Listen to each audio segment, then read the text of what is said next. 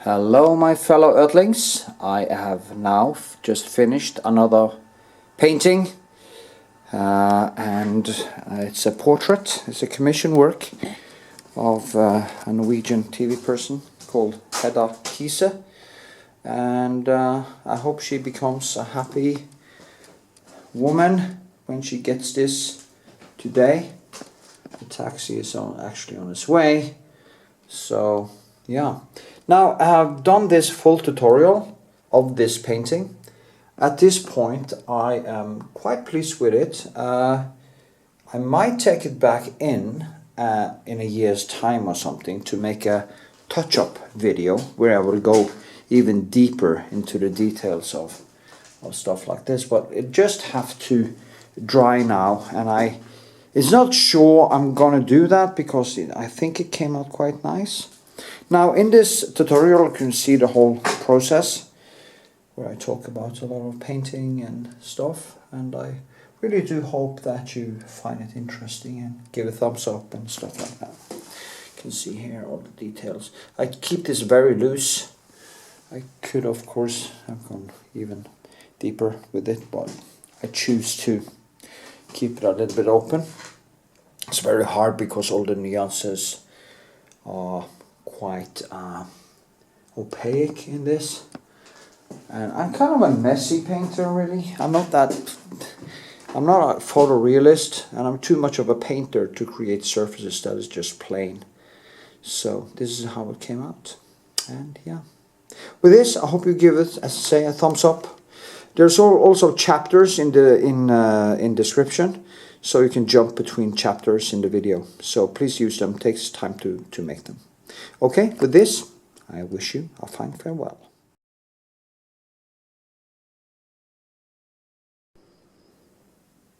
Okay, another day, another project.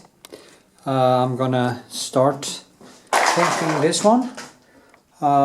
It's a woman's name is Hedda Kise. She's a Norwegian TV personality, an artist, and it's a commission work from her actually. And I'm gonna paint it on this canvas, which is 110.120 centimeters big. And yeah, she was with me. I took some photos of her a few years ago, and she has really loved this one. So this is what I'm gonna do in this project. So it will be the same as usual. I start sketching and just keep on going. So with this, I see you in the next segment. Okay, here we go. I'm gonna start now on this sketch. It's gonna be quite exciting. What I'm doing is what I usually do. I count 1 and a little bit, and I count 1, 2, 3, 4 and a little bit. And that is kind of the measurement that I do. That's all actually. And then I try to figure out how big it's gonna be. So I start maybe here. I think that would be approximately correct. I put here, and then I count 1, 2. That was too small. So I can count down 1, 2, 3, 4, and almost 5. How much was it again? It was 1, 2, 3, 4, and a little bit. So it has to be bigger, almost natural size. 1 here, and 2. Well, that was almost. And I'm gonna then just put a little bit of a placement. You see, I just measure with my eyes like this. 1, 2. You know, that was wrong. Up here. 1, 2. So I want to put it in here, starters, and I think that was approximately in the middle, maybe here. Then I will measure 4. 1, 2, 3, 4, and a little bit, and that is actually correct. So which means that the face should be about here. like her hair come like this and like this. That should actually be approximately where it's gonna be, maybe a little bit lower. I can do like this and see how far it kind of goes in there. And yeah, that should be quite right. So what I'm doing now is just have I always sketch with color, and I will just put in, there you have the hair coming down, her head like this, and I just do like this.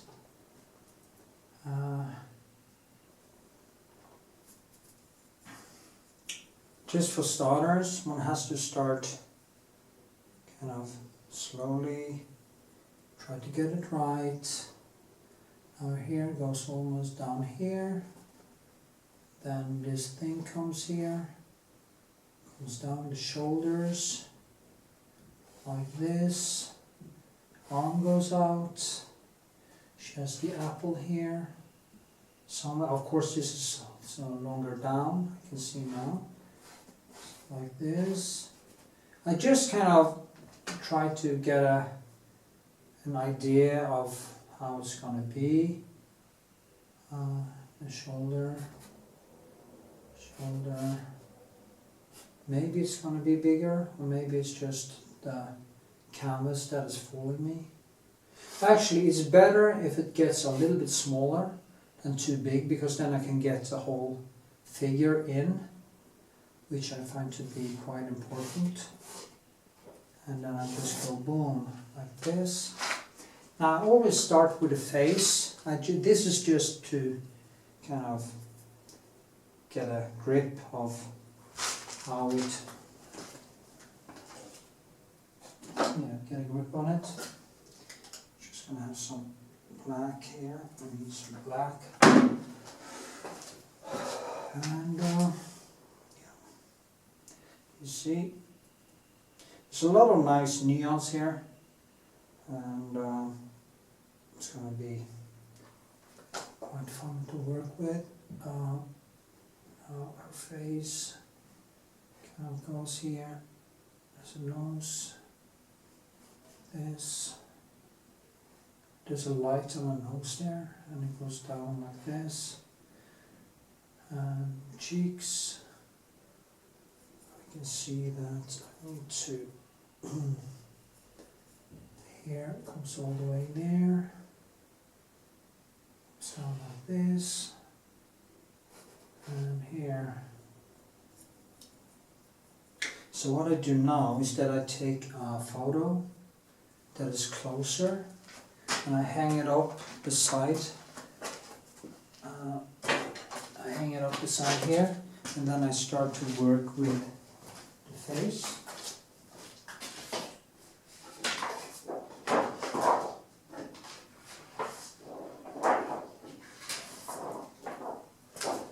I do like this, and I measure approximately the same size, maybe it's approximately the same size. I'm not totally sure, but that is what I'm going to do, and I will do that in the next segment. Yeah, so I can hang it up and stop. Okay.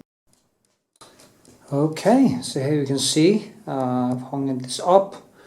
Now we'll zoom a little bit closer so you can actually see what I'm doing.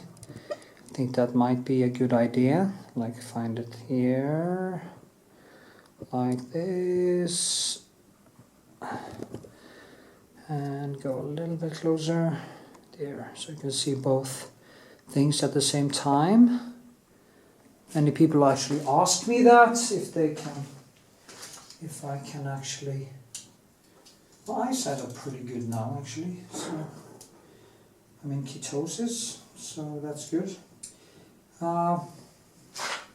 Now I will just start up here, add some color to it, give it some glow, and try to work with it in a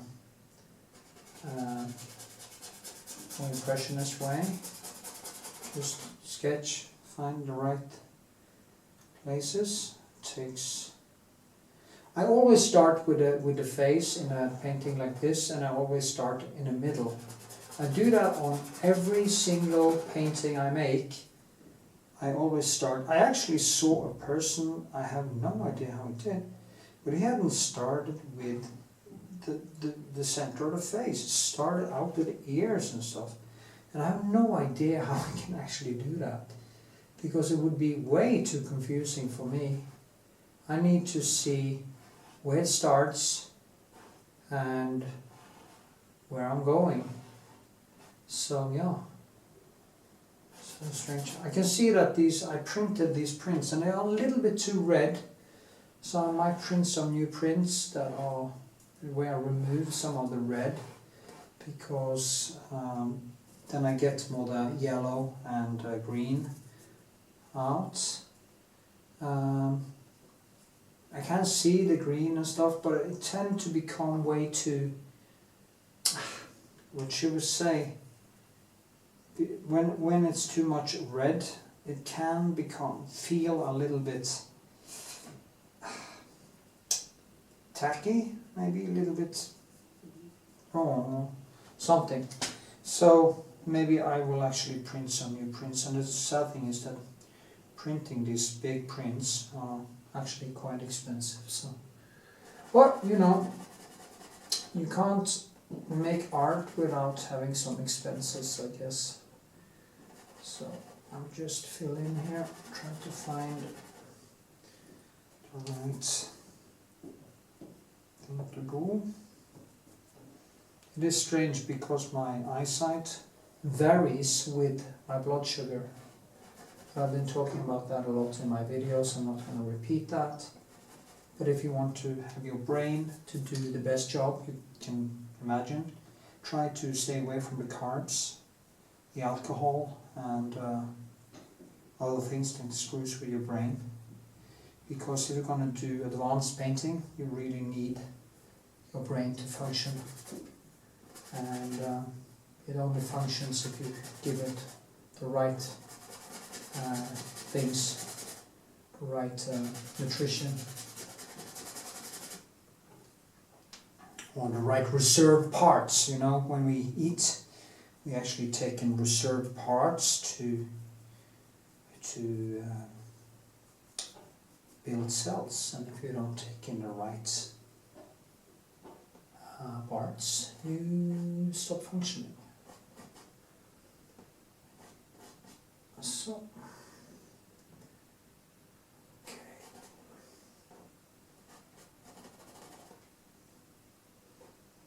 Remember, this is just the first sketch. As you can see, I do not sketch up anything before I start painting. As you saw in the beginning, I only try to get the size right, and after that I just keep banging on. And yeah.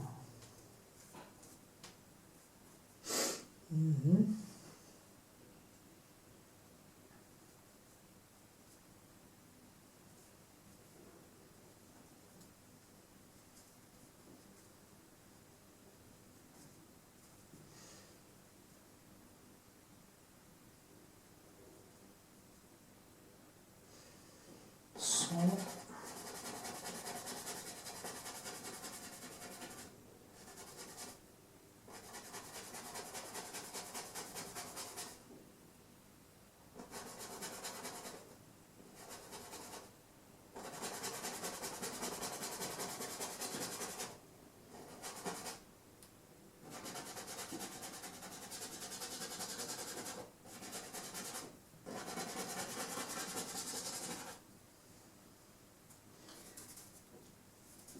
it's very rough, and yeah.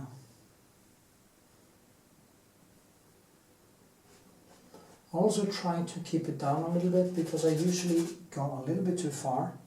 I pour in a little bit too much paint in the beginning, and I'll try to keep it, hold a little bit back if I can, and see if I can make a sketch that is think it's a more slower approach to it. Also, it's a while since I did a sketch actually from the bottom like this now. Yeah. So maybe I'm a little bit out of it. It's been Christmas, I had my COVID. I almost got my arm out of the socket because I hit the asphalt while cycling. So in almost a month I didn't manage to do much work. So when you wait that long, you start your drawing skills starts to fade a little bit. So it's very important to maybe take it slow and let the neurons in my head connect again.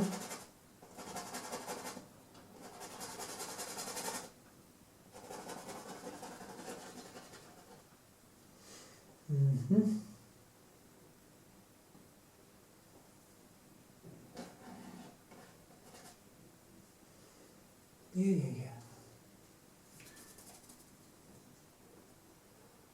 Okay.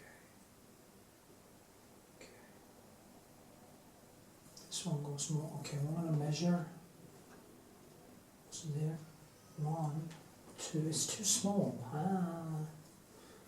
So, if I do like this, it would be like this. 1, 2. It wasn't really. It wasn't really. 1, 2. No, because it's going to be 1 and almost 2. 1 and almost 2. So we need to make it a little bit bigger. Actually. And yeah.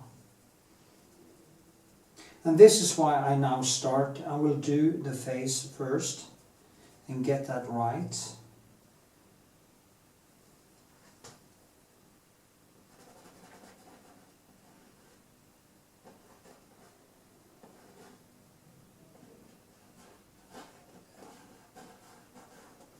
It isn't much that you need to do actually to get it to get higher up. And I also have my mirror. When I'm getting the sketch in, I will start using my mirror.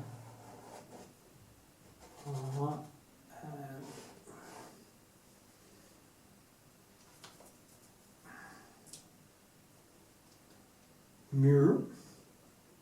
As I said, having some extra space around it is not the worst thing, because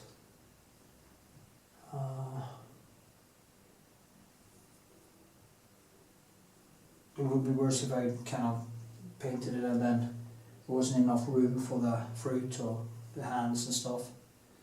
But the ideal thing is to actually get it right the first time.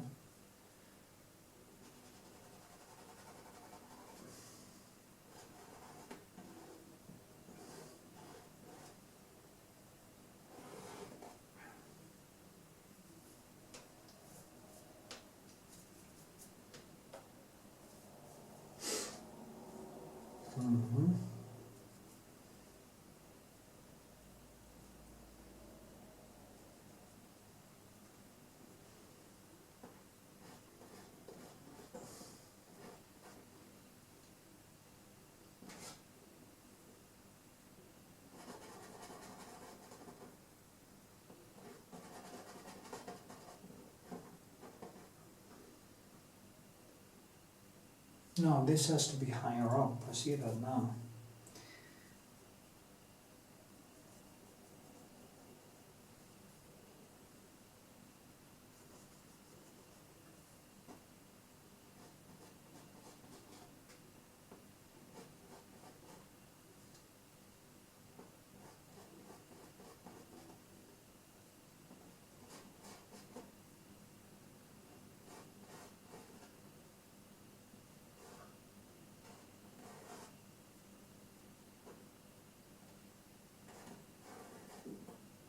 Some here. areas, the shoulder, cheek. I think maybe still it's one. One was a little bit better. Still have to have it higher up, I think. Little bits.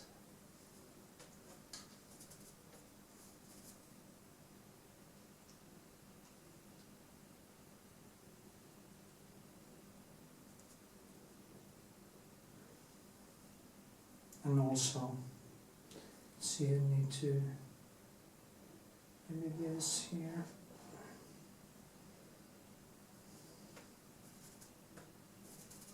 It's nice not to have to use my glasses now, which means that I'm doing really something right with my diet, as I said. It's so important. I think I want to make a video to YouTube about why health matters. I mean, health really do matter if you want to do advanced painting. You can't do this hungover. Maybe when you're very young, but people who do advanced painting or artwork aren't hungover all the time. It's just not possible. You have to take care of your computer. So yeah, just gonna do like this to get the main thing in.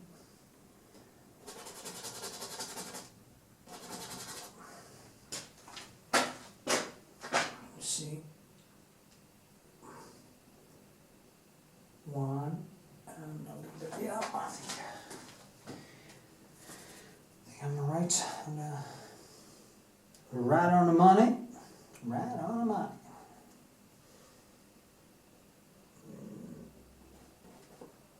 And the nose, the nose, the nose, the nose. She has this quite nice movement in her nose, and she looks down. It's kind of like Justitia. It's almost like Justitia painting.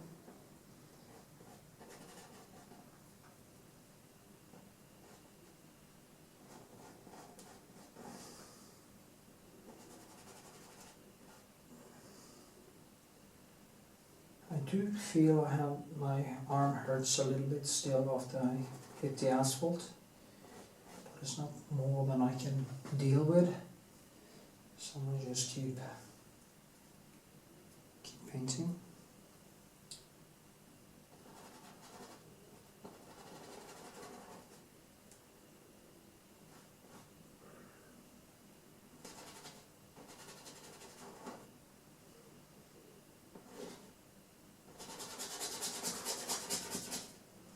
Yeah. You got the point. So I'll just do some work and then I come back to you. Okay.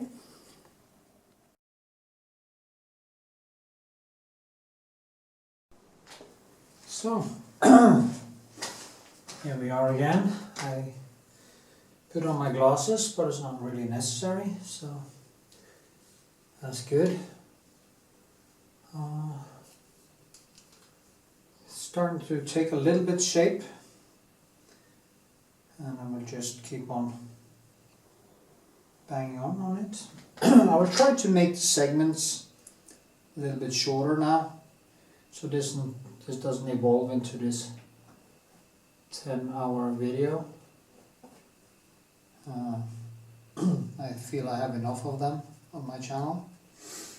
Or maybe every video should actually be 10 hours long. I don't know. Anyway, I want to work with. Maybe I need to have some glasses on.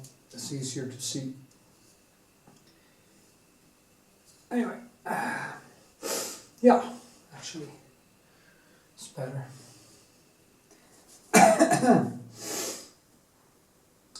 That's how it is to get old. You start to lose your eyesight and stuff.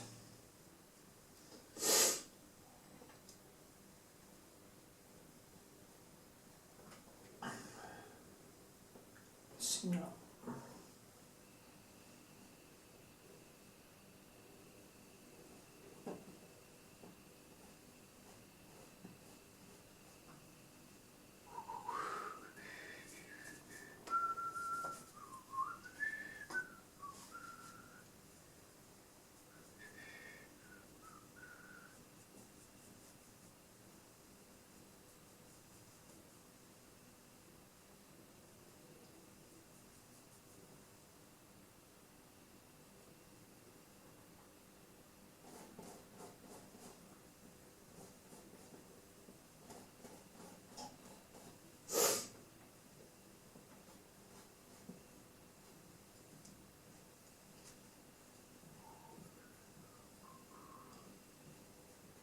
Just love this. It is some of the most giving things that I do, and I keep on saying that over and over again, but the sketching process is just such a giving process, and yeah.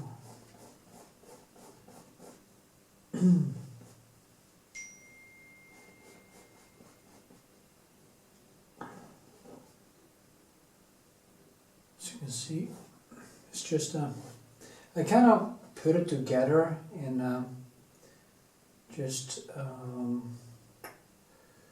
what should I say? I kind of stitch it together. I don't really.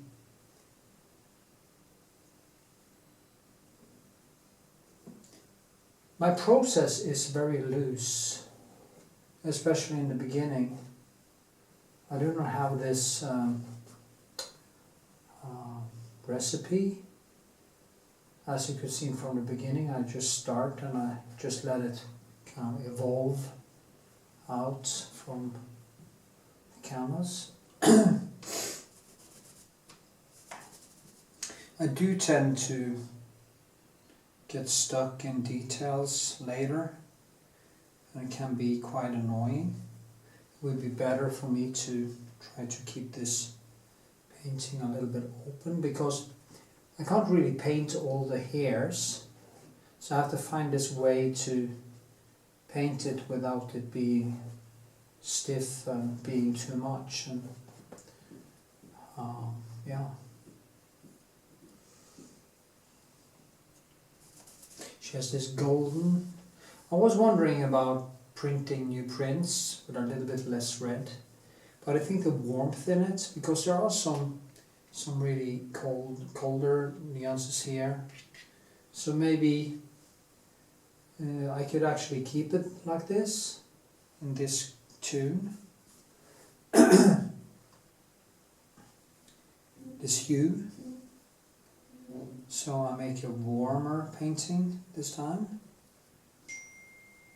There's a lot of noise on my phone.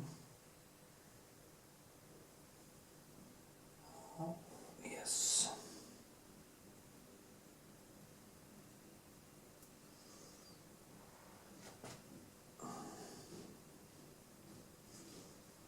And just build. Also, what's important is the directions. I just grab the color now, and I want to build thick colors here, textures. If you look at Rembrandt's paintings, it's basically what he did. He built with a griselle. Of course, he used usually some underpaint to save paint, because of course the paint back then was way more expensive than even Old Holm. And they made it from hand and up, so they used a lot of fillers and in the thing before they actually painted over it. I don't see the point of doing that. Many people are painting kind of a grey sketch and then they paint over that again, and they keep going, but I don't see the point. I just go right in and add the colors directly.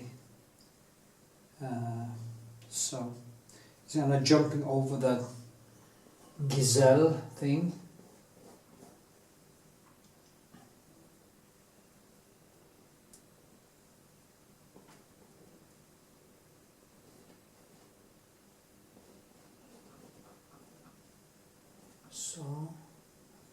I can work more with the face.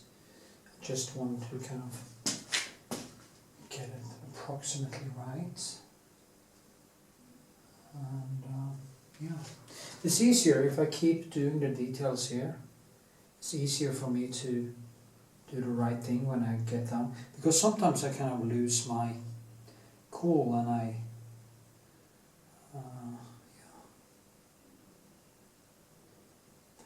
kind of start hurrying up. I kind of want to get everything in one evening or whatever, and it's the totally wrong approach. You just need to focus on getting the one thing right first and then building from that. Yeah. Let's see.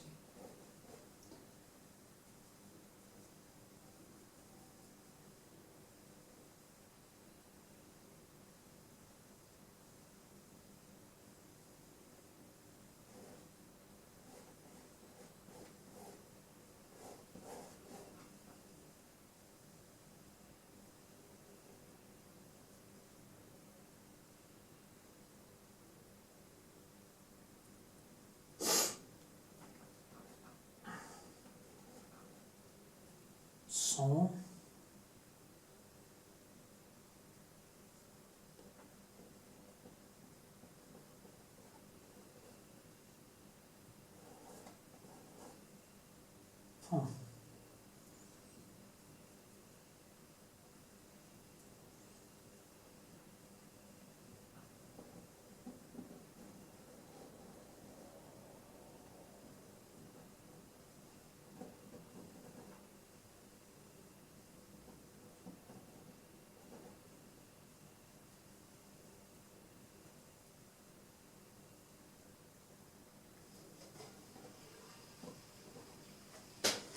just building.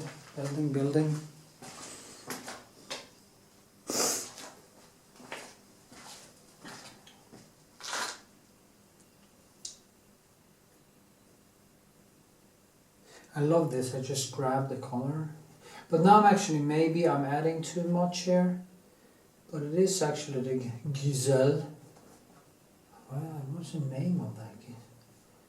And even now, just a rough sketch, it kind of, I see that it's the same face, so I'm kind of on the right track, I think.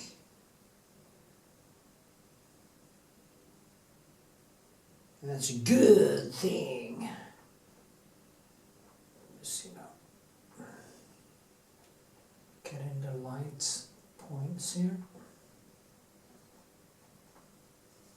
And there's some light up here. Mouth. Some light hitting it in the face there. Light here. Some lights coming down like this. So I put the light on her from that side. Yeah, I usually do it from that side. No, I do it from the other side usually. But that has to do with where the logistics in my yeah.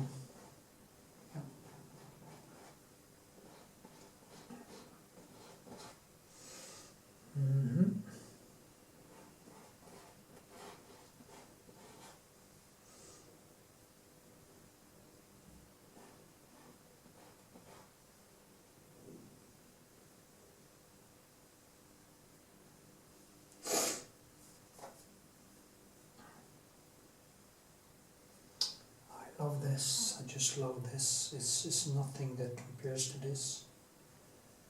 Everything else is short buzz. This is slow dopamine. And it's really giving.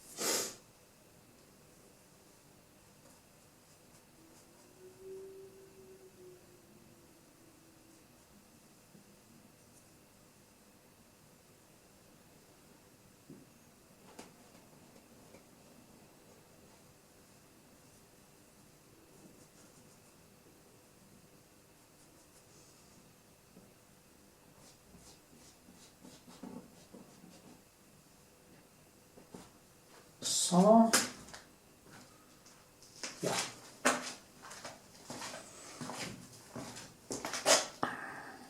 Okay.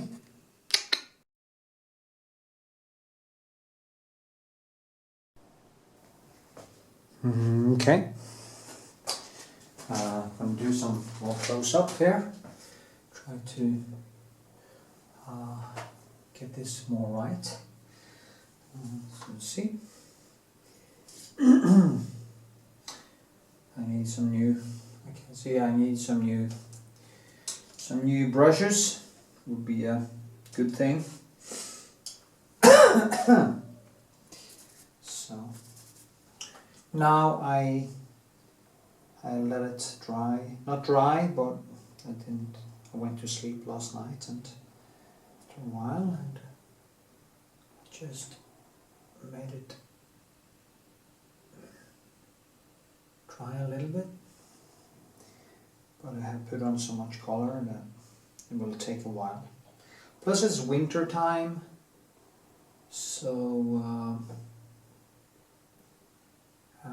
it's a little bit colder, which leads to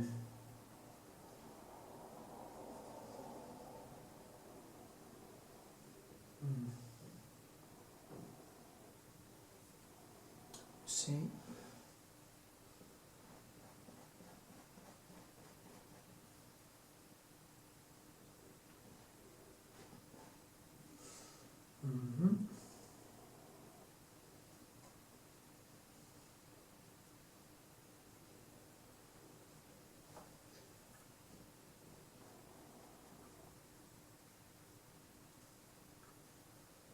Okay, get this down. And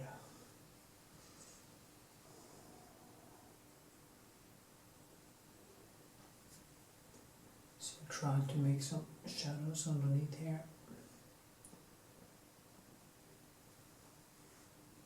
See if I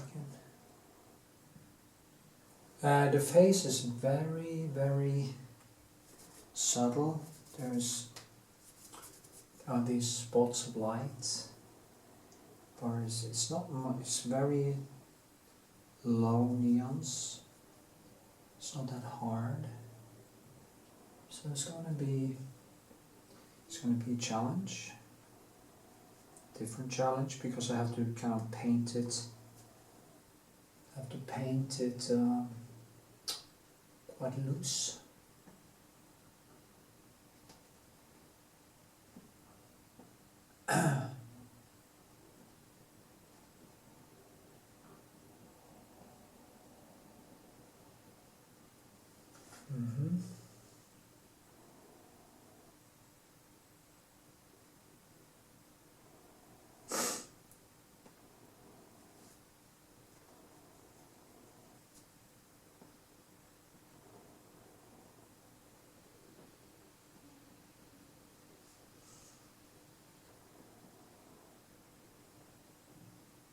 It's quite blue and open.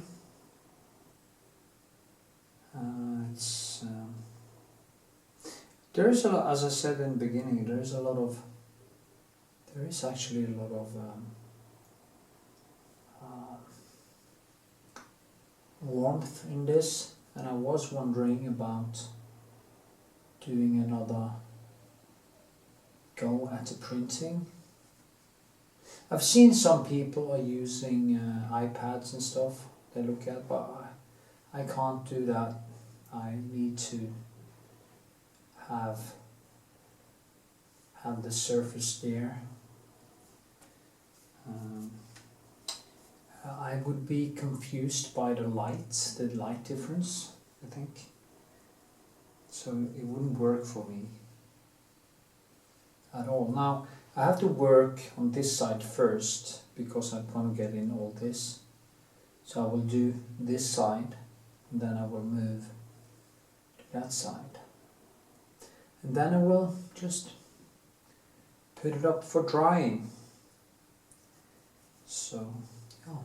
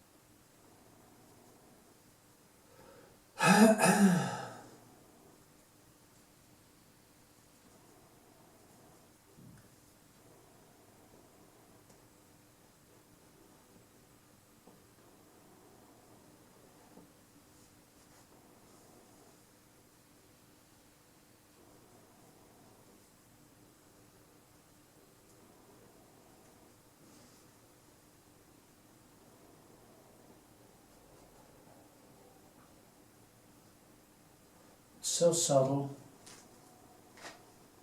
Huh. It's gonna be a real challenge. I can just feel how my brain is fighting and trying to figure out what to do.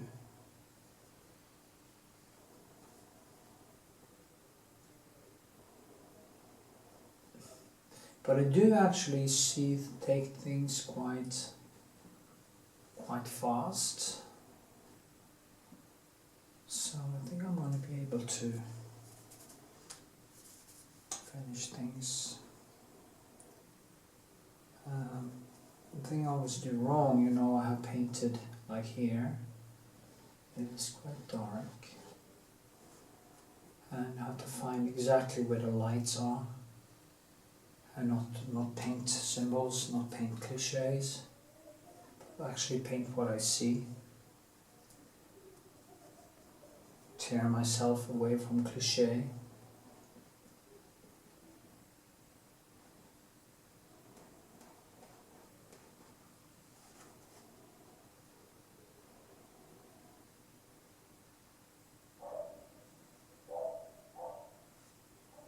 Yes.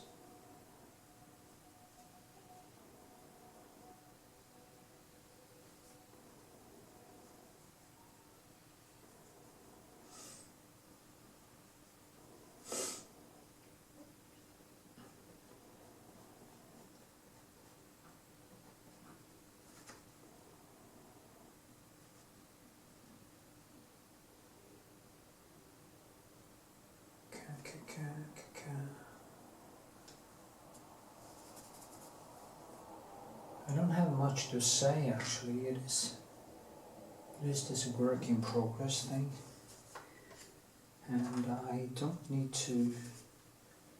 You see, I have to put in the shadows. You know, always the problem with me, I always try to put on more light with white, and I know that is not what will create the contrast. What will create the contrast is pushing down the right parts and bringing up the other parts. So that is exactly what I'm going to do. To shape it, you have to break it. As you can see, I'm using bluish here, different blue, a little bit of blue-black actually. The usual color, my favorite, is French ultramarine, and then I mix in different colors into that on the canvas usually.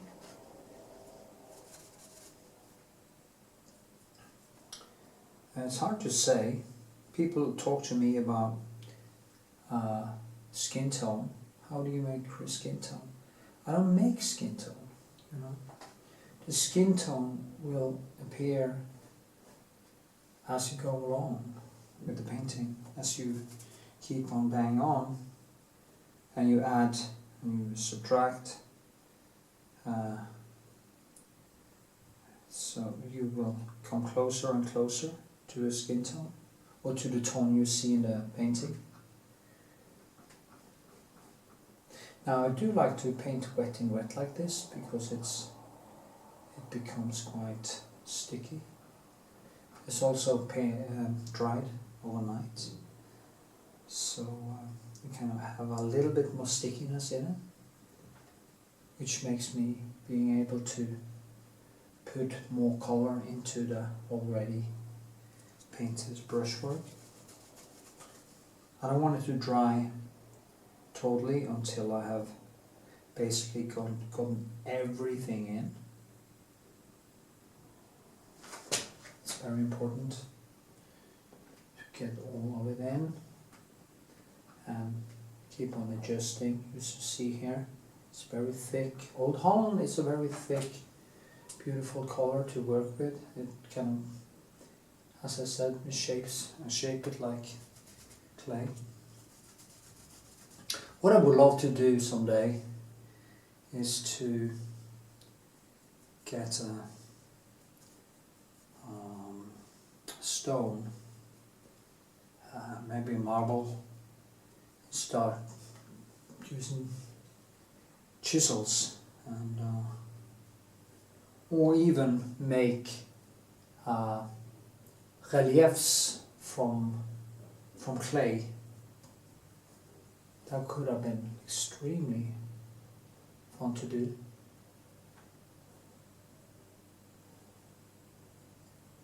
But we'll see. See what my life has to offer. Some people lose their life way too early, and I could be one of them. So we'll see. Memento mori.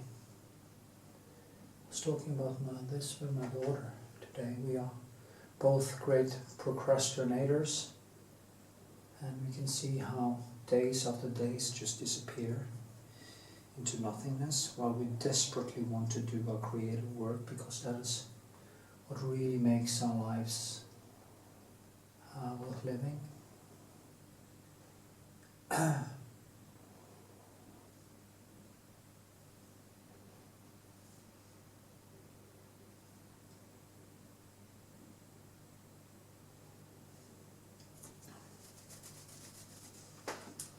See,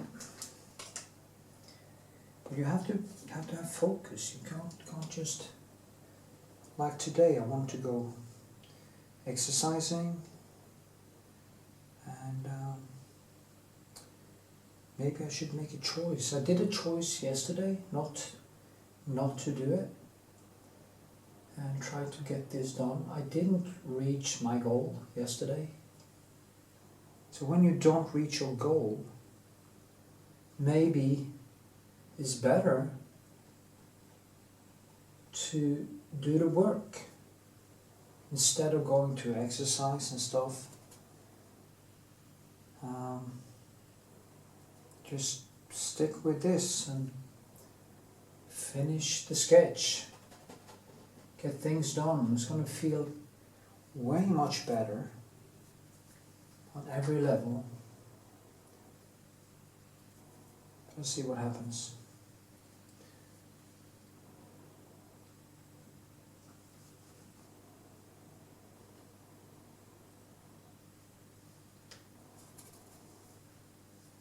Anyway, there's a very much light there. It's light here, and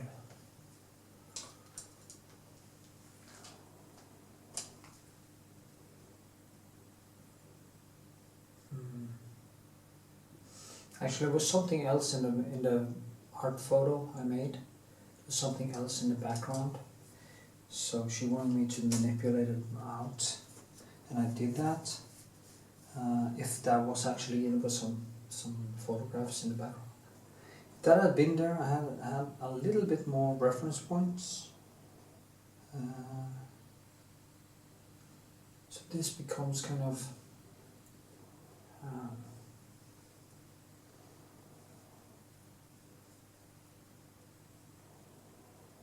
there's not that much contrast to work with. The hair and everything is basically almost the same as the background. I've seen Richter. Richter is very good at making these soft illusions, and that is exactly what I also like about Jan Vermeer. So this is a perfect chance to make a Vermeer, to actually live up to his the ideals of them. And yeah.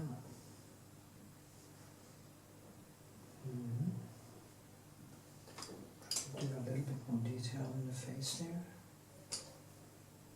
Lips.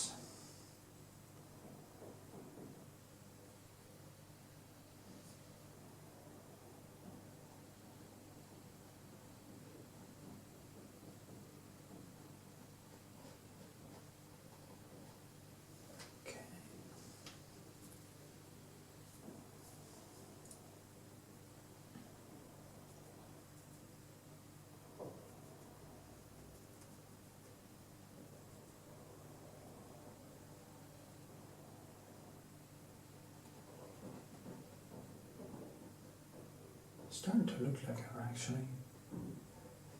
So I haven't forgot how to paint yet. That's good. Of course, this whole thing is very wet.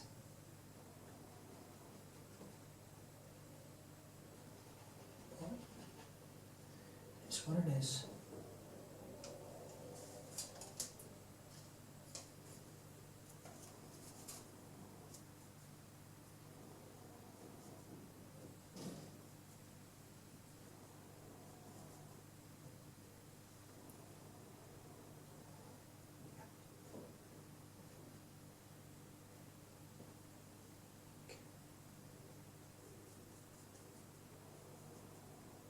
I use a lot of red. There are also shadows coming down here. This.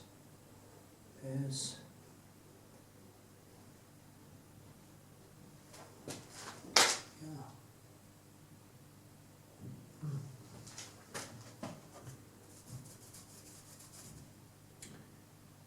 Her hair is beautiful. This is kind of. She's so blonde.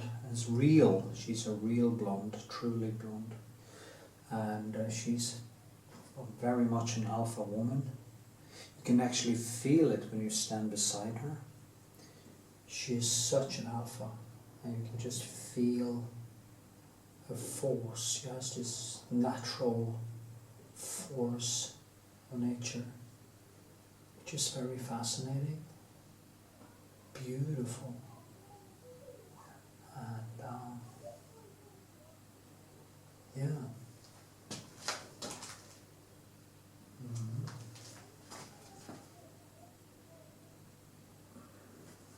So this is of course rough and tumbled. I'm not trying to finish anything, you know. I'm just trying to get a sketch that is very open and correct. And yeah. That is my goal now.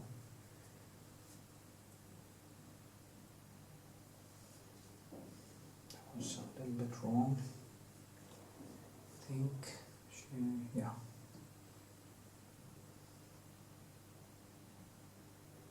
The funny thing with this studio, I have always had problems with finding the right light. That is so annoying. That was totally wrong color. And I just have to take it away. Yeah,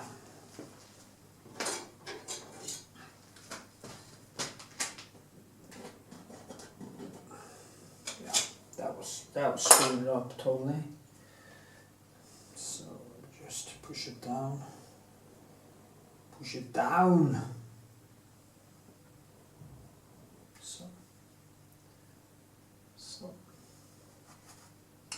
Gonna go in with a little bit more. Let's see now. 1, and that's actually quite correct. So that's good. It's a good one. Yeah.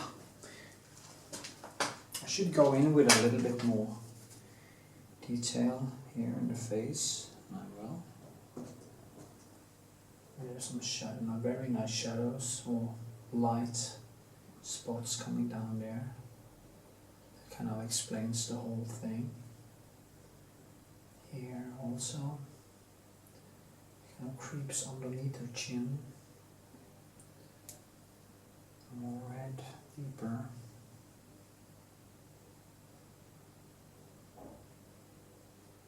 Oh.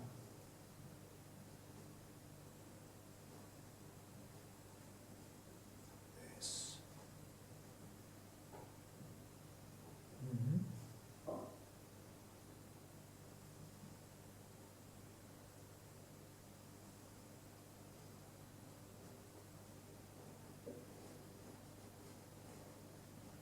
Just gonna make this so just glide into one another, very light.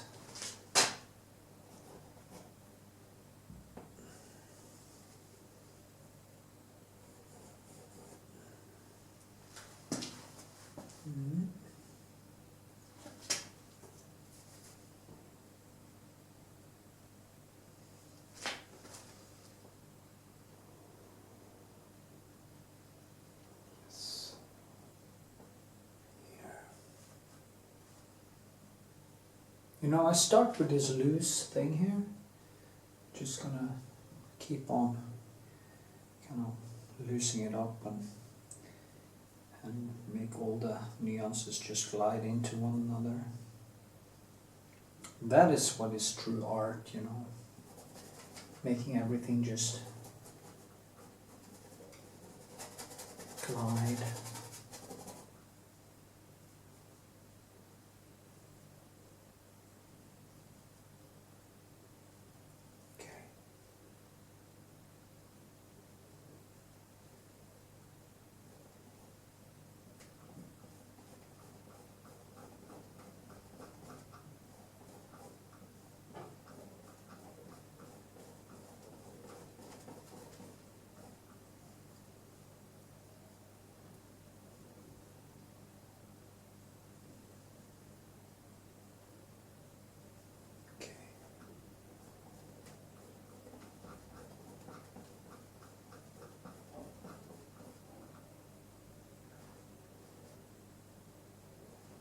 Just kind of let it shake it up a little bit. Yeah. Anyway, 22 minutes. Wow. That's how it happens. That's why my videos become so very long.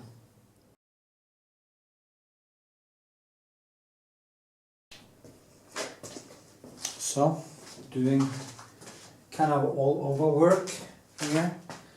Maybe I should just do like this.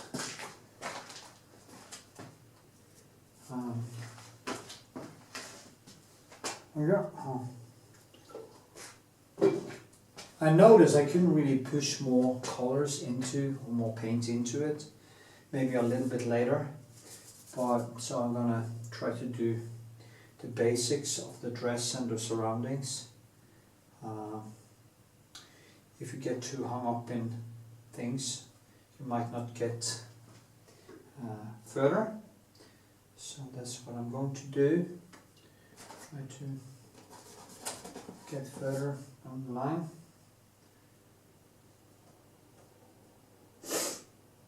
See,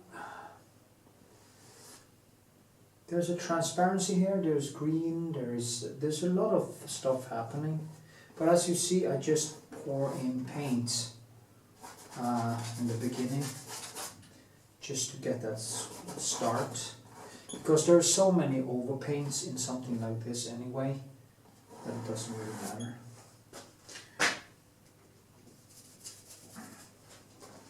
I never understood that Giselle. There was a person on YouTube that actually tried to teach me how to pronounce it.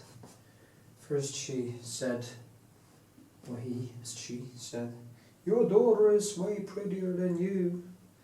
Yeah, I really do hope so. I mean, I'm a middle-aged man. Yeah. I've seen my best days. So, hopefully, she looks better than me. And we want to explain, because I also say Giselle, but then again he wrote it and I can't really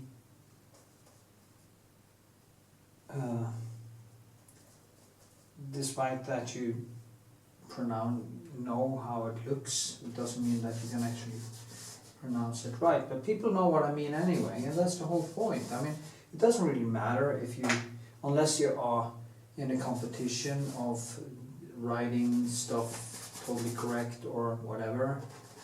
I don't really see point in stressing with people's grammar, as long as you can actually understand what they are saying.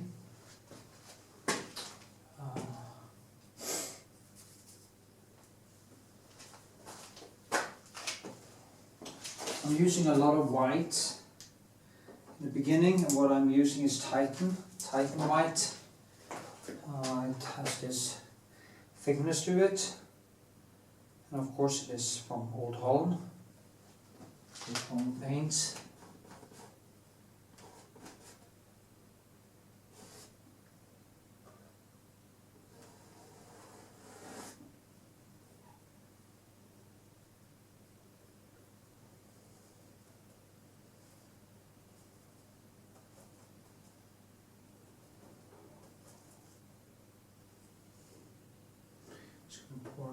here.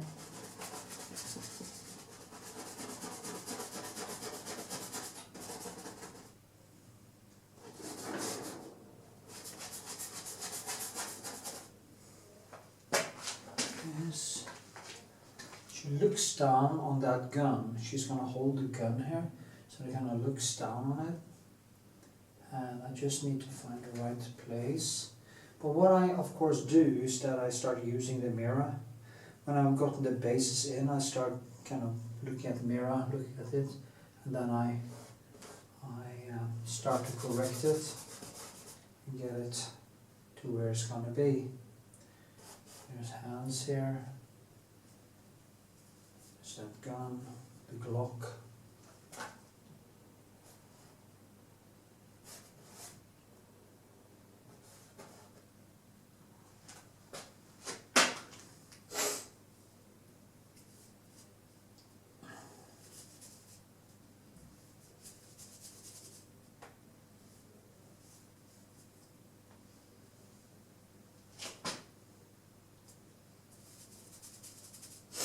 So,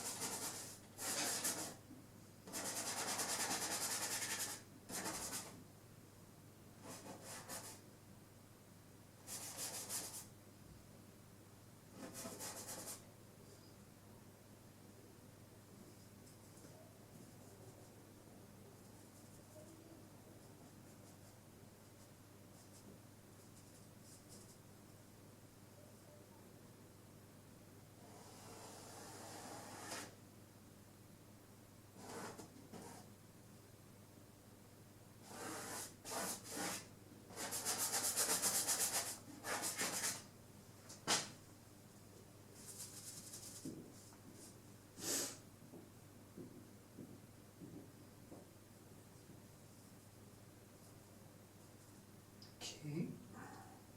It's not much to say. You can actually just see me.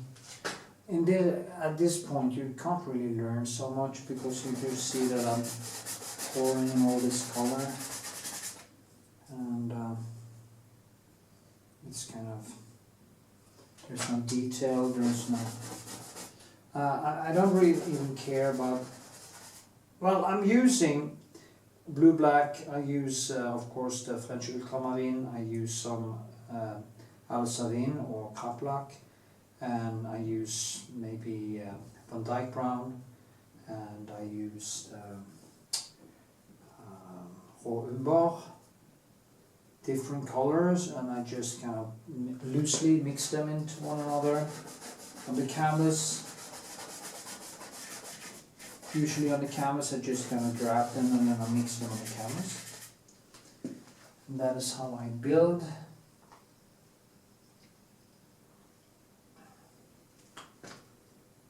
Yeah. It's not really that advanced.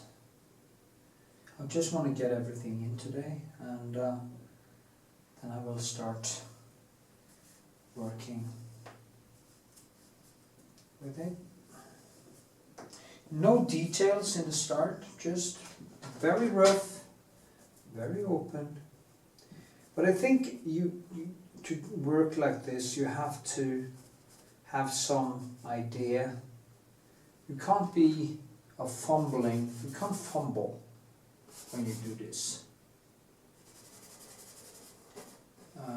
You just need to approximately know where you are going later.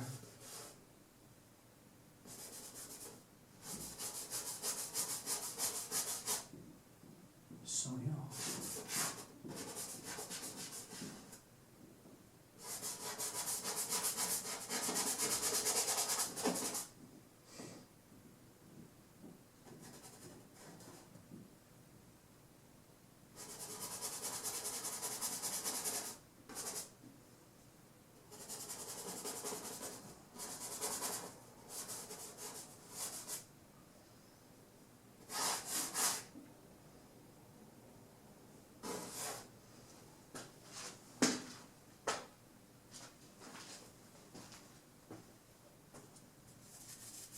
Yeah, you get the point.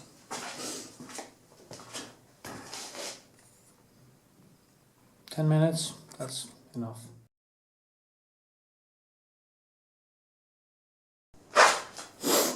So, I'm just gonna try to work a little bit more details here. Not details, but just shape it a little bit. Get the right angles and stuff. As you know, it's very light neons here, so I need to be a little bit careful. It's gonna be a lot of kind of air perspective. It's going to be very opaque, nothing concrete, not much lines. And I like that, I really do, because it gives me the opportunity to dissolve things and see where that goes.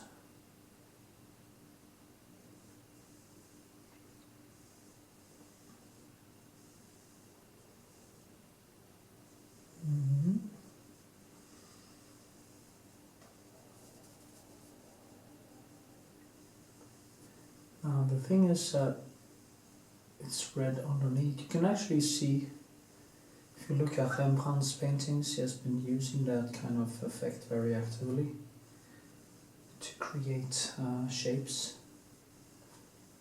And, because the light from here shoots up, and I have this nice shadows on her cheek, and there's some very loose neons behind there. I use a lot of, I think I could almost reduce my palette pretty much to almost, I'm going to try to do that because I'm keep on adding cobalt blue, but I usually don't use it. It's only if I do a sky or something. I use a lot of Prussian blue, or I use more of Prussian blue, and then is the alizarin or krablak, and it's the French ultramarine that I use to create those shadows and stuff. And I also use a little bit of blue black and other colors to kind of find something that resemble a skin tone.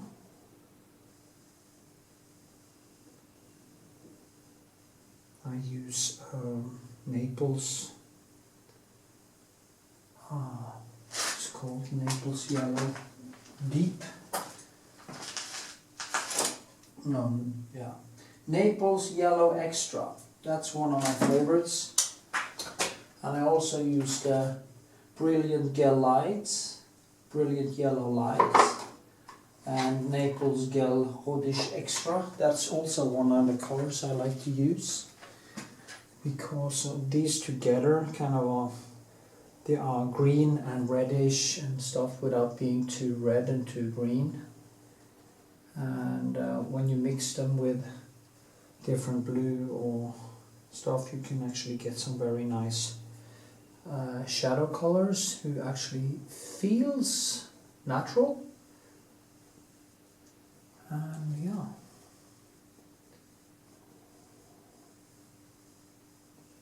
There's one problem in here in my studio, and it is that the light kind of hits the surface very hard, and it makes it sometimes a little bit difficult for me to see.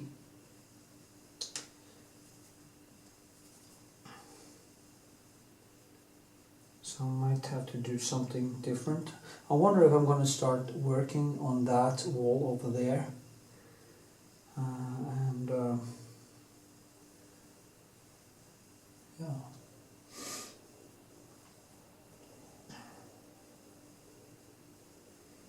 I'll see.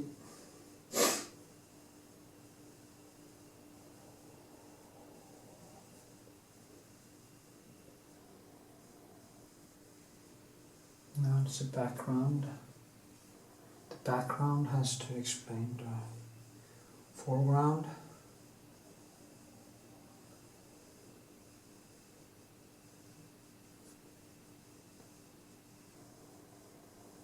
You can bring it up like that, and then I just push it down again.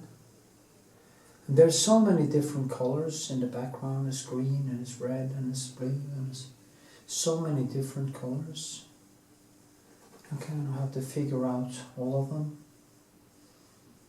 at some point.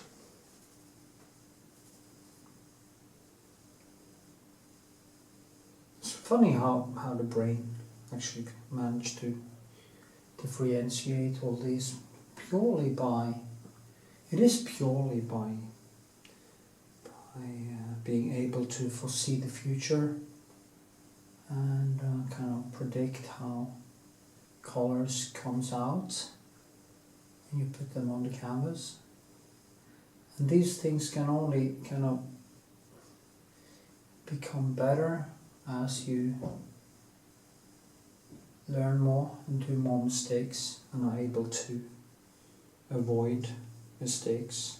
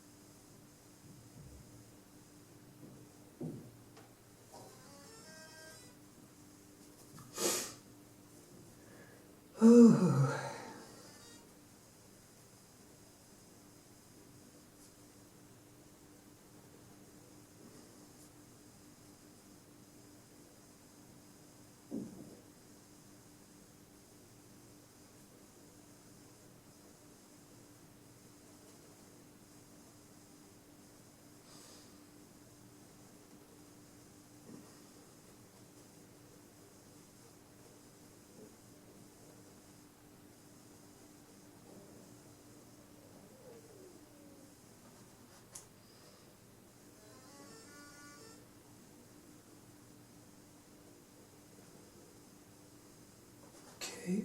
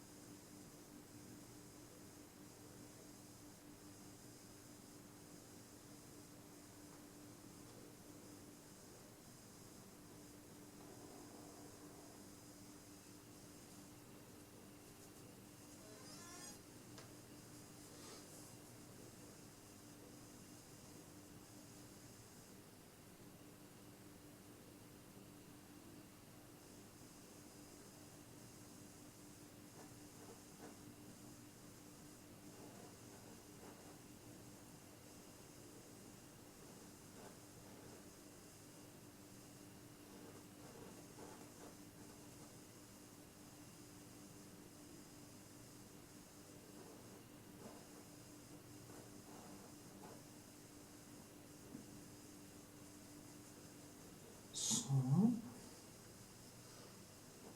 see, I bring it up and then I push it down. And then I cannot do that over and over again. And in the end I find that neon some after. and all of these things in between here, which is just totally opaque. It's just like a wind. The neons behind there, it's just like a wind. I would call it a wind, a whim, or whiff, whiff.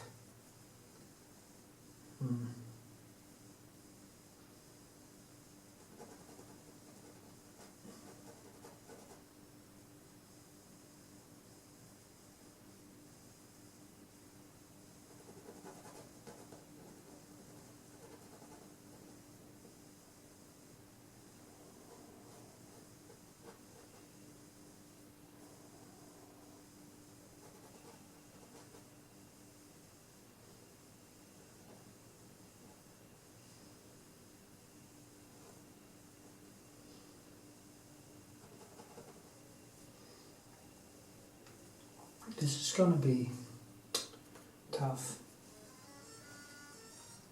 Yes, I'm actually, you hear the sound, I actually can try to retrieve some data from a hard drive.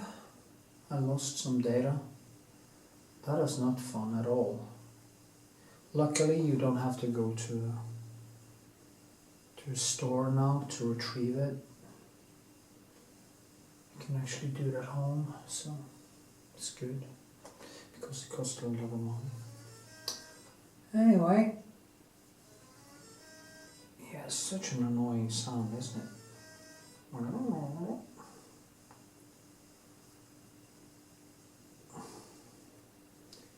Yeah, here's the. Just push it down.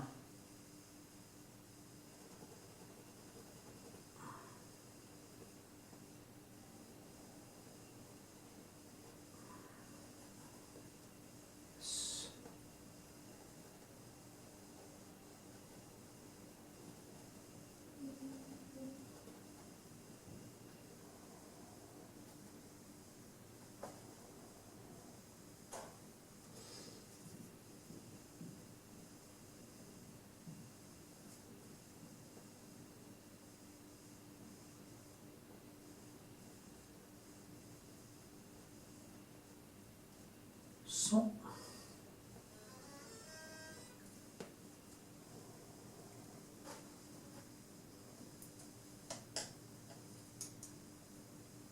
Okay.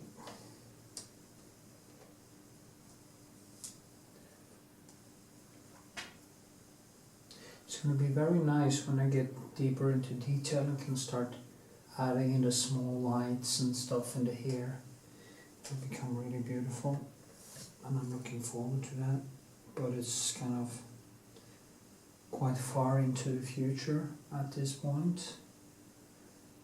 I don't want to add too much of that because usually I do too many mistakes and then I have to move it and correct after a while anyway. So just, you see that's too drawn.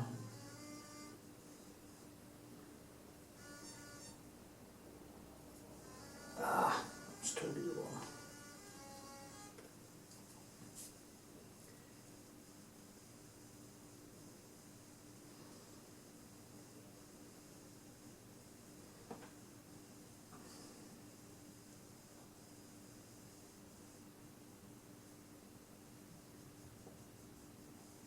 So, that was better.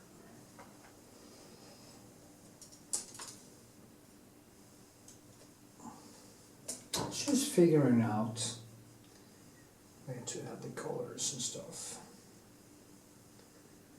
So.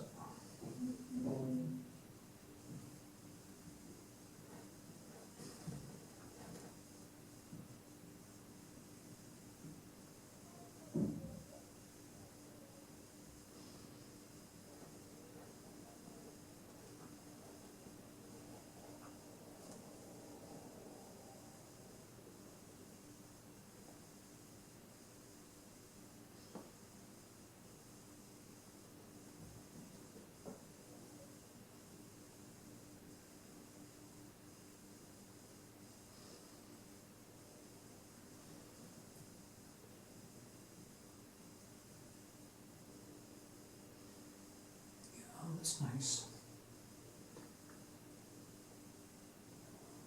Let's try to build.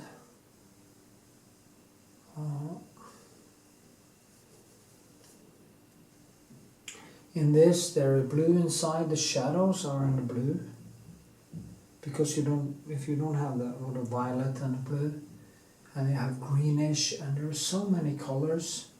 And my problem is that I usually have problems choosing. I try to get everything in, and of course that is not possible. So sometimes I just make a mess of things. But then I usually manage to pull myself back from the brink and make use of all the brushwork that is underneath. And that is basically what one has to do.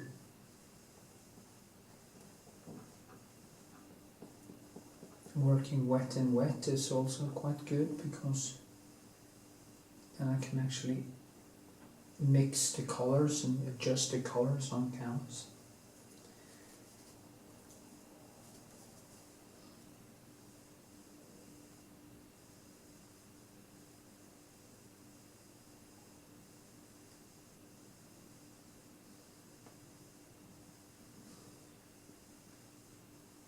Directions is also very important.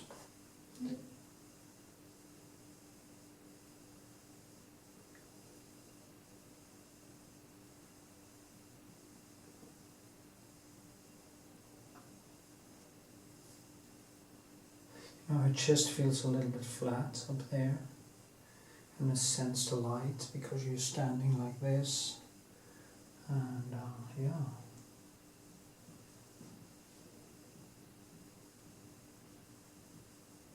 I have to dissolve it here, not let it dry like that. Also blue, orange, red, and swoops.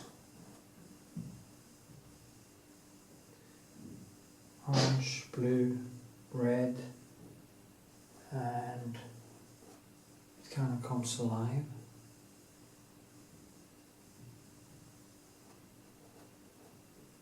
Like this, more natural. Yeah. Okay, I'll just keep on banging on. See how far I get.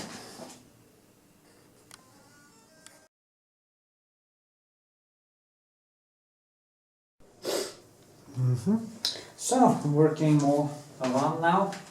Need to get in everything. It's not really meaningful to build more without 1, 2. It kind of looks a little bit different. I think this will be more behind here, and I will just adjust these things as I go along. I want to have everything in, but that is just the first neons, which actually I can guide all the other things from. I will then use this one too. Here I use my yellow. I have different yellows. I have from the totally cadmium yellow to the cadmium, from the yellow, you know, totally yellow, to cadmium yellow orange. I also use the orange color, the same type, because then I don't have to kind of mix. I don't need to mix red and yellow to get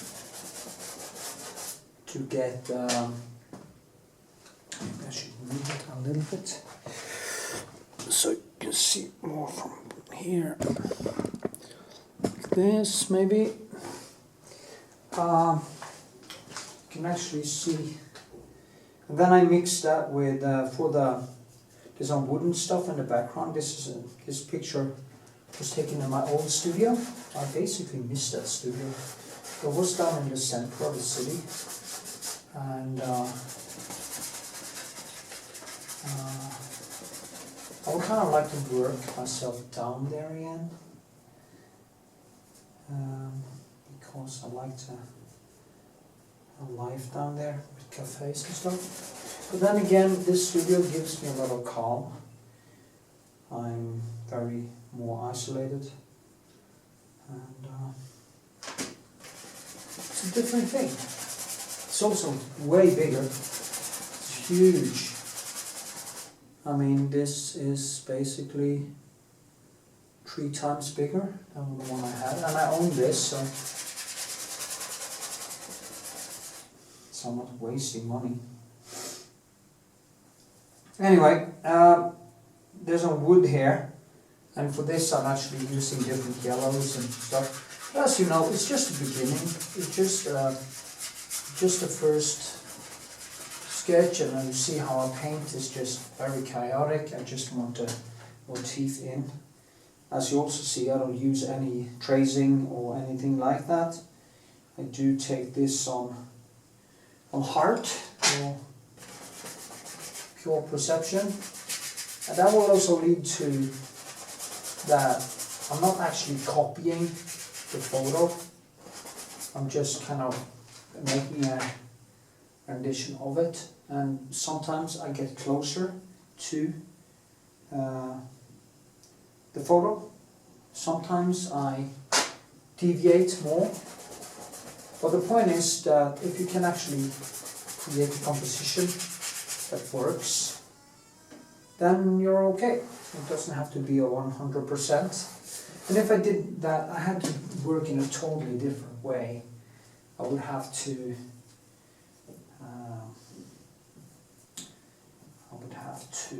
use tracing, or use a hell of a lot of time on the sketch alone. And I'm not that kind of a painter, so I just do it like this, and it's good enough for me.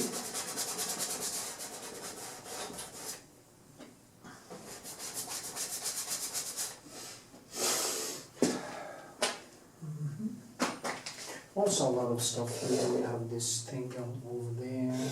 We have a lot of different small kind of a lot of different nuances in the background and stuff. So yeah, I will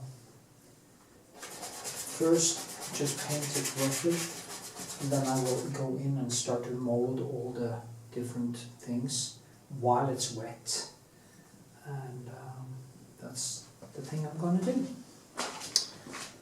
Yeah, you see, more than 5 minutes. That was fast. Okay, well.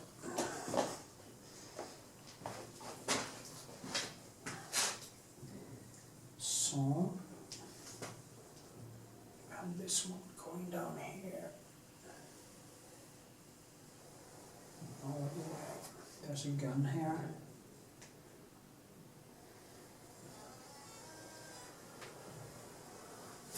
I actually used to buy a lot of these replica guns, and it led to, they were actually legal in Norway, and the weird thing is that, yeah, I got into some trouble with them. It was kind of crazy. It's a long story, I'll probably never tell it. But, you know, shit happens. I use them as props in my paintings.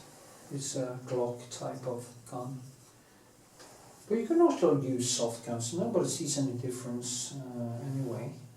But I used to sell these guns over the counter in Norway.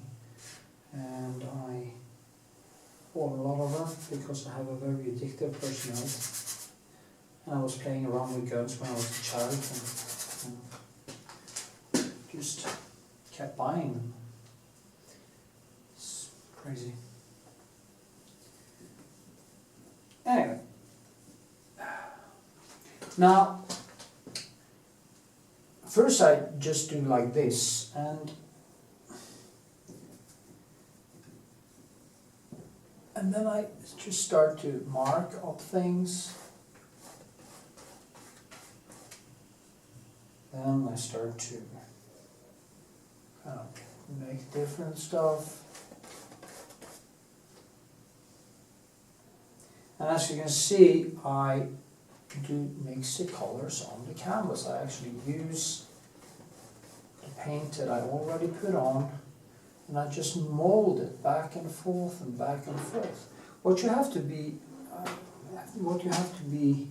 conscious of is that you have to know a little bit about paint to do that, because you could easily mix too many colors together, and then you just get a mush, you just get a horrible mess, and colors that are, yeah, basically messy, and that is not what I'm after. So, yeah.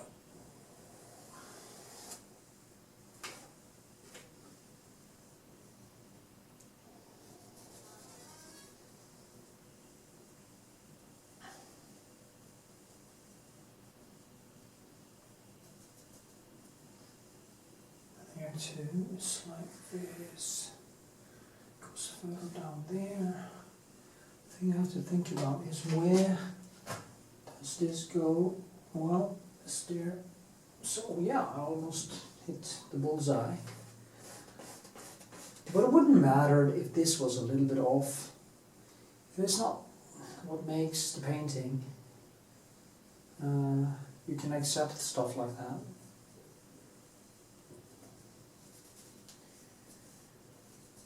The thing is to get nuance right, to pull it, get all these small things right. That is what is important. And yeah.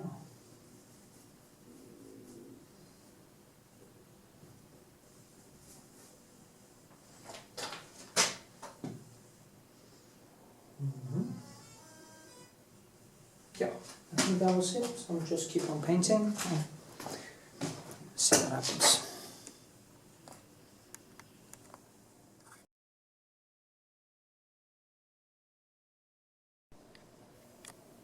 Okay, now I'm getting to the end of the first draft, and that's good. I can already see there are some discrepancies in it, but I mean that should be expected anyway, because the way I sketch is not a perfect process. I will just mark it up. I think maybe the head is going to be a little bit bigger, or shoulders and twist it a little bit. This one has to go in there a little bit more. I'm just going to place roughly other things here.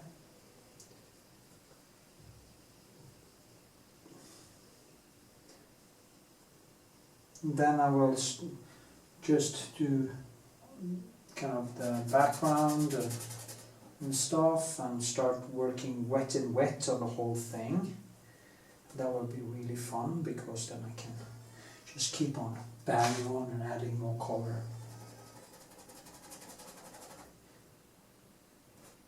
I have to be a little bit more careful in the beginning, because I don't want to make too big mistakes.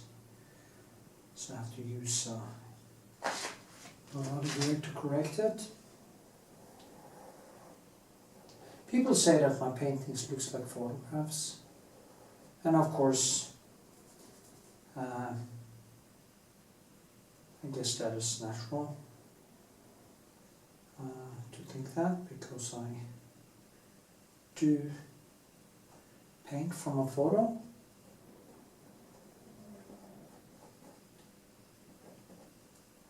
Mm-hmm.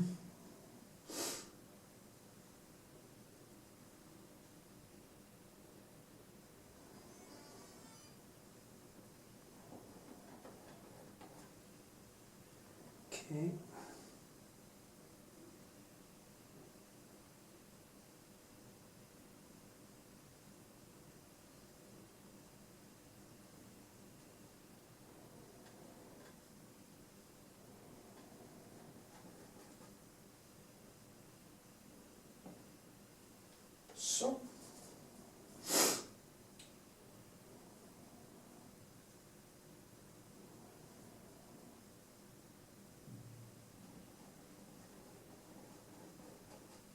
trying to find the right angle here. Nice thing now is that I can keep the distance to the palette, and I see everything out here clear because I am kind of a little bit long-sighted become, as my father did that too. But it didn't deteriorate more than that much, and my mother too, she got, I think, +1, wasn't -1.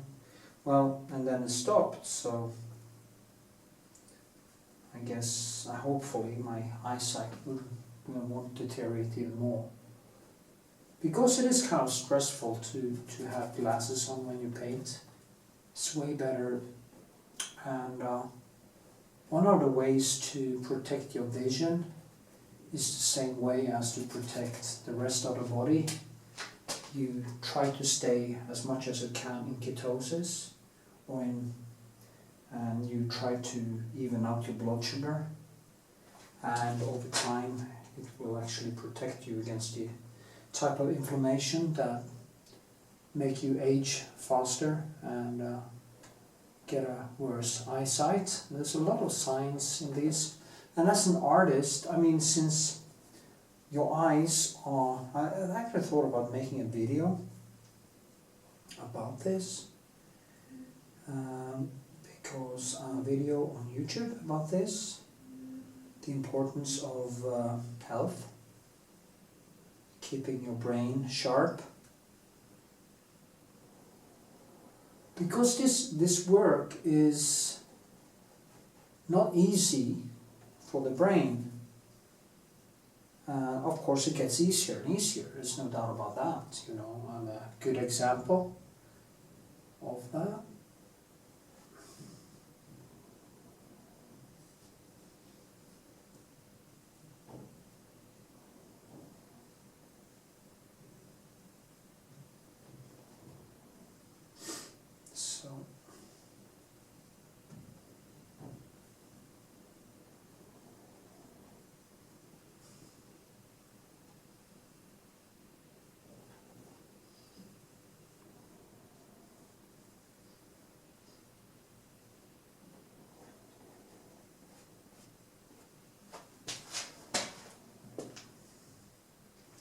Yeah,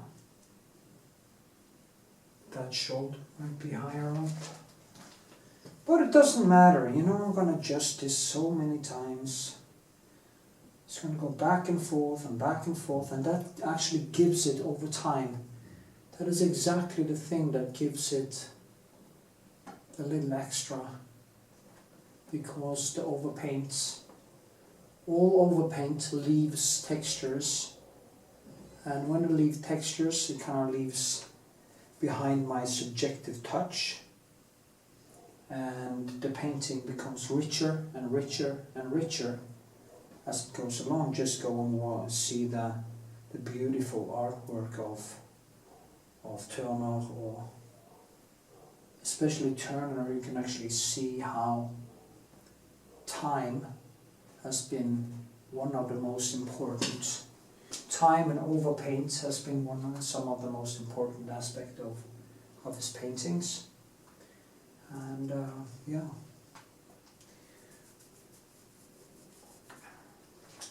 Need some more white. I love this thick Titan white. It's just great.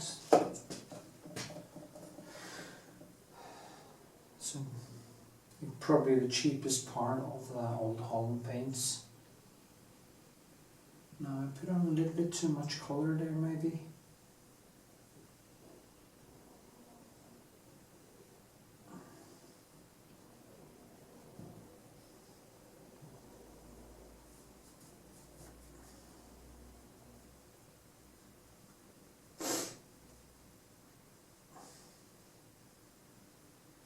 Underneath here.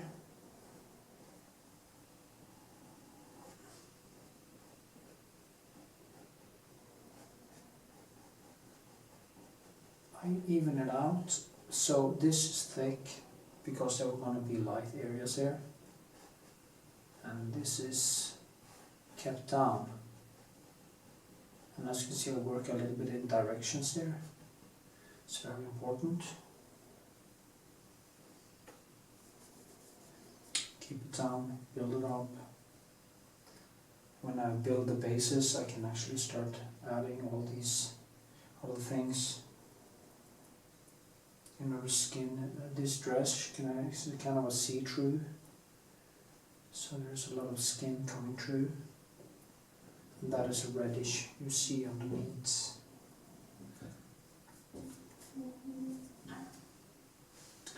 Then we have the gun, Glock. I think that has to point a little bit more. The shoulder is there, and the distance to the gun is not that far, I think. So, or maybe it is. Anyway, what I will do, I will just sketch it loosely in and adjust it as I go along.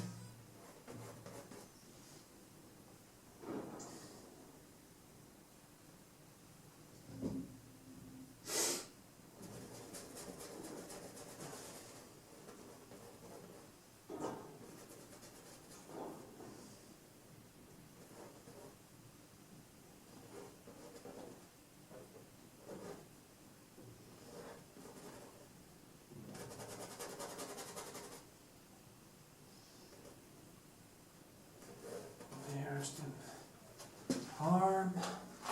He's kind of looking down on the gun, like Justitia. That's the whole point with this painting.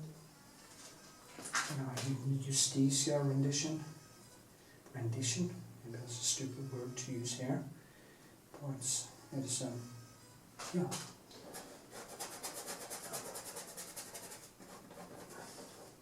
It's just nice to see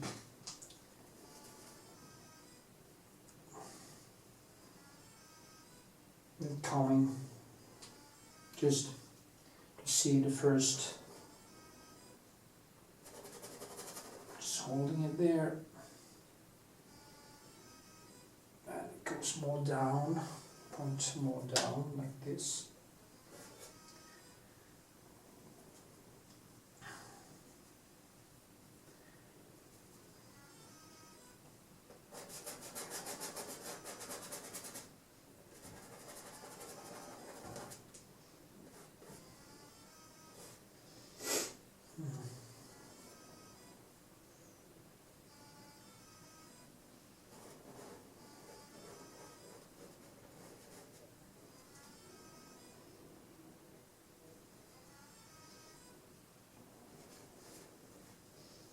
So, here,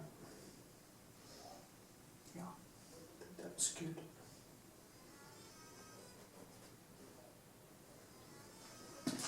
This, something like that. Anyway, I'm gonna adjust it back and forth 100 times, so it's okay. Okay, I should stop saying that. I keep repeating myself. Maybe I should just stop making videos. It's kind of nice to actually document my work, and it would of course be even nicer if I had more views on YouTube, so it could be better economically. But it's not why I make the videos. I made the videos to actually teach people a little bit.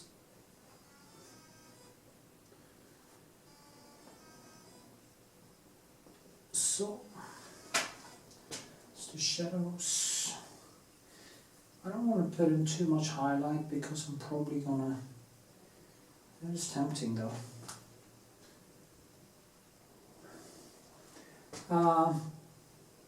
Because I'm probably gonna move it anyway. And then we have, down there we have some roses. I really need to also take prints of the roses so I can get close up to them later. Now I want this painting to be kind of fluid, like a down here. And I know that's a very high bar, but that is kind of where I'm going with it.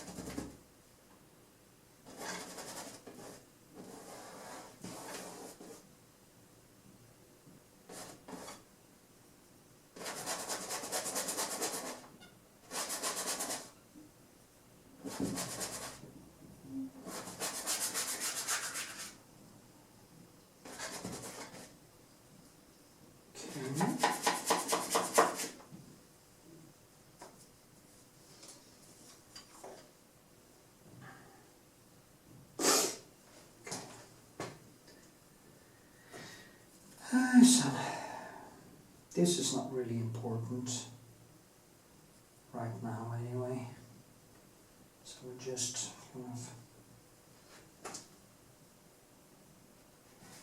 put it in like this, roughly here. There's some leaves, there's some more roses down here, some roses there, and there's some things here. And we have that yellow rose. That is basically out here somewhere.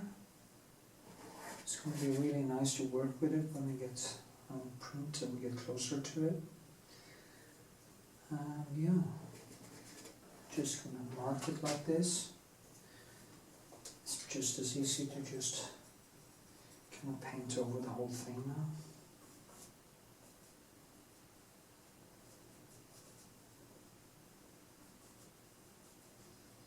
I'm going to go for a bike ride and do some exercise, and then I will do some painting when I get back. Kind of just go over the sketch.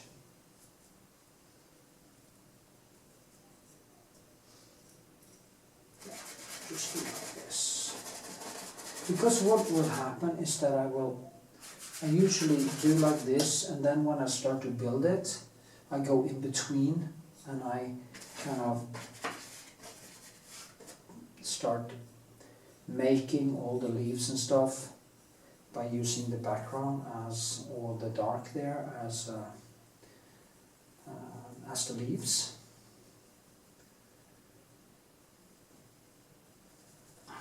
Kind of the same thing I do in the beginning, just I do it again.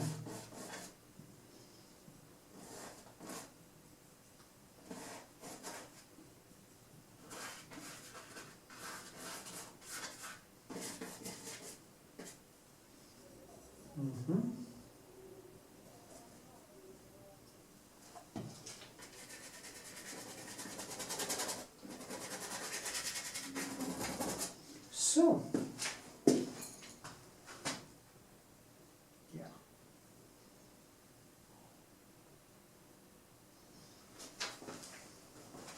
Of course, this is way too big. It's going to be smaller. But all that I will adjust and adjust and adjust and adjust and adjust. And that is a flow. There's where the flow comes in.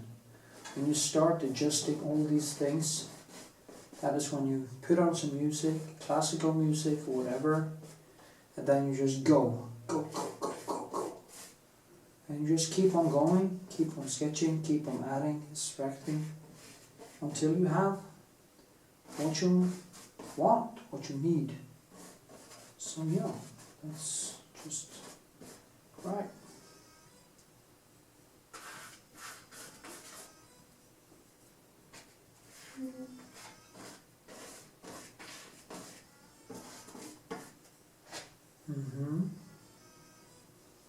This one is also higher up, so all these things I will fix. Okay, that was the finished sketch. Can we lower it now? The first First bang. And a little bit more here. I hate that sound made by the lister. That's so annoying.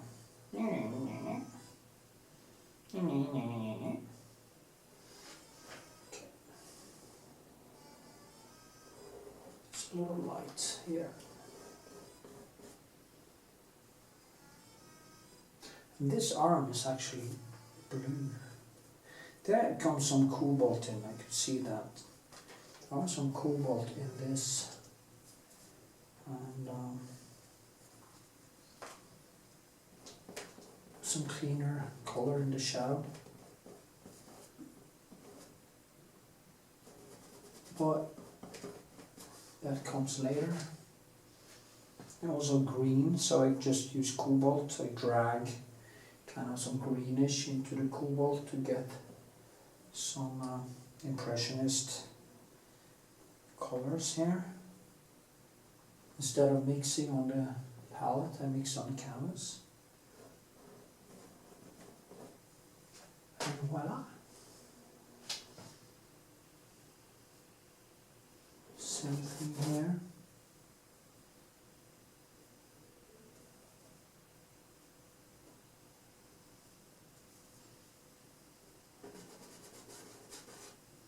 Oh, that was Prussian. Oh, that kicks ass. Prussian blue. If you mix it with, wow, you mix it with some yellow, it just blows it out, you know. But it doesn't matter. No. You know, it's green, red, violet, all the different colors. Yeah. So, I'm going to exercise, and then I'm going to continue. Tra-la-la. Not so bad. Okay, the painting has dried. I wasn't actually going to let it dry between the layers, but it just happened. So I had a lot of other stuff to do. I'm just going to pour in some retouche furnace, you know, it's from Old Home retouching furnace, and I do that to get the nuance out.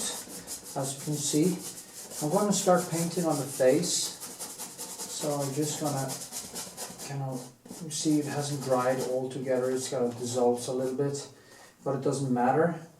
I can't put on too much here because it's still not dry. So I'm just going to start here with the face. I'm going to work with the face for a while, and then I will go further down. I don't need to put on any more furnace now because it's the first layer. This will be the second layer. So I'm just going to let it stay this way. I just have to dry for a few minutes and then I will start painting. Yay!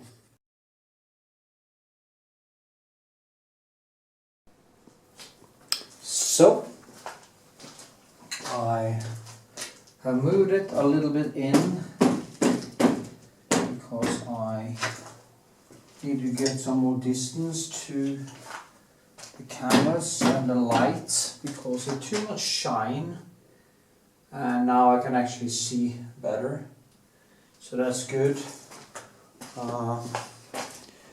Just gonna, well, it's okay, don't have so much camera left, but I will now start in the light areas here. Maybe you wanna, okay, people tell me they want to see the subject and the painting at the same time, so I will try to kind of oblige, whatever they call it, and do that. I was too close to the light, and it was actually hard for me even to see the colors right and stuff. There's a lot of shine in this, but I will try to make this work now. And I was actually going to paint wet and wet, but I can see that I waited a little bit too long, so it has dried now. And I also put on the retouche vernis, as you know. I just start again with the light areas here and work from there, and also the nose and stuff, and just try to get a sketch right and work from there. I'm not gonna make this, I'm gonna do shorter segments in this video, like 10 minutes instead of 20 and 30, or maybe I will break my word again. It's so typical when I start painting. I tend to just forget time and talk, and time just flows. I was actually wondering if I was going to move my painting over to a different place in the studio, because of the lighting problems I actually do have. But what I'm doing now, I don't think it should be necessary. So, see what happens. The best thing you can have when you have a studio is a studio where you have an enormous distance from the roof with the lighting, so you get a good spread. That has always been a problem in this studio, to get that spread of the lights.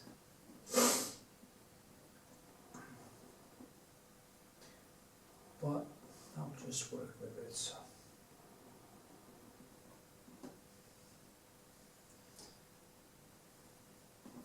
There's a lot of blue in the shadows.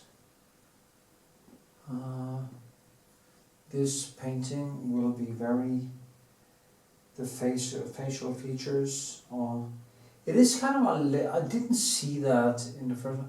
It is a little, just a third out of focus. And when it's a little bit out of focus, you don't get the same harsh details or the same harsh lines. And that can actually be a good thing, because you can then work more kind of opaque or foggy, and it's kind of easier to get this sublime look to it. So it might be a blessing. We will see what happens. I will do my best, and as I said a billion times, I'm not a photorealist, I'm a painter. I have no interest in absolute photorealism. And as I've said also a billion times, I don't think I would have the skill set to do that anyway. So, and it takes a lot of focus to evolve a skill set who can actually do the extremely good photorealism. I think it actually demands some kind of Asperger syndrome or something to have that extreme focus. So I try my best, and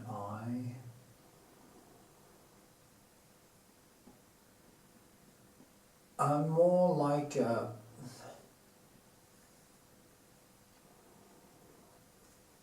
mix between Impressionism and Vermeer, maybe, or Impressionism yeah, like a Rembrandt kind of painter, which loved brushwork, and yeah.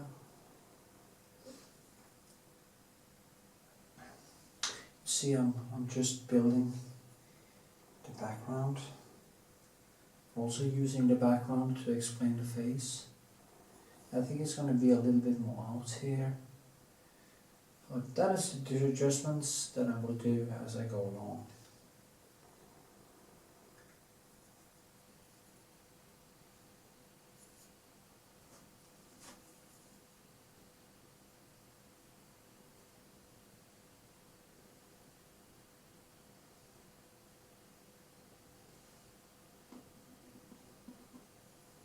Yeah, some red in this. Yes. Reddish.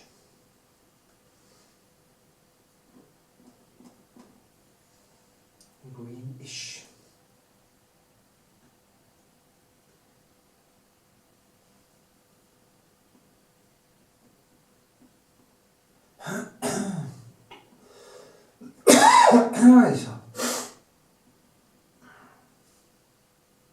Yeah, that's better.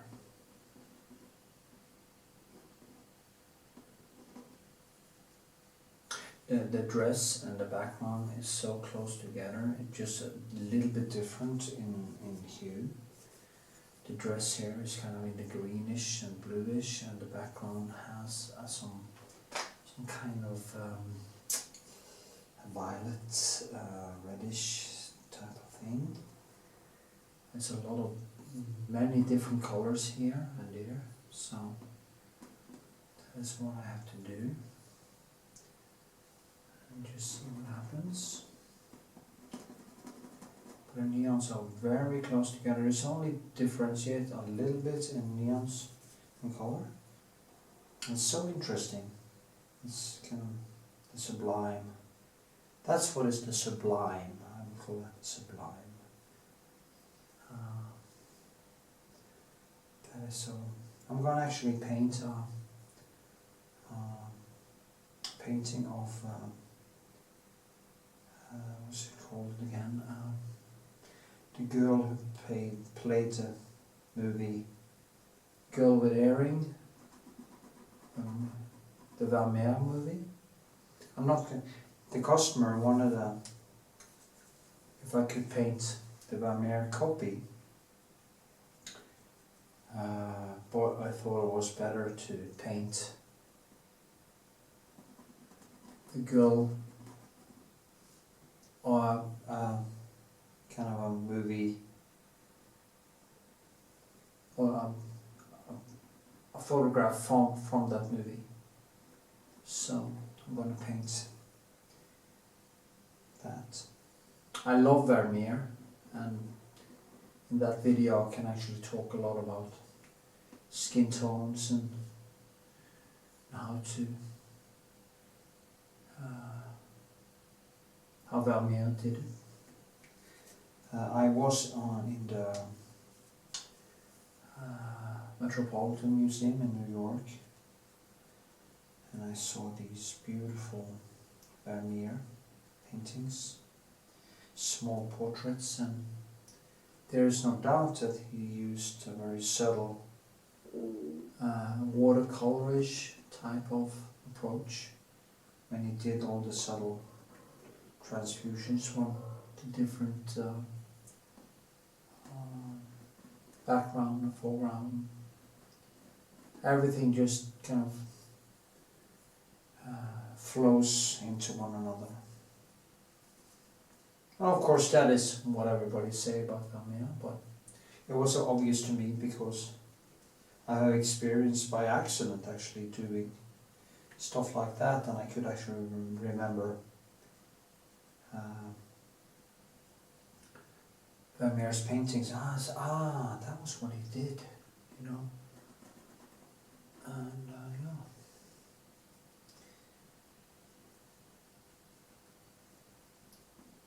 I have learned to paint by mistakes.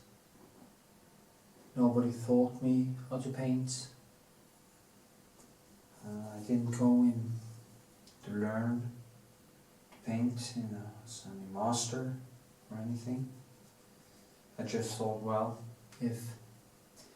what I thought, I was quite inspired by the Norwegian artist Knut in the beginning. I still am. He has a lot of beautiful paintings. But it's just one of them. It's not him I go to for my sources anymore, because I mean I go to the main source, like Rembrandt and Vermeer, because of course, despite Knut being a very great painter, he can't teach me more than the old masters. And the way you teach yourself to paint is basically just understanding their brushwork and how they were thinking.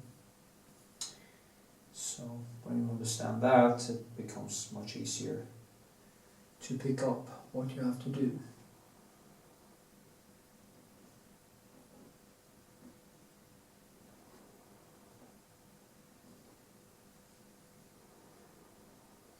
So, yeah.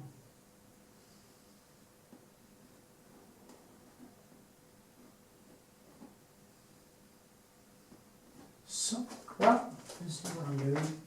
Just starting to, build the second stage. And, that was 12 minutes, so see you in the next segment. Also out of battery, so I just need to charge before I fill more. Anyway, see.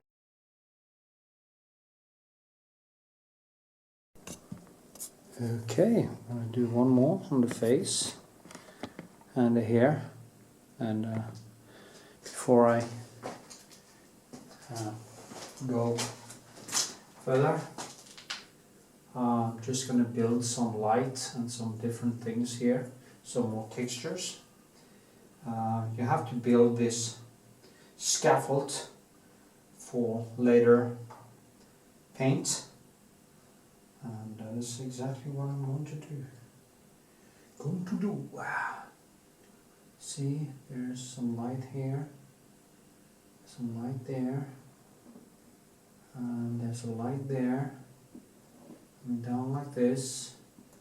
Here's one, and yeah, and it's kind of yellowish, reddish. It's a lot of ishes here.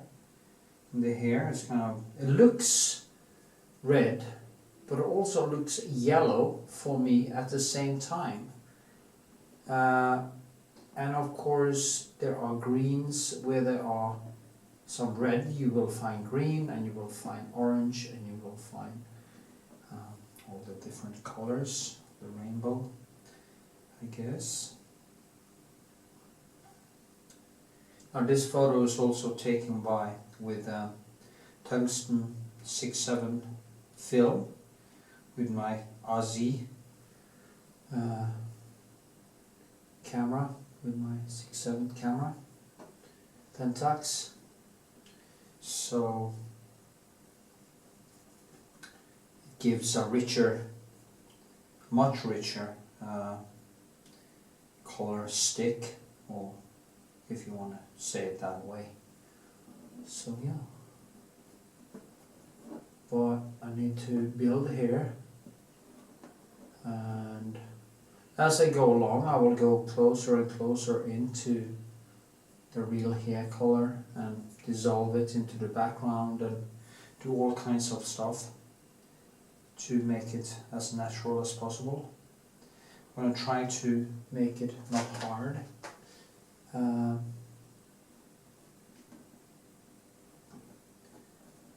Glide. Rembrandt-like. I should go and see Rembrandt again. Kind of need to see Rembrandt soon. I need to go see some art to get inspired. Stuff. Oh shit, it's falling off. Where is my so annoying. Just had it. Oh.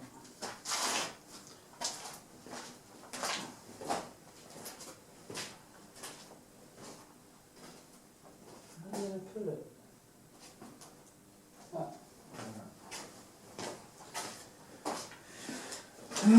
The thing I have on my arm when I paint, I put it somewhere. Just gonna leave it now and use this.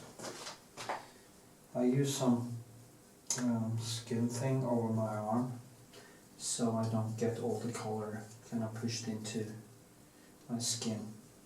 I'm not afraid of terp at all, actually, as a dissolvent. I've been doing this for many years, I mean 30-ish years, and since I used terp since basically 1990, and that is, no, it's 1990. Yeah, that is actually 2032 years. Been painting for 32 bloody years. It is amazing to think about. 32 years. And I'm not better than this. Gee, what happened? You know what happened? I partied too much. I thought that my life was going to last forever.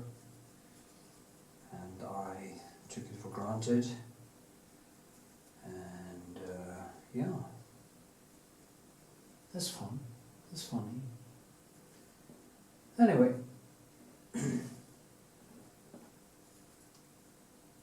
but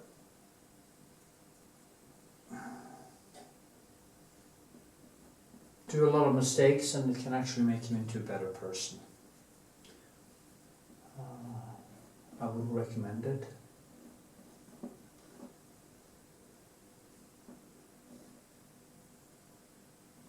I have this friend who is basically drinking himself to death, and he's 29, and he's a nice guy, really, but also he's a architect, just finished studying, but he drinks a lot. And I met him in a store today where he bought some beer, and he saw me, and I'm the kind of guy he is using as his kind of psychologist when he want to quit and get sober. But today he told me to go to hell, and an hour later he sent me a text message, asked me if I could lend him 500 kroner, which is like $60 or something like that, American. And for once I just said, no, you should go do it yourself. You have enough money, you live in Norway, you're a whiner, and fix your own problems. So, that is what happens to people who throw away time and money, and suddenly they will be 30, and they will be 40. I never became that kind of an alcoholic, I just want to say that. I didn't go that far, but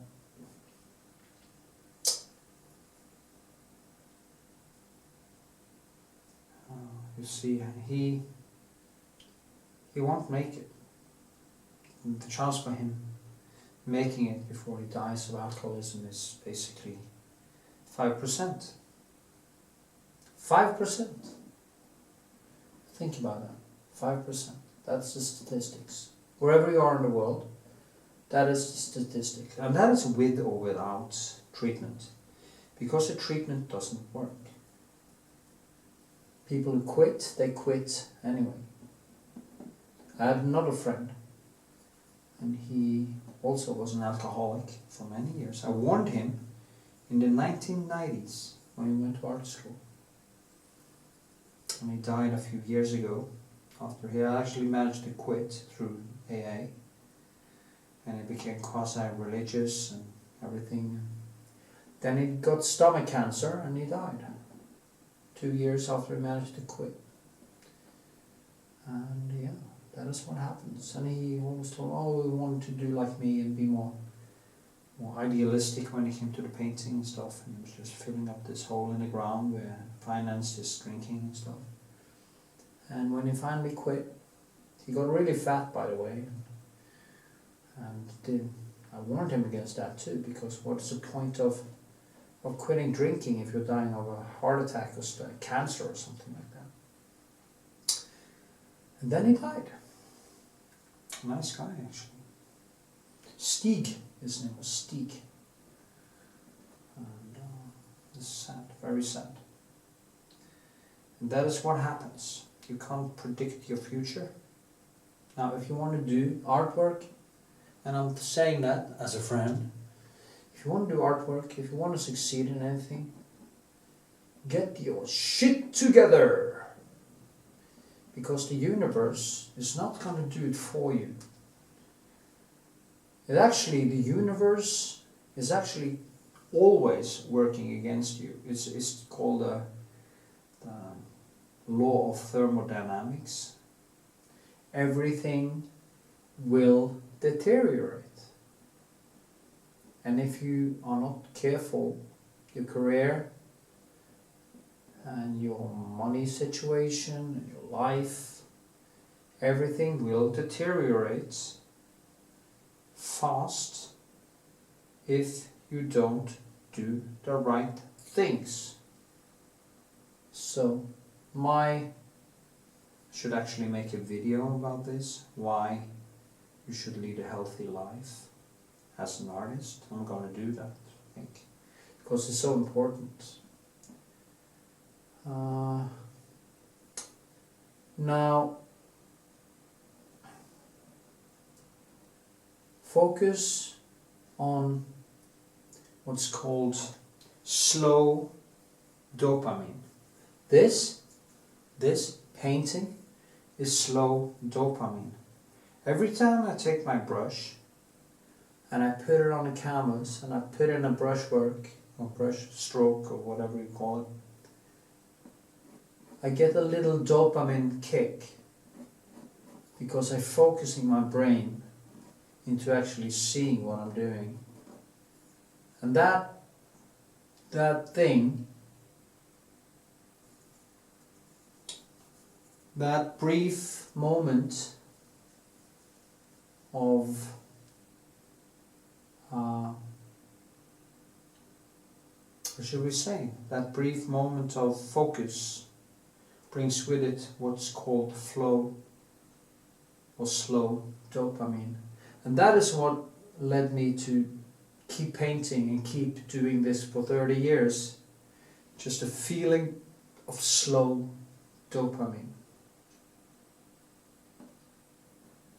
I'm not trying to save the world, despite sometimes I'm a little bit political. But politics, ideas, is not my driving force. If I have any driving force in what I do when I'm painting, it is one thing, and that is flow. It is that feeling to see all these things just evolve into more and more shape. For every time I touch it, every time it just evolves one step further, one step closer, one step closer, one step closer. And that is the beauty of painting. And whatever you do in life, I would recommend that you find some hobby, something that you love to do, and use your spare time on it. Just don't say, oh, I haven't got time. You have time. You're just using it wrong. If you work 5 days a week like you do in Norway, you work like 7 hours a day, you have 8, 9 hours to do whatever you like, because you only have to sleep like 7 or 8, so maybe even 10 hours. And I'm telling you this all the bloody time, because I tend to throw away so much time. Sometimes I don't even understand, where did this day go? How could I be so... I was going to do so much today, but for some reason I'm starting to clean something or do some internet work. And I really have to start working hard on this simple proposition. Focus my time.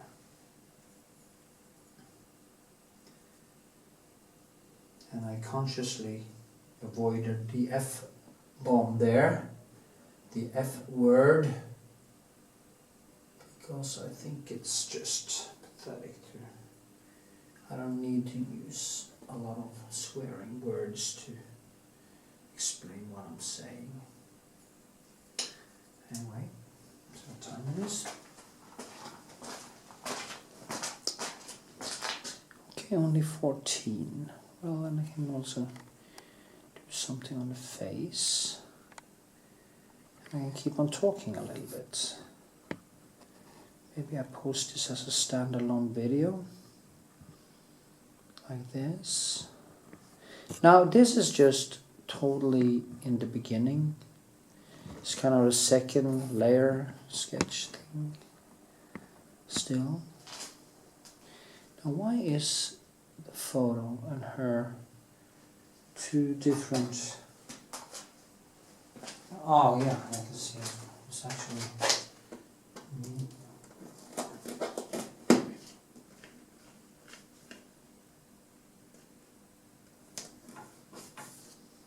And where's my mirror? My mirror.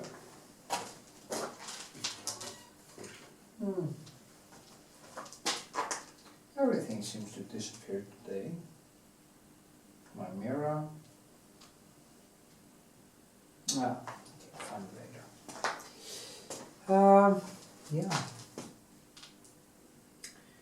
So, as I say,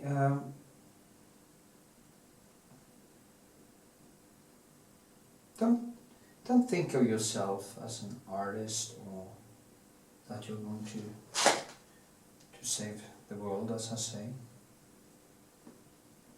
It's just, you know, it's like Jordan Peterson say, if everybody did the right thing in their own lives, we will automatically live in a much better world. And that is so true, you know. If everybody took care of their own room, their own life, it will kind of drip on everyone. People would be more happy, they would be more content, they would feel like things mattered more, they would be kinder. I mean, even people in the store, how you talk to the people who works in a store or whatever, you just would treat people better. And that is what I noticed about myself. A girl actually that I know told me this the other day, that you're a kind person. And it's funny, I never actually thought about myself as being a kind person. But yeah, that's true. I have become a kind person. Because I can start to see what matters. So it makes you kinder. It's beautiful in many ways.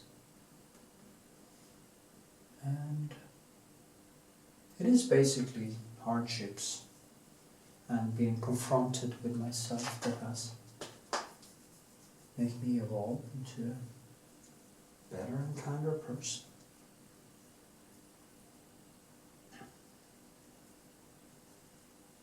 So yeah, if you're in despair, you should listen to Stoicism, Seneca, Marcus Aurelius and the old Stoics.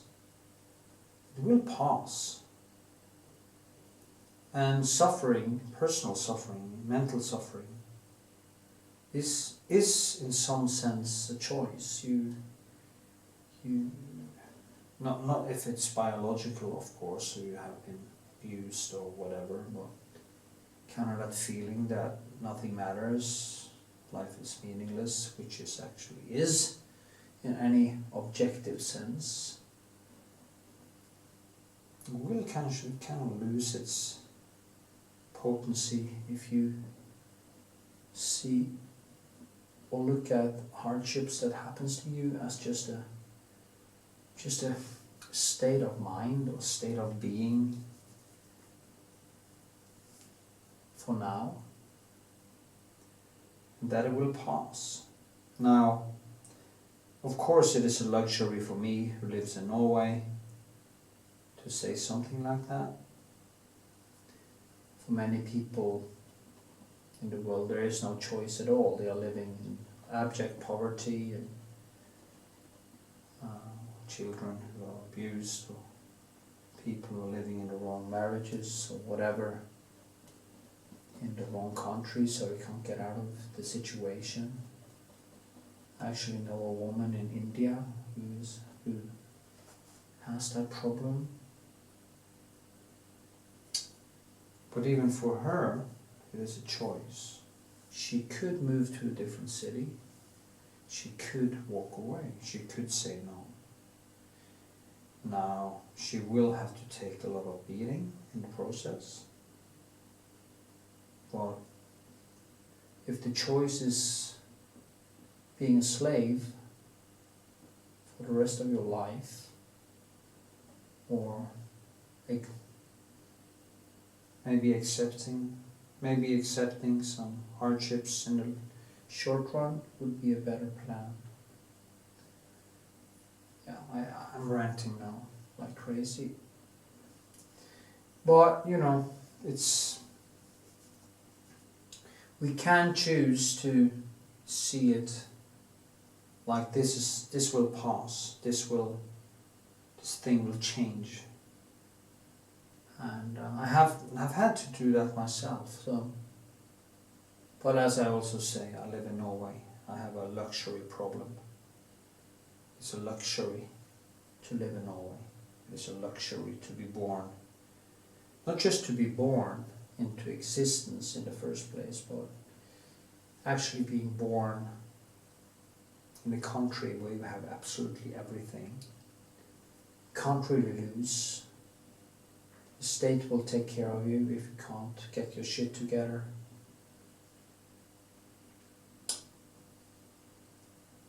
So, yeah, it's a luxury. We shouldn't be allowed to complain in this country. We should be banned. Complaining is from now on banned. Get your shit together. As George Collins said in a comedian thing called Death. The 3-minute warning, or 2-minute warning. 2 minutes before you die, you get this warning. Hey, in 2 minutes you will be dead. Get your shit together.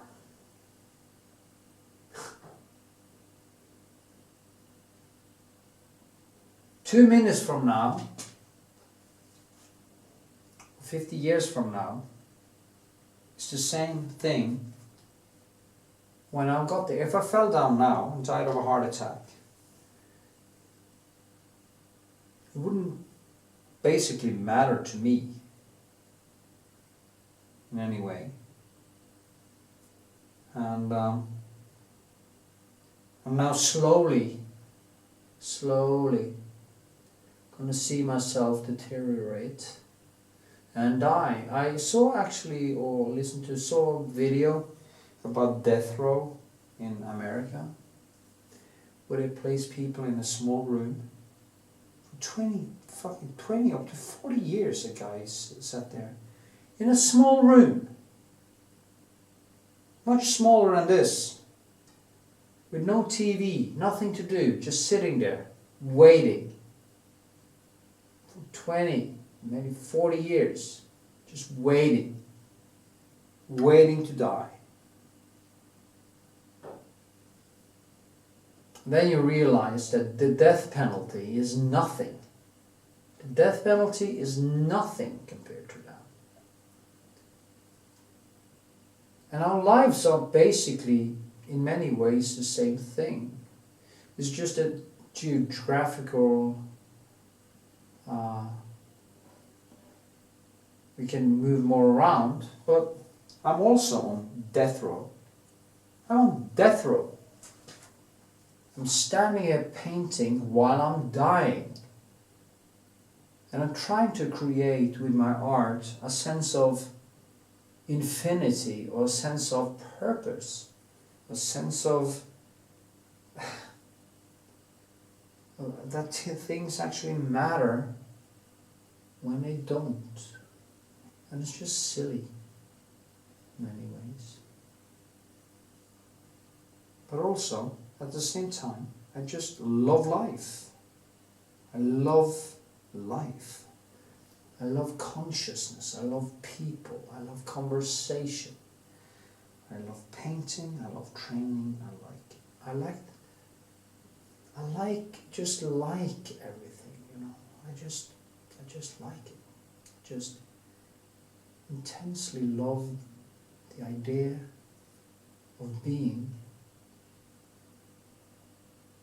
And at the same time, I know so well that I'm going to die soon. Soon I will be gone.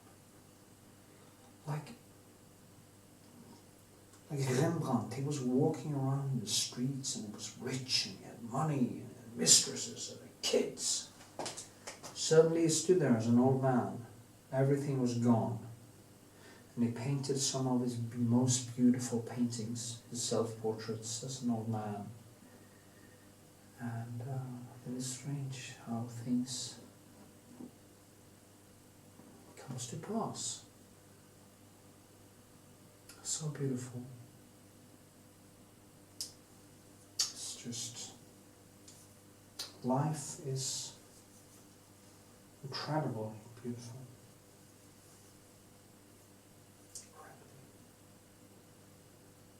And it has absolutely no meaning, no inherent meaning. The universe doesn't even know you exist. When you're gone, the universe will never know you existed. And soon, humanity and everything we know will probably be wiped out from existence by some random rock from space, or some supernova too close to our planet, or some kind of thing that will wipe us out. Maybe we stop having children. Maybe we become so rich and complacent that nobody wants to have children anymore, and we just slowly die out. Who knows? Without us, there would never have been any dinosaurs. There would be no persons, no people, no nothing to remember there were something called dinosaurs. They would have been like they never existed. And the same thing happened to us. And here I stand, trying to make a face out of paint. Isn't that strange? Isn't that weird? Yeah, I think it's weird. It's very weird. So, my young artist, don't wait, don't waste time.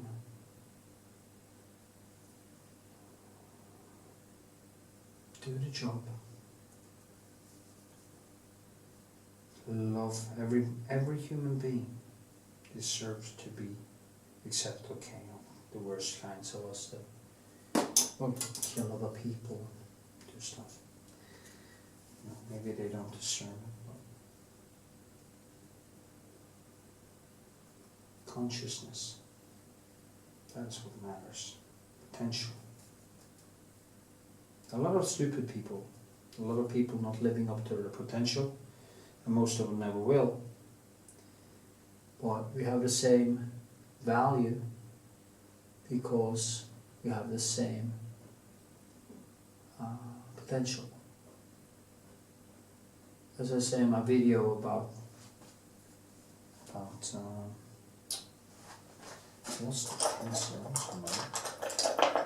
a video about talent.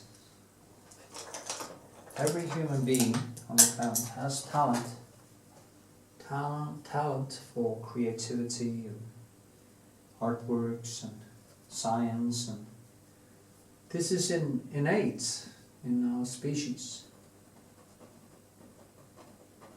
And we're kind of belittling the beauty of existence by all these game shows and all these stupid programs on TV and wasting our time. You're belittling this beautiful thing called consciousness by lack of self-respect, or maybe lack of understanding that we are so beautiful. That consciousness are so incredibly beautiful. I was talking to my father today, and we talk a lot actually, and we were talking about human nature, and I read somewhere that it was actually a woman on TikTok, I think, or something, Instagram video I saw that said 400,000 kids disappear every year in Europe. I guess some of them are sent back to Islamic countries to get married away, and some of them just disappear in accidents, stuff like that. But a big chunk of them are sent into the abuse, or what I call the child rape community, the child sex community. And it's a big business, and it says a lot about human nature.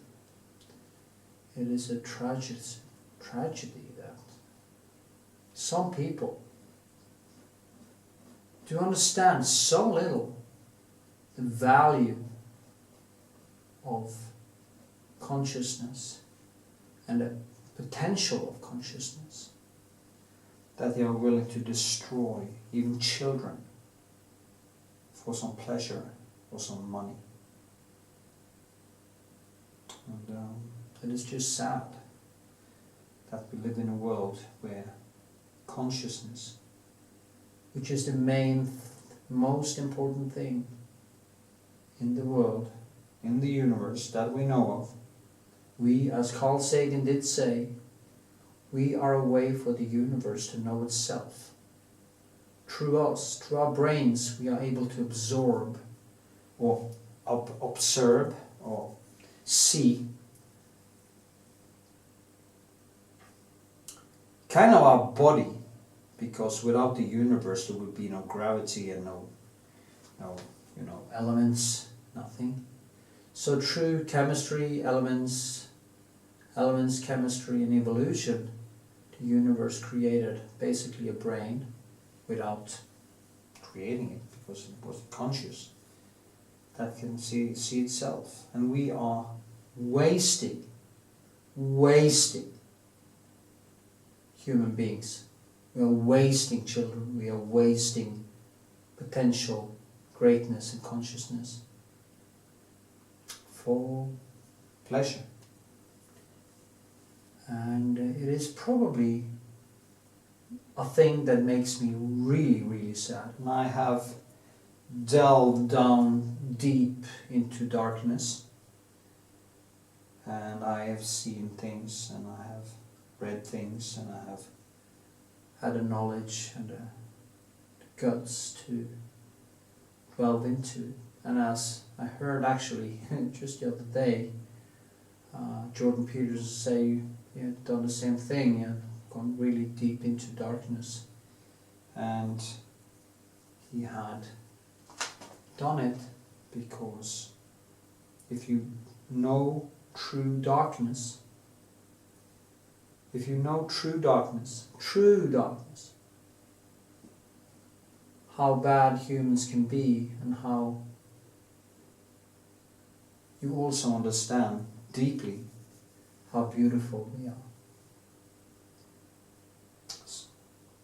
I know this became a long rant about existentialism and stuff. I was actually going to talk about paint, but I'm kind of tired of talking about paint. I think we should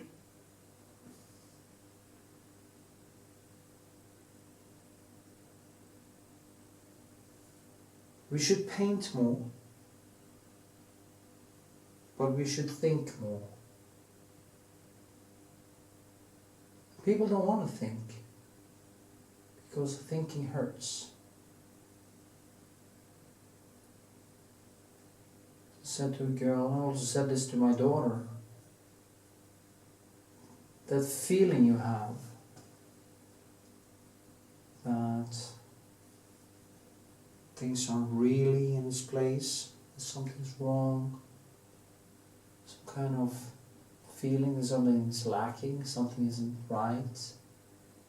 That feeling, if you have a thinking mind, will never go away. There is no cure. The only cure for not having any existentialist problems is to stop thinking. And the problem is, if you have started thinking, there is no way back. It will always bother you. And for me, I have to say, I found some kind of way out of it. And I must say, the way out of it was simply give up. Stop fighting. Just give in. Give in to absurdity. Give in to the fact that life is basically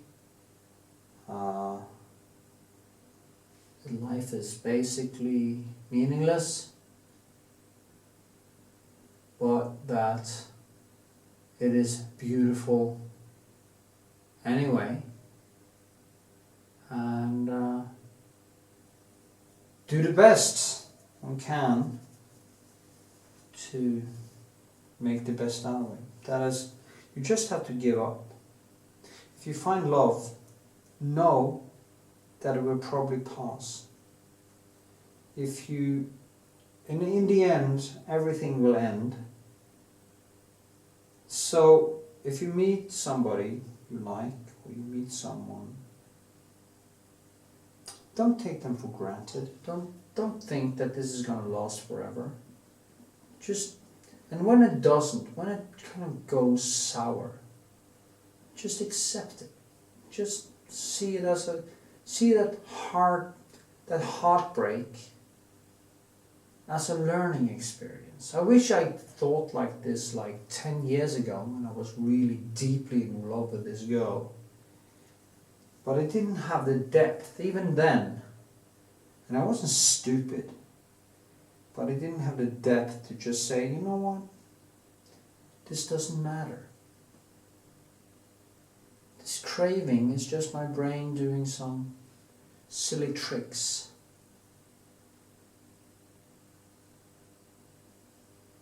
And I should focus on important things. Instead, I kept on focusing on it. Many times I still do. And that is the power of dopamine, serotonin, all these neurotransmitters that can actually make you addicted to a feeling, even to a memory of a feeling. And the only thing that can actually cure it is to find that feeling again somewhere else. And hopefully someday I will. In the meantime, I have found it in my painting. And I found peace. I have given up. I don't even care anymore if I find this love thing. I just care about doing this, being healthy, slow dopamine, relax, peace of mind. That is what matters to me now. And that can give a nice sea with ripples and small waves, and sometimes you get something coming in from the side that you didn't understand will come in and will just fuck up things for you for a while, and it will pass.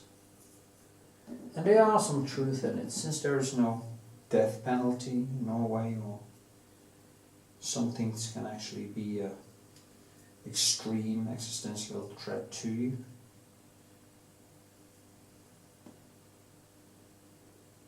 Take it as a challenge.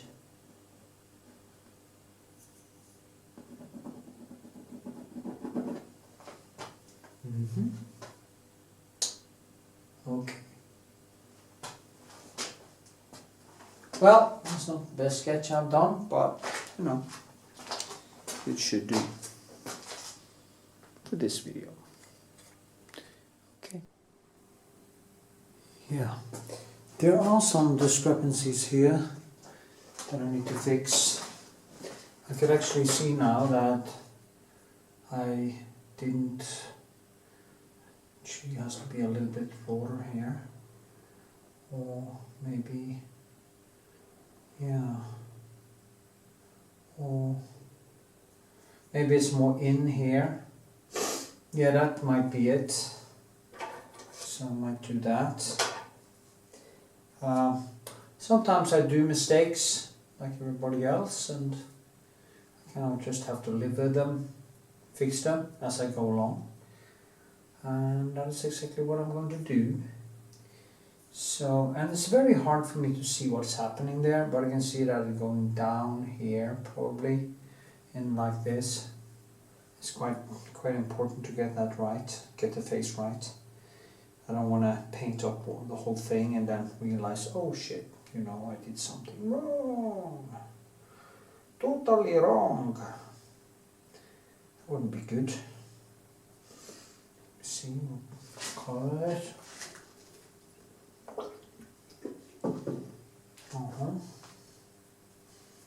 See, it's so close together, the neons. It's almost impossible to see.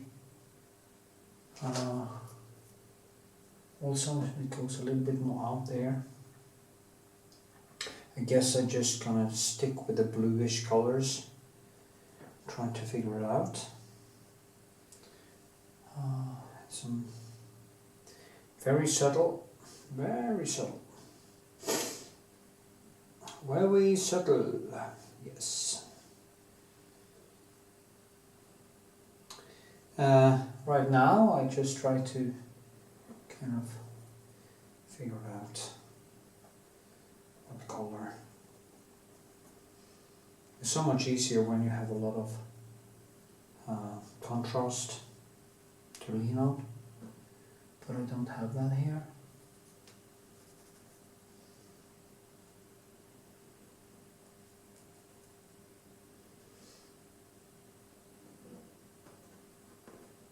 Just mark it.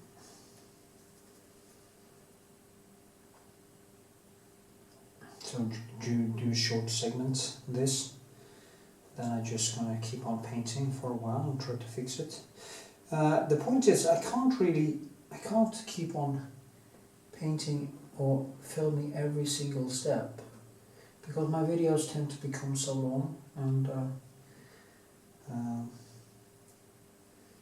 I guess view time is up, but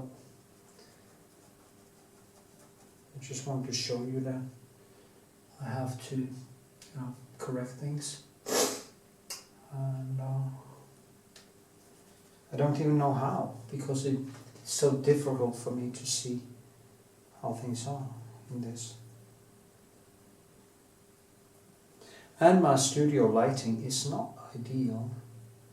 I have such problems fixing my studio lighting. Now I moved it back and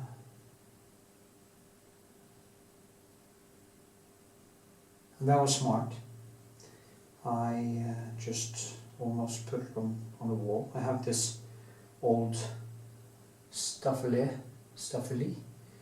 that I used. Just picked it apart and hung up some parts of it on the wall to get further away from the light, and it actually kind of worked. But it has this shine, and that's a problem. If it was taller, if the roof was higher, I would have less shine. But I also use fluorescent light. I don't use any daylight because it just changes too much. If you're going to use daylight, you basically have to do like he does in the movie Girl with a Pearl Earring, that they have these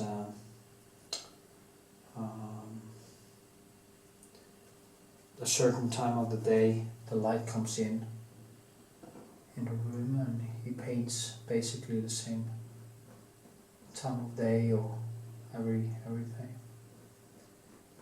That's possible if you have daylight, but it will also always change. I remember when I was young, I didn't understand that, and I was so frustrated because the painting kept changing. I couldn't really, what happened now? I took it out and it was totally different. And I hated it, because then I saw stuff, colors that I didn't like. And still experiences that sometimes, because there's a big difference in the fluorescent light and daylight. There's a very big difference. And of course there are differences in daylight from a summer day, or, yeah, that was better. And then I just go in with the subtle colors and background there, and do like this, paint over again. So I have to work with this very slowly, very subtly. So now I need to get that face a little bit more in. The nose maybe a little bit more out. But I'm going to start using my mirror. And with the mirror I will hopefully figure it out. Now this one also. Now it's getting better actually. There's not that much. When you start seeing it, start saying, oh shit, I did this and that, and then it's not that big of a problem to actually fix it.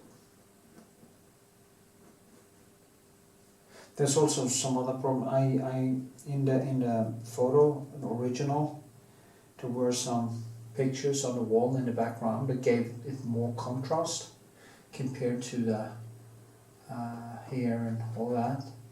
It was brighter or more white in it. So when I removed them, because the customer, this woman, Hedda, wanted me to remove them to make the room cleaner. And she is a friend of mine, and she was my model, and she actually pays for this. So it was kind of a duty to do it. Well, it wasn't a problem for me.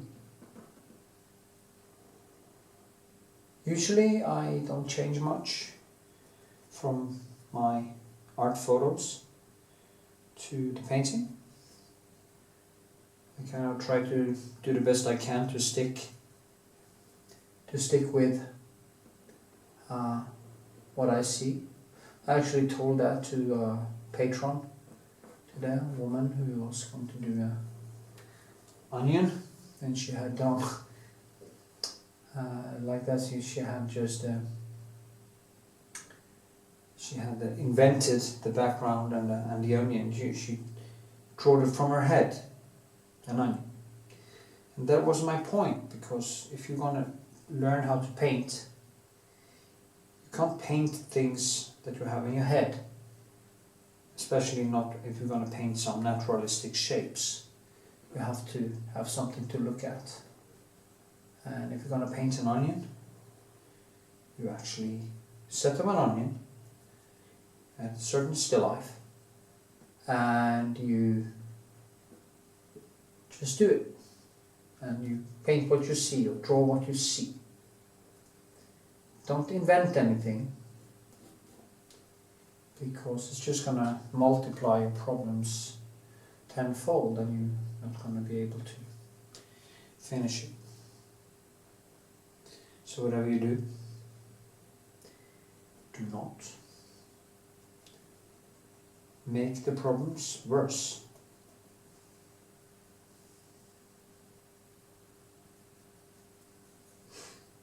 See that?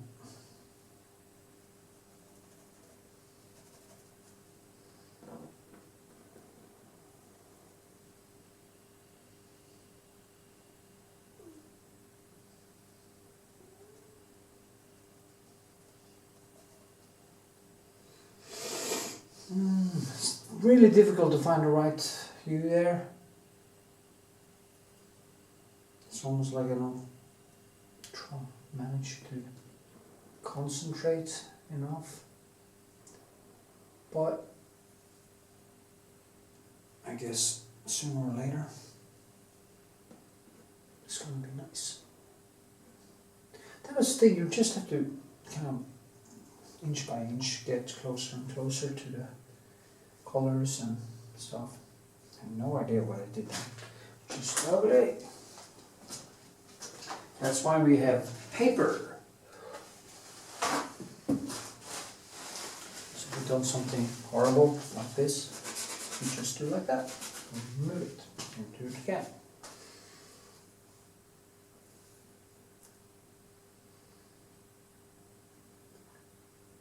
Yeah. That is what I do.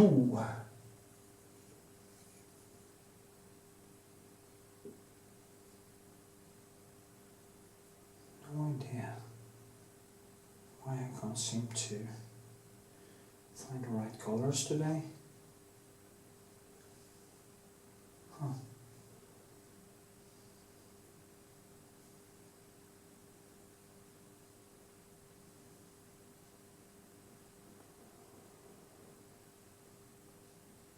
Sometimes you get into so much trouble when you paint a painting that you just want to give the customer the money back. Just burn it.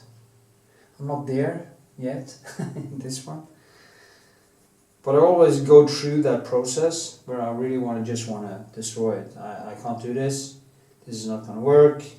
I'm never going to be able to finish it. And you just keep piling on, and it's the horror. The horror.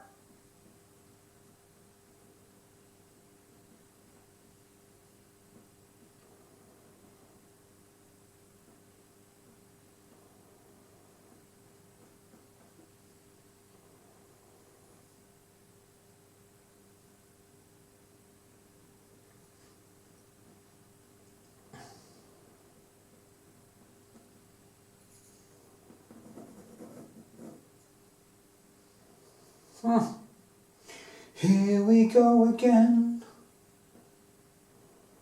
I just need to keep on kind of adding the green, adding the blue in the background, adding back and forth.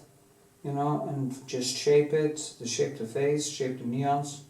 And they're so close together that it's going to be a real struggle, but I'm going to make it, I'm going to do it, and it's going to look good, I'm going to be positive, I'm going to see it as a challenge.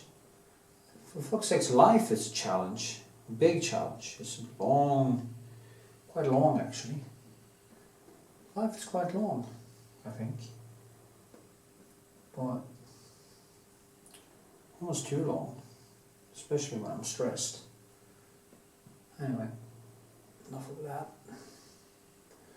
So here, just gonna do like that. Something else there.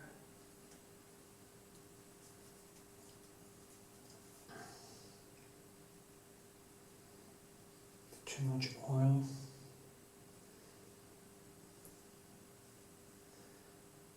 I had some problems with my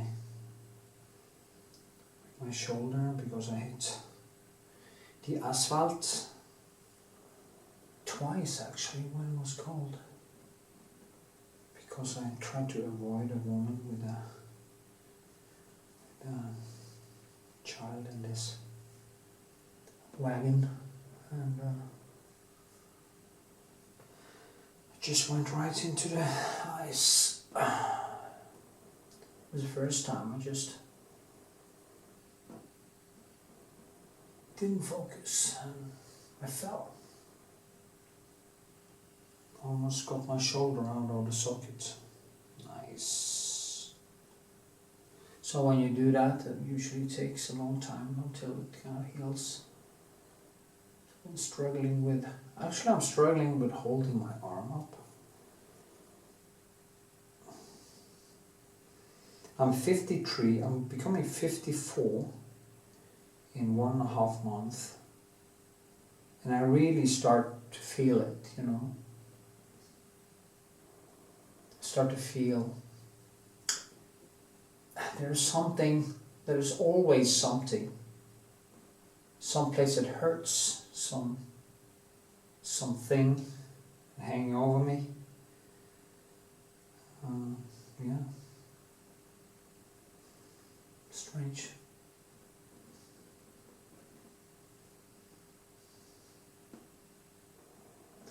So I have to start optimizing myself, my sleep, my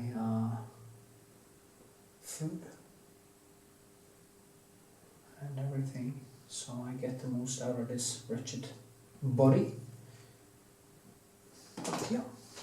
Well, I'm gonna keep on banging on and try to kind of get this into some kind of equilibrium or something.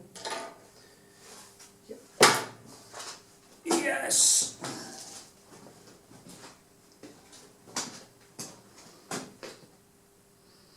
Yalla yalla.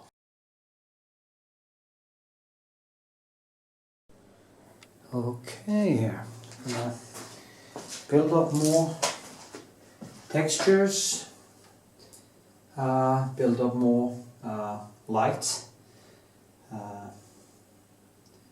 And then I of course just build, as you know, thick colors in the bright areas. I also mix in different colors, maybe yellows and stuff, and here it is some yellow, but the thing is to get kind of the textures to stick, and then after that I can actually start molding, because here is kind of this kind of Rembrandtish. You can actually mold in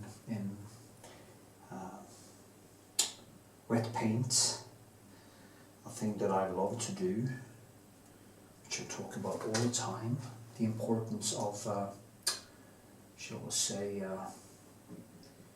importance of being a painter, basically. I saw this lecture about people who twink things, you just move things around, the creative process of just kind of moving things around. And that is basically what I do. So the creative process here is like you just keep on adding, subtracting, tinkering, back and forth, and the sum of all the touches will at some point become the artwork, and it's really liberating. I don't know, I can't paint in a different way than this anymore. I do it whether I want to or not. Or sometimes I actually think that I'm going to keep it down. I'm not going to add so much paint. I'm going to keep it in a more photorealism thing, but I just can't help myself. So I guess I'm destined to become some kind of mix between Impressionism and classic Rembrandtish painting, and I should be pleased with that. So yeah, it's the way to go, I think. Now this is a see-through dress. Not see-through, you can see your skin, but it's kind of different layers of silk or some kind of... So there's some flowers here that is actually on top of a layer underneath. So I'm going to try to, as I paint, try to reach that illusion of a double layer dress. So see what I can do. Maybe I will be able to. It's like basically like painting water or a river, water, where you paint for the surface and then you paint what's underneath. And yeah, it's a challenge, and as I always say, I love a challenge. I heard this thing Jordan Peterson said the other day in a lecture, and he said that you should never, if you fail, you should never try to make it easier for yourself. Your next project, if you failed in a project, the next project you do should be more difficult. So you should raise the bar, not make it easier for yourself. And it's a very good advice, because if you start to fall back, you know, like me, I have to wear glasses now sometimes, not every time, every day, but sometimes if I eat the wrong foods and stuff, my blood sugar kind of varies a little bit, and then I have to wear glasses. And that's a drawback. I have a lot of injuries in my shoulder and stuff, and of course my metabolism is kind of waning down a little bit because of age. Now I'm in good shape, so I probably have a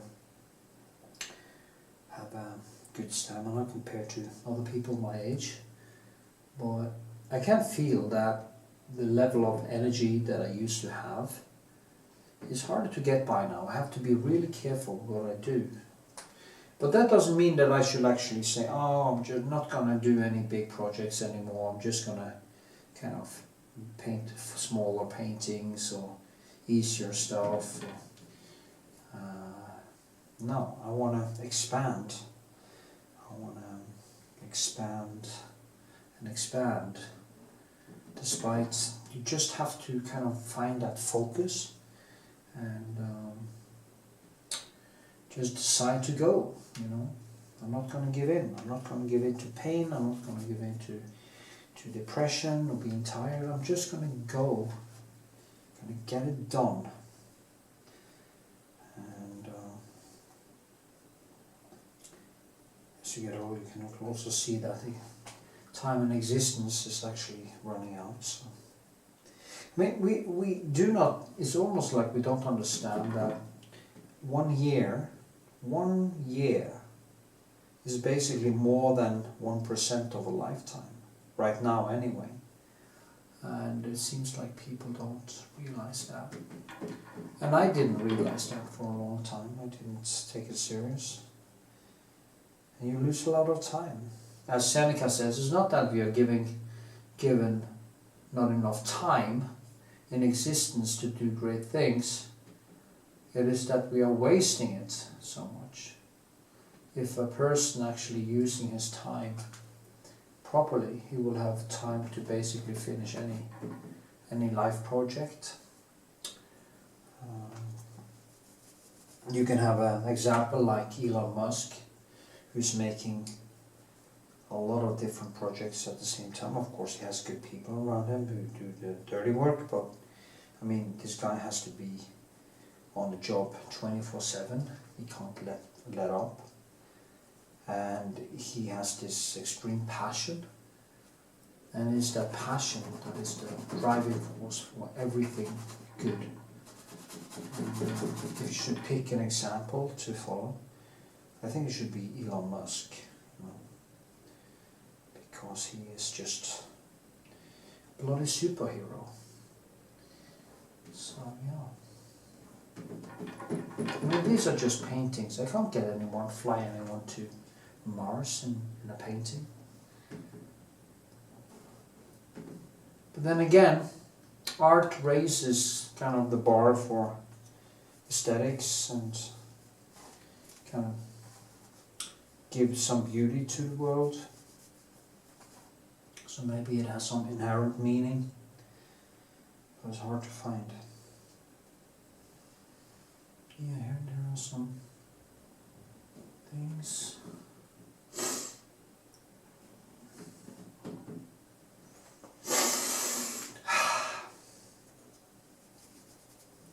Now you see, there's a lot of kind of droplets. This, it's a nice dress.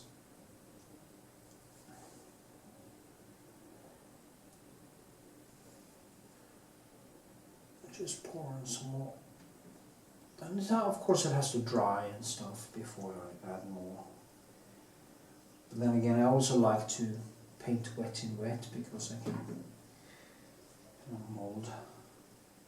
mold things into the wet paint, and then you can work on top of that again. Like now I get some skin in underneath that shines through, and to focus it I can actually do like this, and then I take more of the, there's actually some yellow in the, or greenish yellow in some of the whites here, so I can put those on top. If you see here, put them on top, and then you have the reddish that kind of shines through, so you get this more natural feel to it. Yeah, so I actually mixing the colors, or not even mixing them, I just kind of layer them on top of each other in the high places, like this, to get it shine through. It's a little bit limited in colors, this. I was wondering if I was going to print it again with a little bit of less red in it, and I might do that. I'll just see how it turns out, but for now it's just the first building blocks for the painting anyway, and it doesn't matter really much if it is the colors I actually want to finish it with later. It's going to take a while to paint it anyway.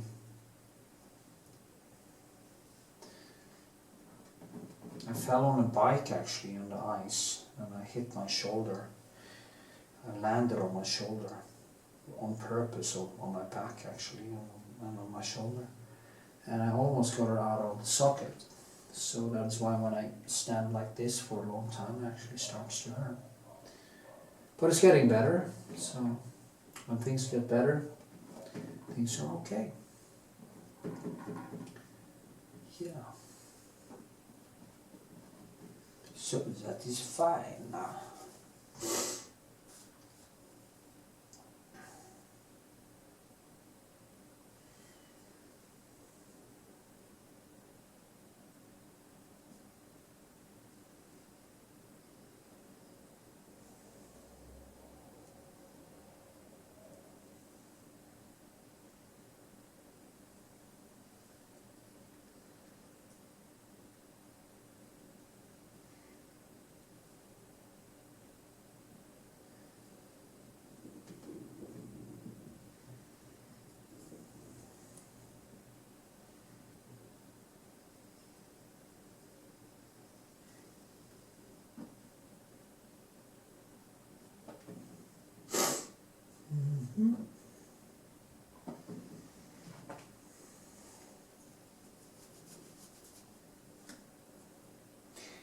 pure love. Painting is pure love.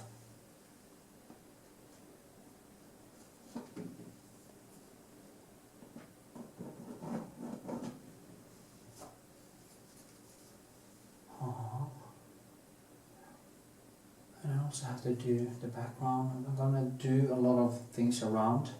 Just gonna build. And then I'm gonna go back and start with the details in the face when I've done everything else. Yeah. Sometimes you just have to let things be and then just go back to it later.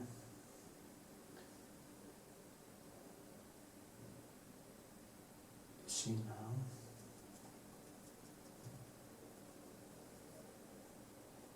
So further down there.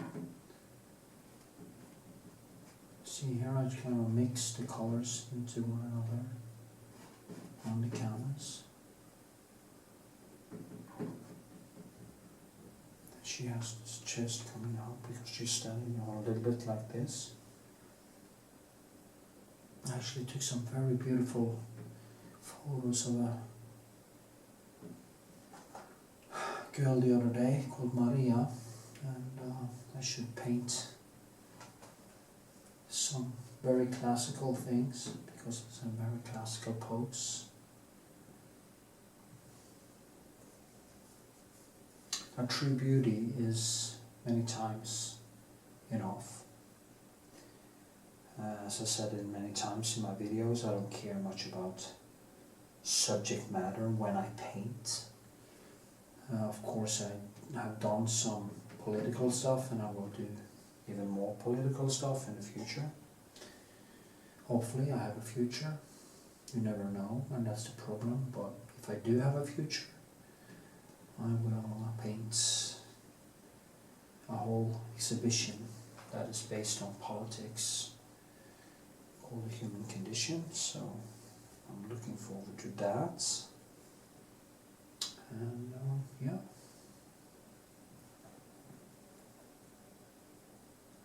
Look forward to life.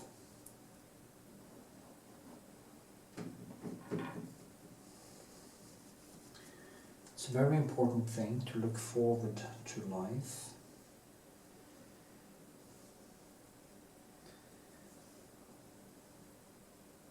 And at the same time live in a moment and basically accepting your faith, and not faith, but you know, the facts of life at the same time. I think keeping it realistic is very important. I know that I actually was talking to my father and he mentioned it, and he's 83 now, and as he said, you know, I know that time is running out, and when you are 83 and you see your friends die left and right, it's kind of must be a wake-up call. Now,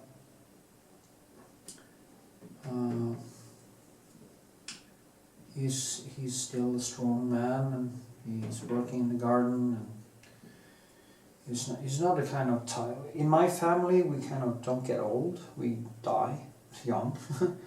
We die young old, if you know what I mean. So it's like my grandmother was 100, and she basically was fine until half a year before she died. And that is the way to go, you know. You just stay healthy and you stay active, and then you drop.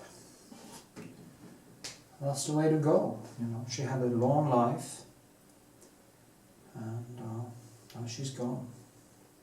Strange. And soon my parents will be gone. I will be gone. Anyway, yeah. Enough chatter about the existence and painting.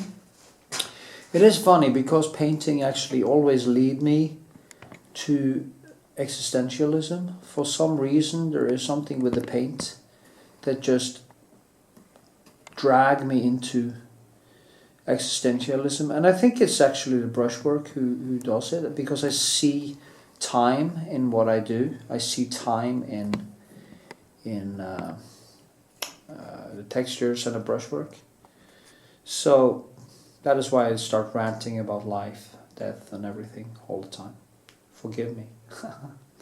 Have a good one. See you in the next section.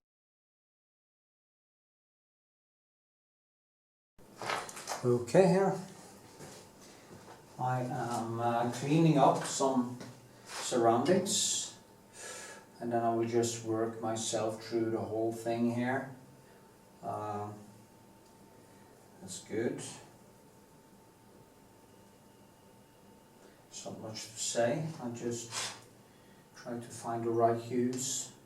The things is to keep it down at the same, both in color and in texture, because it's going to be in the background. So I don't want to add any thick brushwork, or so I will try to keep it kind of down, as I say. It's very important.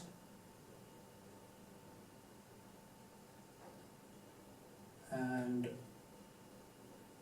I do my best to get the drawing right and stuff like that. It will take a while. It isn't done in 50 seconds, as they say. This one here will be built like crazy, so I will really start doing that soon. I was actually going to build it basically wet in wet, but it didn't pan out like that. I got distracted and stuff. Also attracted one of the side effects from COVID. I actually lost bloody well 40% of my hair, and it's one of the side effects of COVID, and it's kind of dreadful because I have some male pattern baldness in kind of a little bit of that. So when you have a little bit thin hair and you suddenly lose like 40–50% of it, there's not much left, is it? So I actually wondered if I was just going to shave my head the other day, but I didn't. I just see what happens, because it comes back. So I think it's actually starting to grow now, with some small hairs and stuff coming out, but it's just horrible. Losing your hair is not fun, especially when I've been taking so much consideration to keep it on, you know. And in front there's almost nothing left, so if it keeps on falling off, it's going to start to look really stupid.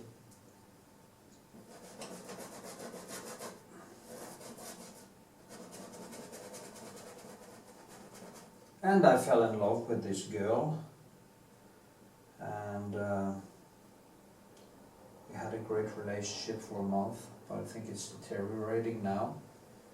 She is unsure what she wants. She's only 25 and I'm 53, so I have to kind of understand her point. And I do, but she's a great girl, and but it's kind of a heartbreak also. So it has affected me badly. I actually painted up a very nice painting of her, so I'm going to post on Facebook in a while. No, sorry, YouTube in a while. And see what happens. You know, it is 10 years. I have to go all the way back to almost 10 years since I was in love last time. 10 bloody years. It took me 10 years to find a girl that I like enough to consider a relationship with. And I see that it probably won't pan out. The strange thing is, when I was in love in 2010, I was devastatingly in love. It's like, have you heard that thing, love by first sight? This was love by first sight. Not this one actually, but the other one. This one evolved. I liked her immediately, of course, but it kind of evolved into something very nice, you know. And she says it too. She's never experienced such intimacy and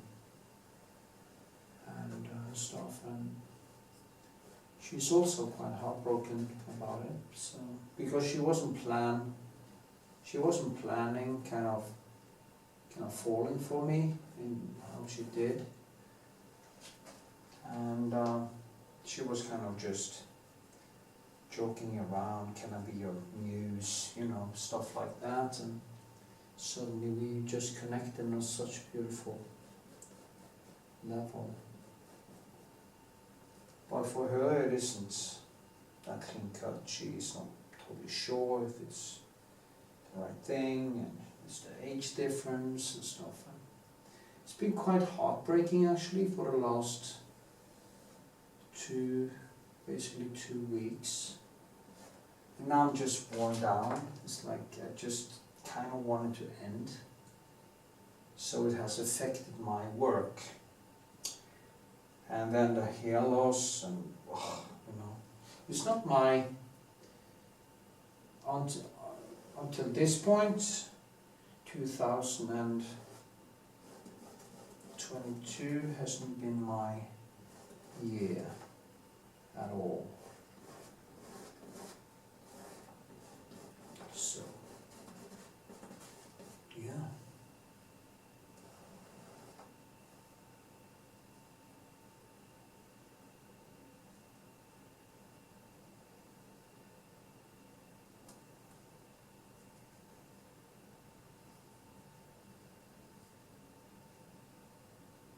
But we'll see what happens. I think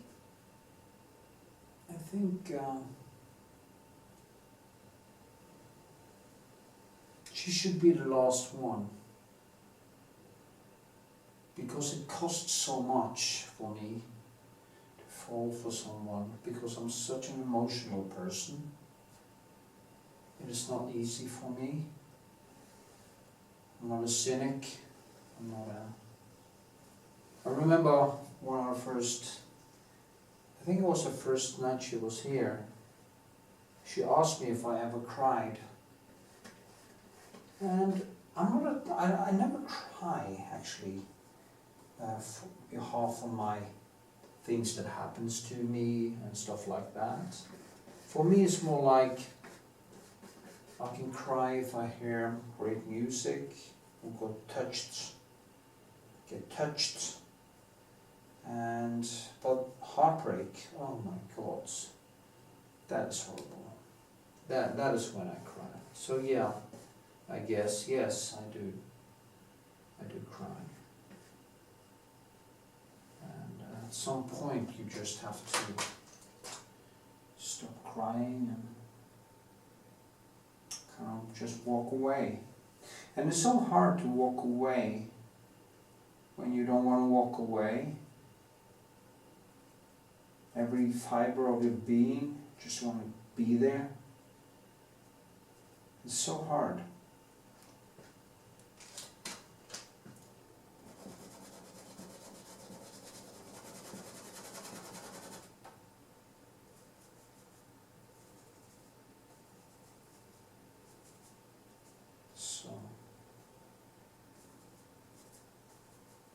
But then again, one has to figure out the positive distractions and just try to live with it, you know. And this is positive distraction. Painting is my lifeblood. And of course, if I was in a relationship with this girl, I would have to have kids. I already have a beautiful daughter that is 26 and start with kids now at the age of 53. I'm 54 in a month, and I mean, it never been my plan anyway to have kids. But you know, if you find a young girl, you kind of just have to do it, you know. If, you can't deny if you marry or get into a relationship with a younger girl, you cannot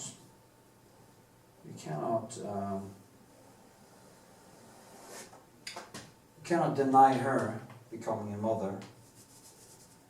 So I guess, and the funny thing, she actually considered, because I was joking with her, we could move to my home Iceland, Kalmay, and I could work with my paintings in my barn studio, and she could be the mother of my children. And the funny thing, she actually considered it. It was one of the things she considered.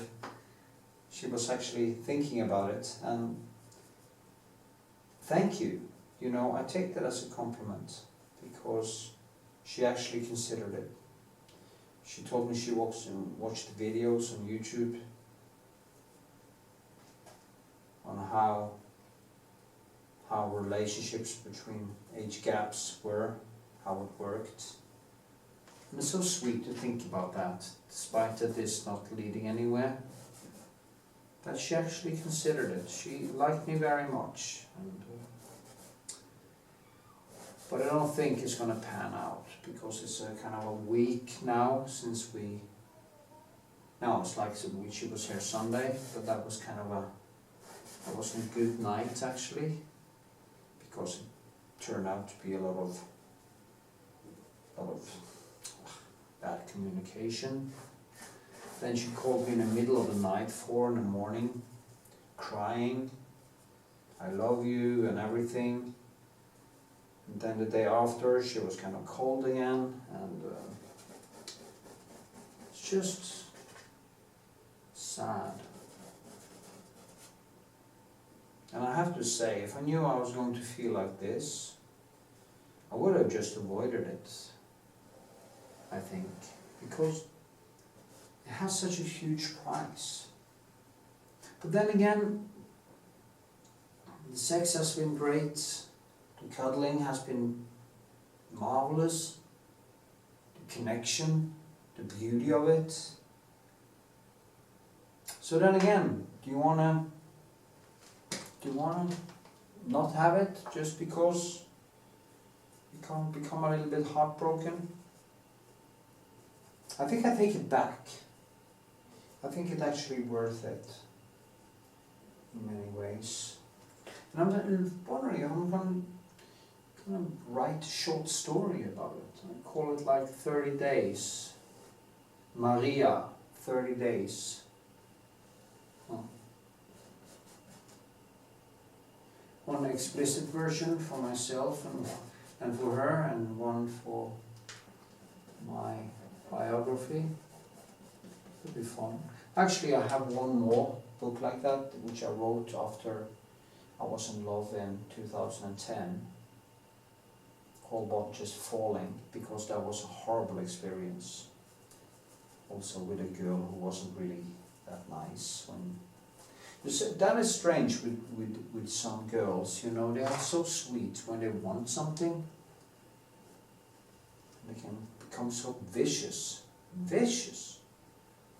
if they turn, you know, if they don't want it or something like that. I mean, character, human character, is to act in a good way when you don't want something. That is when it counts. That is when it is shown who you are. Not when you want someone. Everybody's nice when they want something, you know. So, yeah. Anyway, that was a brief story. What's been going on? I had COVID in the beginning of December. The rhythm of it is that it goes 2 months and then you shred your hair, because the hair follicles have gone into hibernation because of the COVID, and then you start losing it for maybe 1 or 2, maybe up to 3 months. and then it starts regrowing again. So I guess I'm going to be half bald for another couple of months. That's fun. But anyway, yeah. So now you know. Welcome to my world.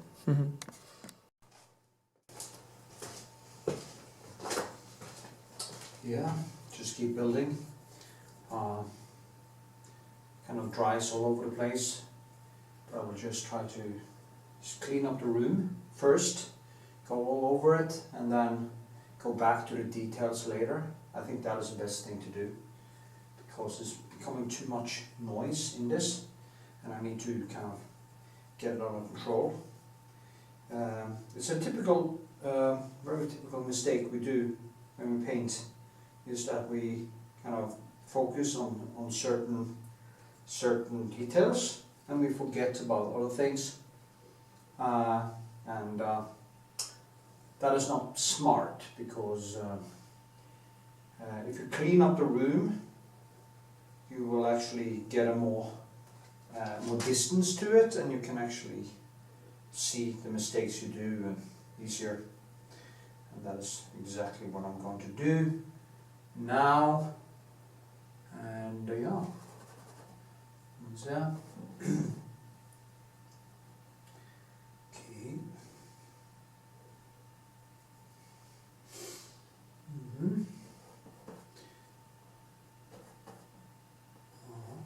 So much light in this painting. It hits her like a freight train, as they say. And yeah. Freight train. Train.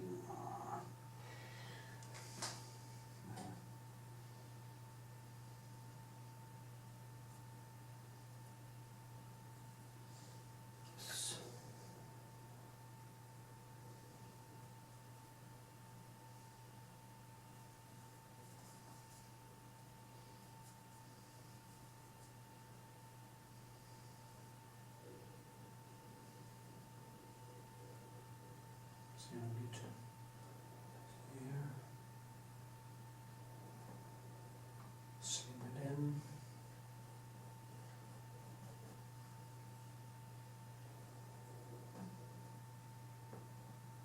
Underneath there is a kind of a picture, and actually an old drawing of a girl I had in my life many years ago. It starts to be quite many years ago. Her name was Julia, and she's an artist. Kind of a strange girl, very smart, very, yeah. So, she gave me that drawing. I have it on my wall over there, actually. And she is happy now, I think. Haven't had so much contact. Here sometimes. Yeah. Cute girl. Anyway, let's talk about painting. Now I need to keep it kind of down there, but I also want to give it some textures. And that is very important, because you don't want the surfaces to be flat and boring. You want them to come alive, and yeah, that is so that's the whole thing. I used to work a little bit more with these things here. I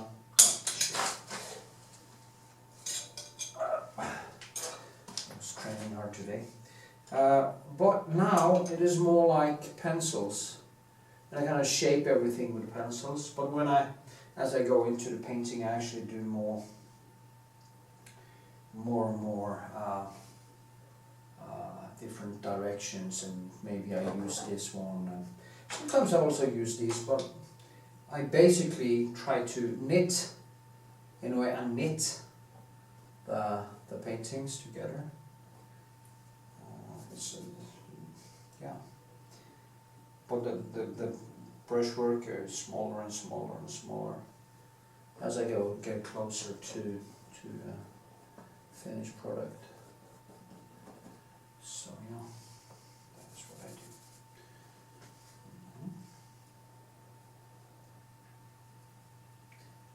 So here, I wonder if I'm going to make a short flow video to this.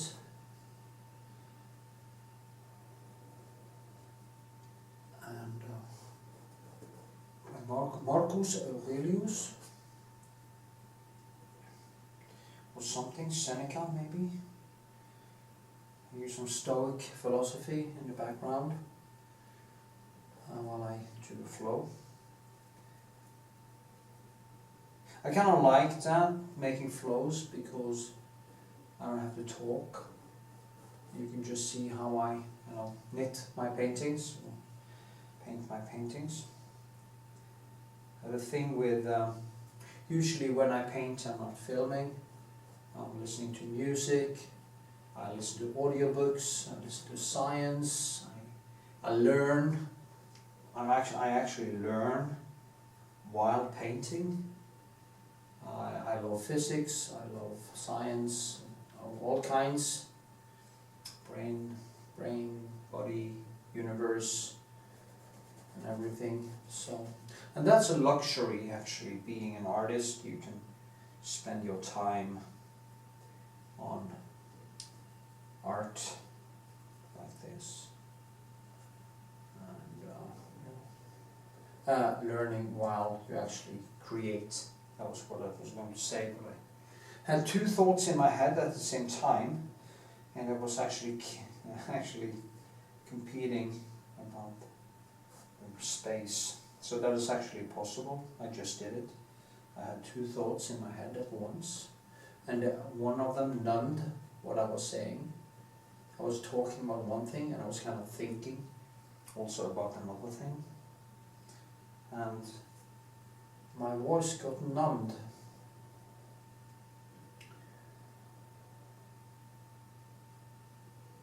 So yeah,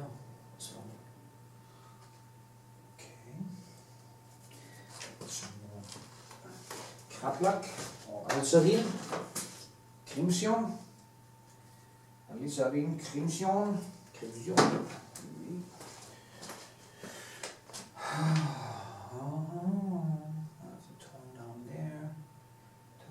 Background.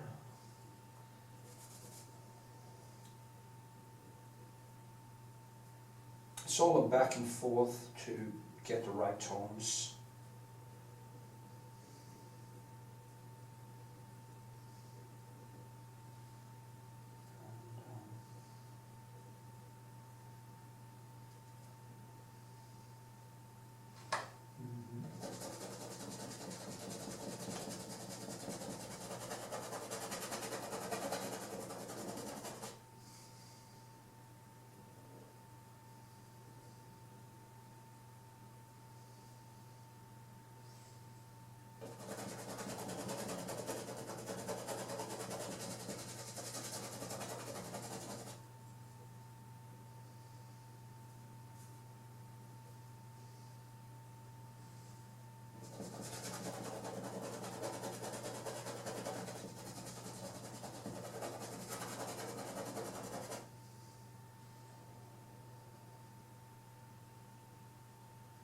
Do you have to do something with the light, because it's kind of way too strong,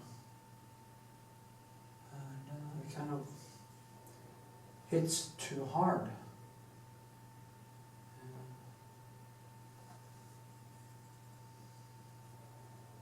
That's the problem. I talked about that many times with this studio, that the roof is quite high, but isn't high enough in a way. How to explain it. So it's hard to see. What would have been brilliant was actually to have this studio and change it into an apartment, which is possible because it's almost 200 quadrat feet, or I think 190, so it's really big. It's big as a house, big house altogether, with all the rooms and stuff. So if I could change it into an apartment, I could actually have a studio beside it that could work more as just a studio. But then again, you know, it's also money, but anyway. See now,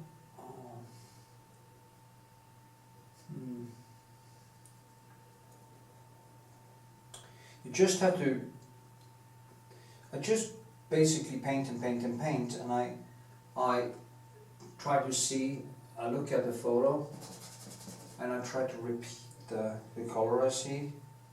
And of course when I take colors and I put it on the canvas, they usually aren't exactly there, so I just have to go back and forth and see if I can find the right tone, right tune, the right tune.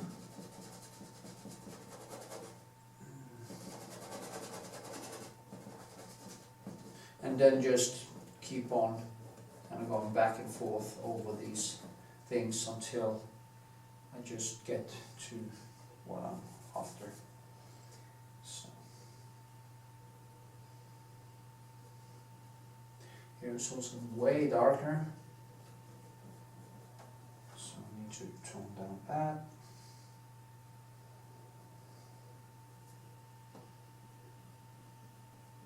You see I kind of drag the colors here, just drag them so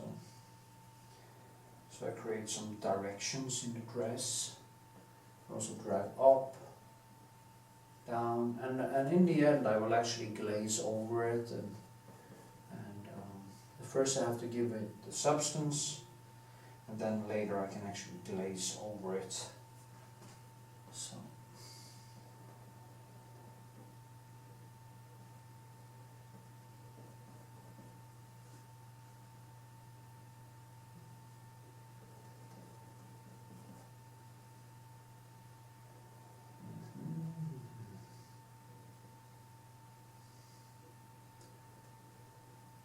you can actually see her skin underneath that dress. And yeah. I think I need to, tomorrow, I think I'm gonna move all the lights here.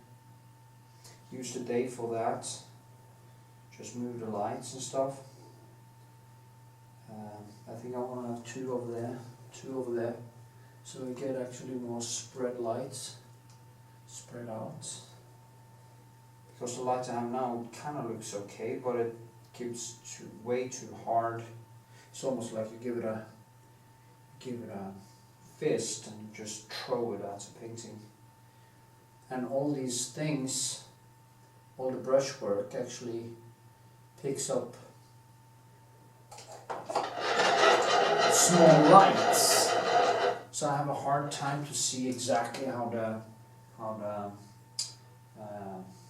shadows work. So I might have to do some serious changes. So I'm going to do that tomorrow. Then I'll see how it turns out.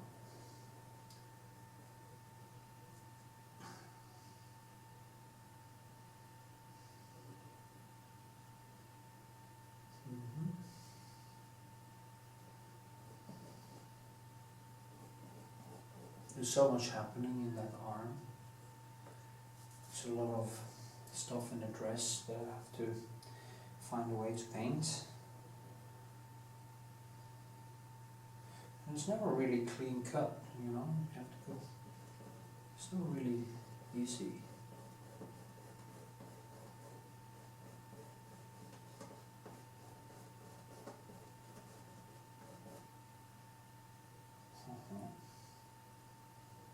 Have to find the right, you know, here I use a lot of blue and stuff and Kraplak, and I have to find the right yellowish tone in the background, and then I have to keep it down in the right way, and then I have to get the right texture, and I have to get there's so many layers in a way, layers of things you have to do to make it feel right. That is really hard to understand how I do it. So yeah.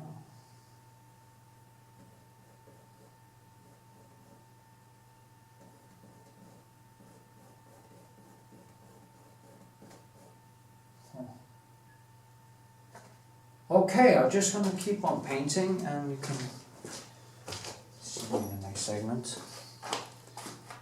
That was 15 minutes, so actually see here what I do. Yes.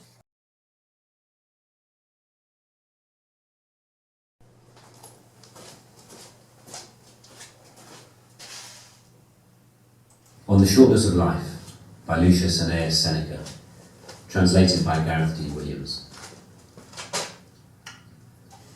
Most of mankind, Paulinus, complains about nature's meanness, because our allotted span of time is so short, and because this stretch of time that is given to us runs its course so quickly, so rapidly, so much so that, with very few exceptions, life leaves the rest of us in the lurch just when we're getting ready to live.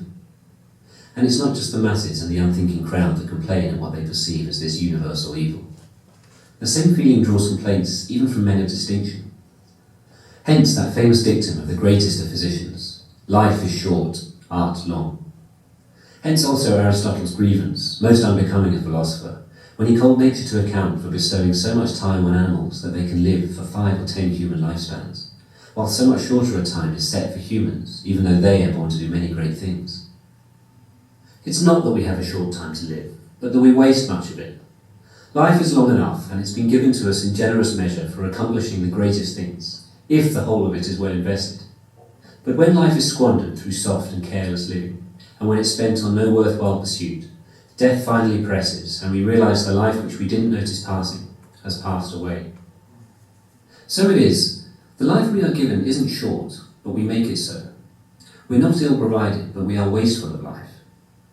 Just as impressive and princely wealth is squandered in an instant when it passes into the hands of a poor manager, but wealth, however modest, grows through careful deployment if it is entrusted to a responsible guardian. Just so our lifetime offers ample scope to the person who maps it out well. Chapter 2. Why do we complain about nature? It is acted generously. Life, if you know how to use it, is long.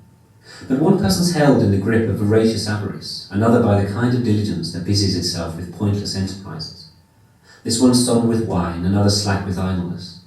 This one's tired out by his political ambition, which always hangs on the judgment of others, while another's passionate desire for trading drives him headlong over every land and every sea in hope for profit.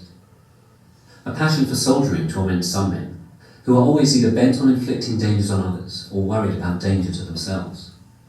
Some are worn down by the voluntary enslavement of thankless attendance on the great. Many are kept busy either striving for other people's wealth or complaining about their own.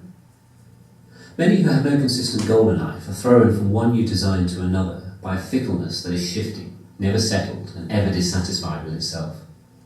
Some have no goal at all towards which to steer their course, but death takes them by surprise as they gape and yawn.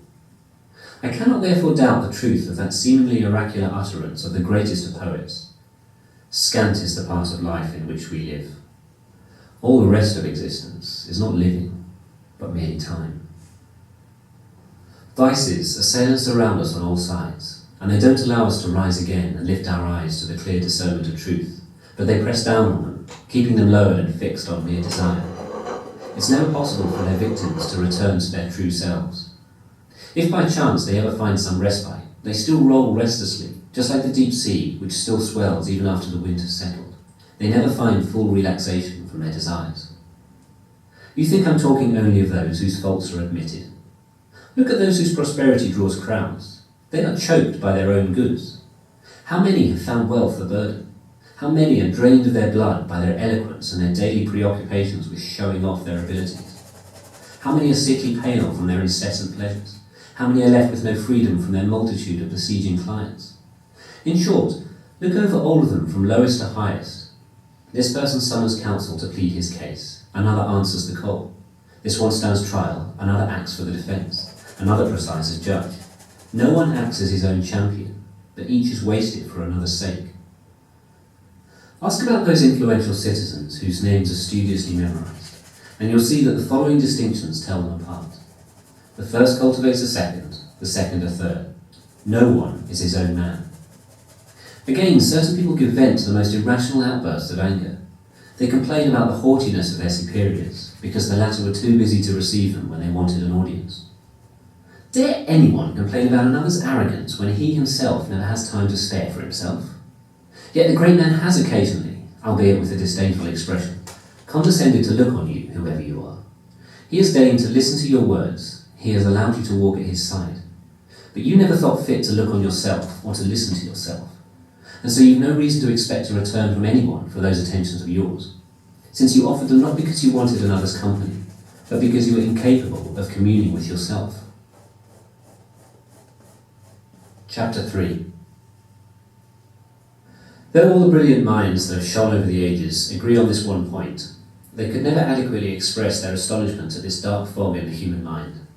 No one lets anyone seize his estates, and if a trivial dispute arises about boundary lines, there's a rush to stones and arms. But people let others trespass on their existence, or rather, they go so far as to invite in those who will take possession of their lives. You'll find no one willing to distribute his money, but how many people each of us shares out his life? Men are thrifty in guarding their private property, but as soon as it comes to wasting time, they are most extravagant with the one commodity for which it is respectable to be greedy. And so I'd like to collar one of the older crowd. I see that you've reached the limit of human life. You're pressing hard on your 100th year or more. Come now, submit your life to an audit. Calculate how much of your time has been taken up by a moneylender, how much by a mistress, how much by a patron, how much by a client, how much in arguing with your wife, in punishing your slaves, in running about the city on social duties. Add to your calculations the illness that you've inflicted on ourselves, and also the time that has lain idle. You'll see that you've fewer years than you count. Look back and recall when you were ever sure of your purpose, how few days turned out as you'd intended, when you were ever at your own disposal, when your face showed its own expression, when your mind was free from disturbance. What accomplishment you can claim in such a long life. How many have plundered your existence without your being aware of what you were losing? How much time has been lost to groundless anguish, foolish pleasure, greedy desire, the charms of society? How little is left to you from your own store of time? You'll come to realise that you're dying before your time. What then is the reason for this? You'll sort of live as if you're going to live forever. Your own human frailty never enters your head. You don't keep an eye on how much time has passed already. You waste time as if it comes from a source full to overflowing, when all the while that very day which is given over to someone or something may be your last. You're like ordinary mortals in fearing everything. You're like immortals in coveting everything. You'll hear many say, after my 50th year, I'll retire to a life of leisure. My 60th year will bring me release from all my duties. And what guarantee, may I ask, do you have that your life will last longer? Who will allow those arrangements of yours to proceed according to plan? Are you not ashamed to keep for yourself only the remnants of your existence, and to allocate to philosophical thought only that portion of time which can't be applied to any business? How late is it to begin living just when life must come to an end? What foolish obliviousness to our mortality to put off wise plans to our 50th and 60th year, and to want to begin life from a point that few have reached. Chapter 4. You'll find that the most powerful men of high position drop words in which they pray for leisure, praise it, and prefer it to all their blessings. They sometimes long to step down from that pinnacle of theirs, if they can safely do so. For even without any external disturbance or shock, fortune crashes down on itself under its own weight. The divine Augustus, to whom the gods gave more than to any man, never ceased to pray for rest for himself and to seek release from the affairs of state. Every conversation of his kept coming back to this theme that he was hoping for leisure. He would relieve his toils with this sweet, even if illusory, consolation, the thought that one day he would live for himself. In a letter he sent to the Senate, when he had given an assurance that his retirement would not be wanting in dignity and not be inconsistent with his former prestige, I found the following words. But such things are more impressive in their fulfilment than in their promise.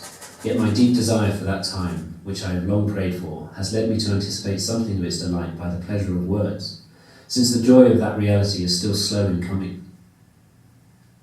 Leisure seems such a desirable thing, that because he couldn't enjoy it in reality, he enjoyed the thought of it in advance. He who saw that the world depended on him and him alone, who determined the fortunes of individuals and nations. He was happiest in looking forward to that day on which he would lay aside his greatness. He knew by experience how much sweat was wrung from him by those blessings that gleamed the world over. He knew the scale of the hidden anxieties they veiled.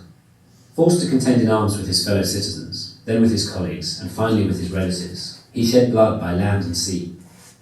Driven by war through Macedonia, Sicily, Egypt, Syria, and Asia, and almost every known land, he turned his armies to foreign wars when they were weary of slaughtering Romans.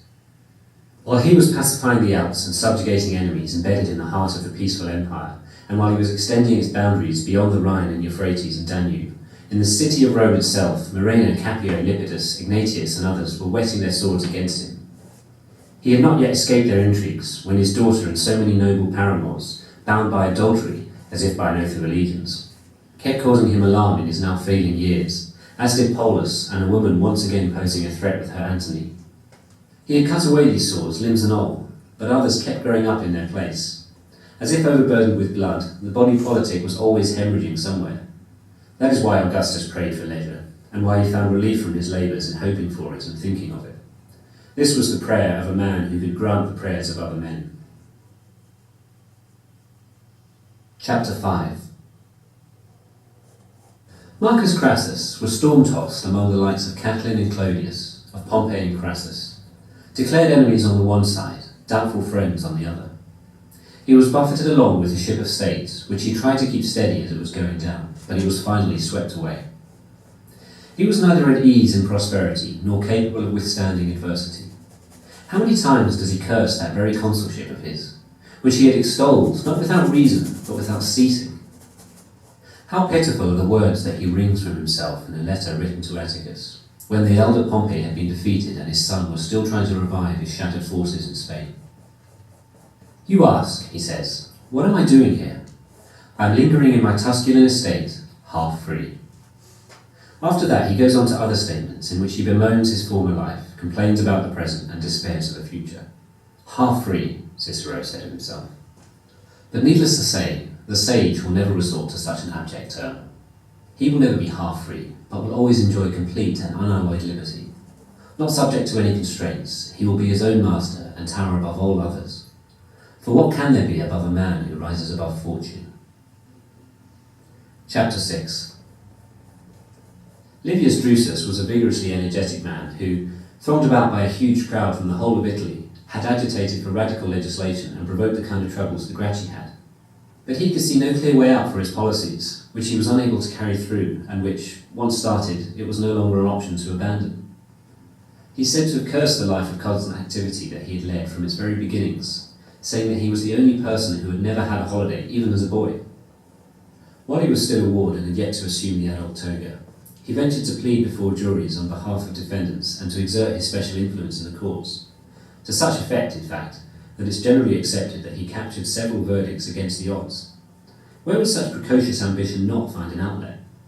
You might have known that such premature presumptuousness would lead to a disaster both for him and for the state. And so it was too late when he began complaining that he had never had a holiday, since he'd been a troublemaker and a burden to the forum from his boyhood. It is unclear whether he died by his own hand. He fell suddenly from a wound to the groin. Some doubted whether his death was self-inflicted. No one that it was timely. It would be superfluous to mention more figures who, although they seemed to others the happiest of mortals, themselves gave true testimony against themselves when they expressed their intense hatred for every act of their lives. Yet by these complaints they changed neither themselves nor anyone else, for after the outburst their feelings reverted to their normal state. In reality, your life, even if you live 1,000 years and more, will be compressed into the merest span of time. Those vices of yours will swallow up any number of lifetimes. To be sure, this span of time, which good management prolongs, even though it naturally hurries on, must in your case escape you quickly, for you fail to seize it and hold it back, and you do nothing to delay the speediest of all things, but you allow it to pass as if it was something overabundant that we can get back again. Chapter 7. In fact, among the worst cases, I count also those who give their time to nothing but drink and lust, for these are the most shameful preoccupations of all. Other people, even if the semblance of glory that grips them is false, nevertheless go astray in respectable fashion. You can cite for me people who are greedy, those quick to anger, or people who busy themselves with unjust hatreds or wars. But all of them sin in a more manly fashion. It is those abandoned to the belly and lust who bear the stain of dishonour. Scrutinise every moment of such people's lives, and note how much time they spend on their ledger keeping, how much on setting traps or fearing them, how much on cultivating others or being cultivated by others, how much on giving or receiving bail, how much on dinner parties, which have themselves become business. You'll see that their affairs, whether good or bad, allow them no time to draw breath. To sum up, everyone agrees that no one area of activity can be successfully pursued by someone who is preoccupied. Rhetoric cannot, nor can the liberal arts, since the distracted mind takes in nothing really deeply, but rejects everything that is, so to speak, pounded into it. Nothing is less characteristic of a man preoccupied than living. There is no knowledge that is harder to acquire. Instructors of other disciplines are two a penny. Indeed, mere boys have been seen to master some of these disciplines so thoroughly that they could even be masters in the classroom. But learning how to live takes a whole lifetime, and, you'll perhaps be more surprised at this, it takes a whole lifetime to learn how to die. So many men of the highest station have set aside all their encumbrances, renounced their wealth, their business, their pleasures, and right up to the very end of life they have made it their sole aim to know how to live. Nevertheless, the majority of them depart from life, admitting that they did not yet have such knowledge. Still less have those others attained it. Believe me, it's the mark of a great man, and one rising above human weakness, to allow no part of his time to be skimmed off. Accordingly, such a person's life is extremely long, because he's kept available for himself the whole of whatever amount of time he had. None of it lay fallow and uncultivated, and none of it is under another's control. For being a most careful guardian of his time, he found nothing worth exchanging it for. And so that man had enough time, but those deprived of much of their life by the public have necessarily had too little. Nor should we imagine that those people aren't sometimes conscious of their loss. Certainly you'll hear many of those burdened by their great prosperity occasionally cry out amid their hordes of clients or their pleadings of cases, or their other respectable forms of wretchedness, "I have no chance to live." Of course you don't. All those who engage you in their business disengage you from yourself. How many days did that defendant of yours take from you? How many that candidate? Or that old lady, wearied as she is by burying her heirs? Or that character who feigns illness to excite the greed of legacy hunters? Or that powerful friend who holds on to you, not for true friendship, but for show? Check off, I say, and review the days of your life. You'll see that very few of them, and those the worthless ones, have stayed in your possession. The man who's achieved the high office he prayed for longs to lay it aside and repeatedly says, "When will this year end?" The man who puts on the games thought it a great privilege that responsibility for giving them fell to him. Now he says, "When will I be free of them?" That advocate has people competing for his attention throughout the forum. With the crowd he draws, he fills the whole place further than he can be heard. When, he says, will there be a vacation? Everyone sends his life racing headlong and suffers from a longing for the future, a loathing of the present. But the person who devotes every second of his time to his own needs, and who organises each day as if it were a complete life, neither longs for nor is afraid of the next day. For what new kind of pleasure is there that any hour can now bring? Everything is being experienced, everything enjoyed to the full. For the rest, fortune may make arrangements as it wishes. His life has already reached safety. Addition can be made to his life, but nothing taken away from it. An addition made in the way that a man who is already satisfied and full takes a portion of food which he doesn't crave and yet has room for. So there's no reason to believe that someone has lived long because he has grey hair and wrinkles. He's not lived long, but long existed. For suppose you thought that a person had sailed far who'd been caught in a savage storm as soon as he left harbour, and after being carried in this direction and that, was driven in circles over the same course by alternations of the winds raging from different quarters. He didn't have a long voyage, but he was long tossed about. Chapter 8. I'm always astonished when I see people requesting the time of others and receiving a most accommodating response from those they approach. Both sides focus on the object of the request, and neither side on the time itself. It is requested as if it were nothing, granted as if it were nothing.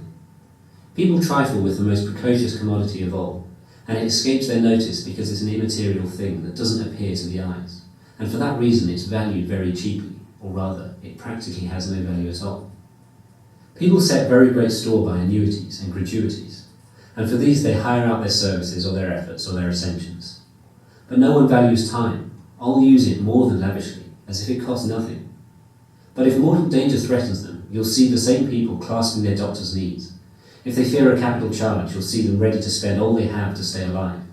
So great is the conflict in their feelings. But if each of us could see the number of years before us as precisely as the years that have passed, how alarmed would be those who saw only a few years left, and how carefully would they use them? And yet it's easy to manage an amount, however small, which is clearly defined. We have to be more careful in conserving an amount that may give out at any time.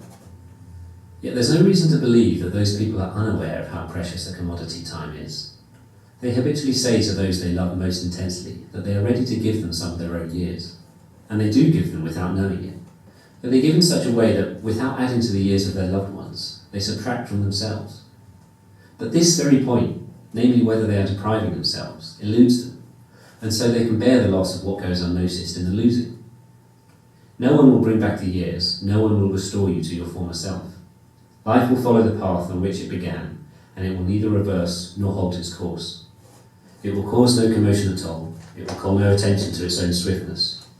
It will glide on in silence, it will prolong itself at neither a king's commands nor his people's clamour.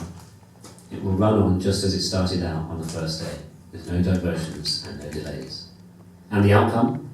You've been preoccupied while life hurries on, death looms all the while, and like it or not, you have to accommodate it. Chapter 9. Can there be anything sillier than those people who boast of their foresight? They are too busily preoccupied with efforts to live better. They plan out their lives at the expense of life itself. They form their purpose with the distant future in mind, yet the greatest waste of life lies in postponement. It robs us of each day in turn and snatches away the present by promising a future. The greatest impediment to living is expectancy, which relies on tomorrow and wastes today. You map out what is in fortune's hand, but let slip what's in your own hand. What are you aiming at? What's your goal? All that's to come lies in uncertainty. Live right now. Hear the cry of the greatest of poets, who sings his salutary song as if inspired with divine utterance. Each finest day of life for wretched mortals is ever the first to flee. Why are you holding back, he says? Why are you slow to action? If you don't seize the day, it slips away. Even when you've seized it, it will still slip away, and you must compete with time's quickness in the speed with which you use it, and you must drink swiftly as if from a fast-moving torrent that will not always flow. This too the poet very aptly says in chastising interminable procrastination. Not each best age, but each best day. Carefree and unconcerned, even though time flies so quickly, why do you project for yourself months and years in long sequence, to whatever extent your greed sees fit? The poet is speaking to you about the day, about this very day which is slipping away. So can there be any doubt that each finest day is ever the first to flee for wretched mortals, that is, the preoccupied? Old age takes their childish minds unawares, and they meet it unprepared and unarmed, for they've made no provision for it. Suddenly, unsuspecting, they've stumbled upon it, without noticing that it was drawing nearer every day. Just as conversation or reading or some deep reflection beguiles travellers and they find that they've reached their destination before being aware of approaching it, so with the ceaseless and extremely rapid journey of life, which we make at the same pace whether awake or sleeping, the preoccupied become aware of it only at its end. Chapter 10. If I wanted to divide my subject into categories, each with its proofs, I could come up with many arguments to demonstrate that the life of the preoccupied is very short. But Fabianus, who was not one of today's chair-holding professionals, but a true philosopher of the old-fashioned sort, was in the habit of saying that we must battle against the passions with a vigorous attack, not with nicety of argument. The enemy line is to be turned by a full frontal assault, not by tiny pinpricks. He has no regard for mere quibbling, for vices are to be crushed, not merely nipped at. Nevertheless, for the preoccupied to be censured for their distinctive failing, they are to be taught a lesson, not simply given up for lost. Life is divided into three parts: past, present, and future. Of these parts, the present is brief, the future doubtful, the past certain. For this last is the category over which fortune no longer has control, and which cannot be brought back under anyone's power. Preoccupied people lose this part, for they have no leisure to look back at the past, and even if they had it, there's no pleasure in recalling something regrettable. And so they're unwilling to turn their minds back to times badly spent, and they dare not revisit the past because their vices become obvious in retrospect, even those that insinuate themselves by the allurement of momentary pleasure. No one gladly casts his mind back to the past, except for the person whose every action has been subjected to his own self-assessment, which is infallible. A man who's been ambitious in the scale of his desires, arrogant in his disdainfulness, unrestrained in prevailing over others, treacherous in his deceptions, greedy for his plunderings, and lavish in his prodigality. Such a man must inevitably be afraid of his own memory. Yet this part of our existence, those consecrated and set apart, elevated above all human vicissitudes and removed beyond fortune's sway, and harried by no poverty, no fear, no attacks of disease, this part can be neither disrupted nor stolen away. Our possession of it is everlasting and untroubled. Days are present only at a time, and these only minute by minute. But all the days of the past will attend you at your bidding, and they will allow you to examine them and hold on to them at your will, something which preoccupied people have no time to do. It takes a tranquil and untroubled mind to roam freely over all parts of life, but preoccupied minds, as if under the yoke, cannot turn around and look backward. Their life, therefore, disappears into an abyss, and just as it does no good to pour any amount of liquid into a vessel if there's nothing at the bottom to receive it, so it makes no difference how much time we are given if there's nowhere for it to settle, and it's allowed to pass through the cracks and holes in the mind. The present time is very brief, indeed so very brief that to some people it seems to be non-existent. For it's always in motion, slipping by and hurrying on. It ceases to be before it arrives, and it no more suffers delay than do the firmament or the heavenly bodies, whose ever tireless movement never lets them remain in the same position. So the preoccupied are concerned with the present alone, and it is so fleeting that it can't be grasped, and even that little amount is stolen away from them because they're pulled in so many different directions. Chapter 11. In a word, do you want to know how briefly they really live? See how keen they are to live a long life. Enfeebled old men beg in their prayers for an additional few years. They pretend they are younger than they really are. They flatter themselves by this falsehood, and deceive themselves as gladly as if they deceive fate at the same time. But when some real illness has at last reminded them that they are mortal, how terrified they are when they die. As if they're not leaving life, but being dragged from it. They cry out repeatedly that they've been fools because they've not really lived, and that they'll live in leisure if only they can escape their illness. Then they reflect on how uselessly they've made provision for things they wouldn't live to enjoy, and how fruitless was all their toil. But why should life not be ample for those who spend it far removed from all business? None of it is made over to another, none scattered in this direction or that, none of it is entrusted to fortune, none wasted through neglect, none is lost through being given away freely, none is superfluous. The whole of life yields a return, so to speak. And so, however short, it is amply sufficient, and for that reason, whenever his last day comes, the sage will not hesitate to go to his death with a sure step. Chapter 12. You perhaps want to know whom I term the preoccupied. Don't imagine I mean only those lawyers who are driven out of the law court only when the watchdogs are finally let in for the night. Or those patrons you see crushed either with impressive display in their own crowd of admirers, or more contemptuously in someone else's crowd. Or those clients whose duties summon them from their own houses in order to dash them against the doors of others. Or those the praetor's spear keeps busy for disreputable gain, which is someday bound to fester. Even the leisure of some people is preoccupied. In their country retreat or on their couch, in the midst of their solitude, and even when they've withdrawn from everyone, they are troubling company for themselves. Their existence is to be termed not leisurely, but one of idle preoccupation. Do you call a man at leisure who arranges with meticulous attention to detail his Corinthian bronzes, which are made so expensive by the collecting mania of a few, and who spends most of the day on rusty strips of copper? Or a man who sits at a wrestling ring, for shame on us, we suffer from vices that are not even Roman, enthusiastically watching boys brawling, who separates the troops of his own well-oiled wrestlers into pairs of the same age and skin colour, who maintains a stable of the freshest athletes? Tell me, do you call those people leisured who spend many hours at the barber's while any overnight growth is trimmed away?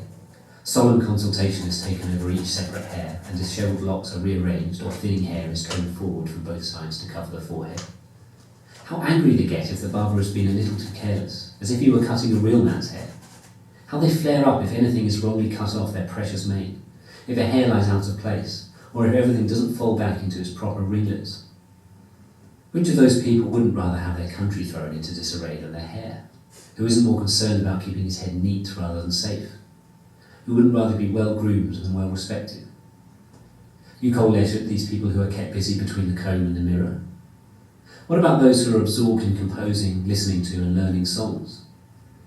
The voice, whose best and simplest flow is naturally straightforward, they twist into sinuous turns of the most feeble crooning.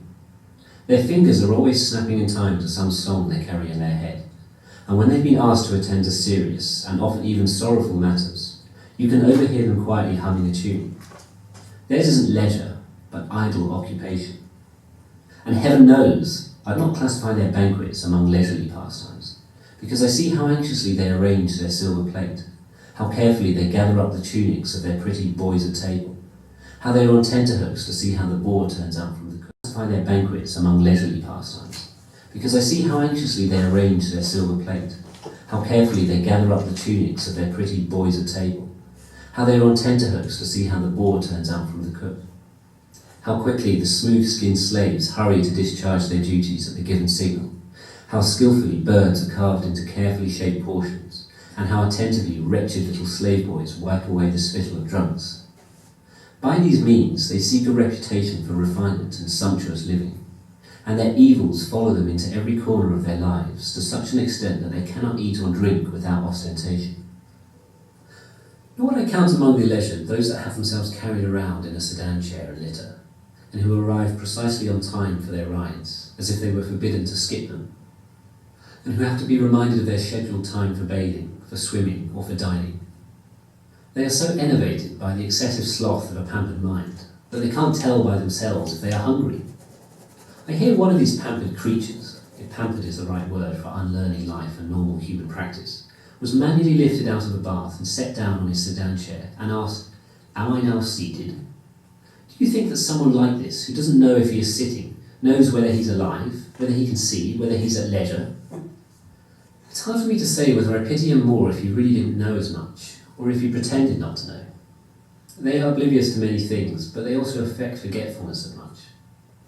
They find certain vices pleasing as evidence of their prosperity. To know what you're doing seems to be the mark of a man who's lowly and contemptible. What folly to think that mime actors feign many details in order to attack luxury. Truth be told, they pass over more than they fabricate. And such a wealth of unbelievable vices has arisen in an age that has applied its fertile talents in its one direction, that by now we can charge the mime actors with ignoring them. To imagine that there's anyone so ruined by pampering that he takes another's word as to whether he's seated. So here is not a person of leisure. You should apply a different term to him. He is sick, or rather as good as dead. The truly leisured person is one who is also conscious of his own leisure. But a person who needs a guide to make him aware of his own bodily positions is only half alive. How can he be in control of any of his time? Chapter 13. It would be a long business to run through the individual cases of people who spent their whole lives playing checkers or playing bowl or baking their bodies in the sun. People whose pleasures put them to considerable work are not at leisure. For instance, nobody will doubt that those who devote their time to useless literary questions, Rome too now has a significant number of such people, are busily engaged in doing nothing. It was once the well-known failing of the Greeks to ask how many rowers Ulysses had, whether the Iliad or the Odyssey was written first, and also whether they belonged to the same author, and other questions of the same stamp which, if you keep them to yourself, do nothing to improve your private knowledge, and if you divulge them, you're made to appear not more learned, but more annoying. But now this vacuous enthusiasm for acquiring useless knowledge has infected the Romans as well. Only a few days ago I heard someone mentioning which Roman general had been first to do what. Julius was the first to win a battle at sea, Curius Dentatus the first to parade elephants in a triumph. So far, even if such items as these hardly steer us towards glory, they still involve models of service to the state. Such knowledge isn't going to profit us, but it's nevertheless of the sort to hold our interest because its subject matter, though empty, is appealing. We may also excuse investigators who ask who first persuaded the Romans to deploy a naval force. It was Claudius, who was called Cordex for this reason, because the ancients termed the composite structure of several planks a cordex. Hence the public records are called codices, and the barges which carry provisions up to Tiber are still called codicarii in accordance with ancient practice.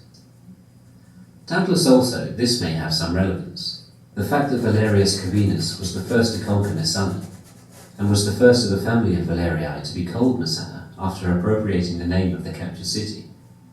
Common usage gradually changed the lettering, so he became Messala. But will you also allow interest in the fact that El Sala was the first to display lines off the leash in the circus? There was a general rule they were shown in chains, and that javelin throwers were supplied by King Bocchus to dispatch them. Alright, let's allow that as well. But is any useful purpose really served by knowing that Pompey was the first to put on a fight in the circus involving 18 elephants, with non-criminals arrayed against them in mock battle?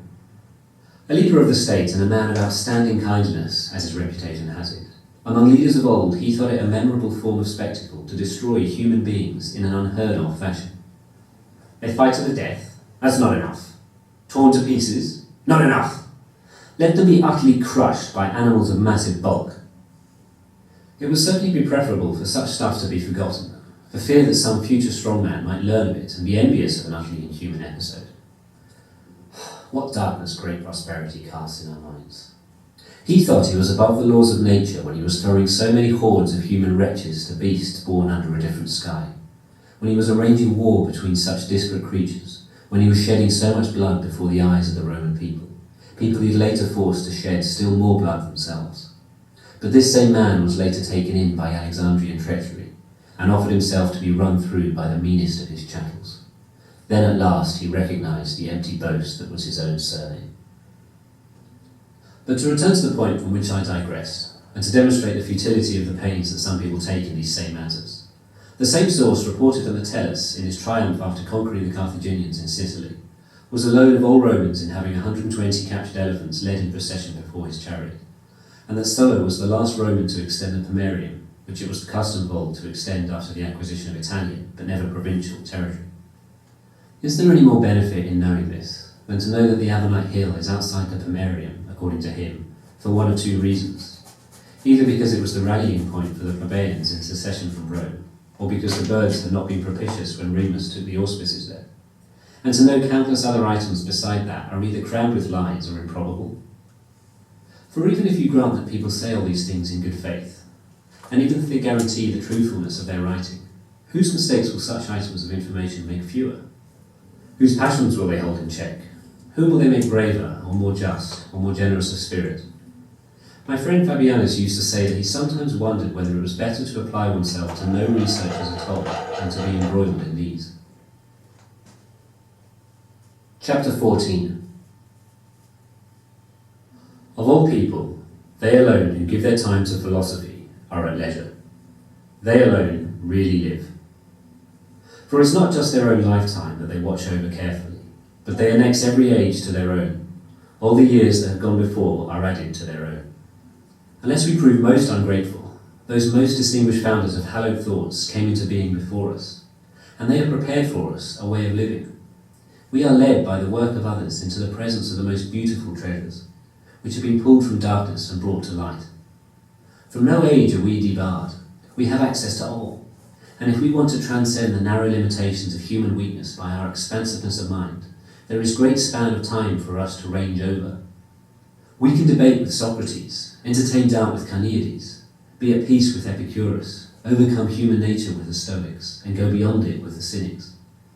Since nature allows us shared possession of any age, why not turn from this short and fleeting passage of time, and give ourselves over completely to the past, which is measureless and eternal and shared with our betters?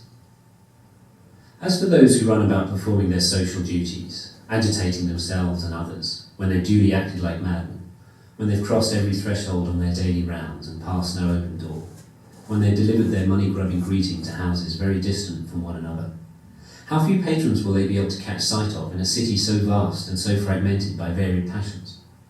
How many patrons will there be whose sleep or self-indulgence or churlishness denies their callers access? How many who, after they've tortured them with the long wait, pretend to be in a hurry as they pass them by? How many will avoid going out through a reception hall packed with clients and make their escape through a door that's hidden from view, as if it were not even crueler to deceive them than to refuse them admittance? How many, half asleep and weighed down by the effects of yesterday's drinking, will yawn with utter disdain and address those wretched clients who cut short their own sleep in order to wait on another's, by the right name only after it's been whispered to them 1,000 times over by lips that hardly move? Do we suppose these clients spend time on morally commendable duties? But we can say as much of those who will want to have Zeno, Pythagoras, Democritus, and the other high priests of philosophical study, and Aristotle and Theophrastus as their closest companions every day. None of these will ever be unavailable to you. None of these will fail to send his visitor off in a happier condition and more at ease with himself. None will let anyone leave empty-handed. They can be approached by all mortals by night and by day. Chapter 15. None of these philosophers will force you to die, but all will teach you how. None of them will diminish your years, but each will share his own years with you. With none of them will conversation be dangerous, friendship life-threatening, or cultivation of them expensive. From them you'll take whatever you wish. It will be no fault of theirs if you fail to take in the very fullest amount you have room for. What happiness, what a fine old age lies in store for the person who's put himself under the patronage of these people. He'll have friends whose advice he can seek on the greatest or least important matters, whom he can consult daily about himself, from whom he can hear the truth without insult and receive praise without fawning, and who will provide a model after which to fashion himself. There is a common saying that it was not in our power to choose the parents we were allotted, and that they were given to us by chance. Yet we can be born to whomever we wish. There are households of the most distinguished intellects. Choose the one into which you'd like to be adopted, and you'll inherit not just the name, but also the actual property, which is not to be hoarded in a miserly or mean spirit. The more people you share it with, the greater it will become. These will open for you the path to immortality, and raise you to an elevation from which no one is cast down. This is the sole means of prolonging mortality, or rather of transforming it into immortality. Honours, monuments, all that ostentatious ambition has ordered by decree or erected in stone, are soon destroyed. There's nothing that the long lapse of time doesn't demolish and transform, but it cannot harm the works consecrated by wisdom. No age will efface them, no age reduce them at all. The next age, and each one after that, will only enhance the respect in which they are held, since envy focuses on what is close at hand, but we more freely admire things from a distance. So the sage's life is ample in scope, and is not constricted by the same limit that confines others.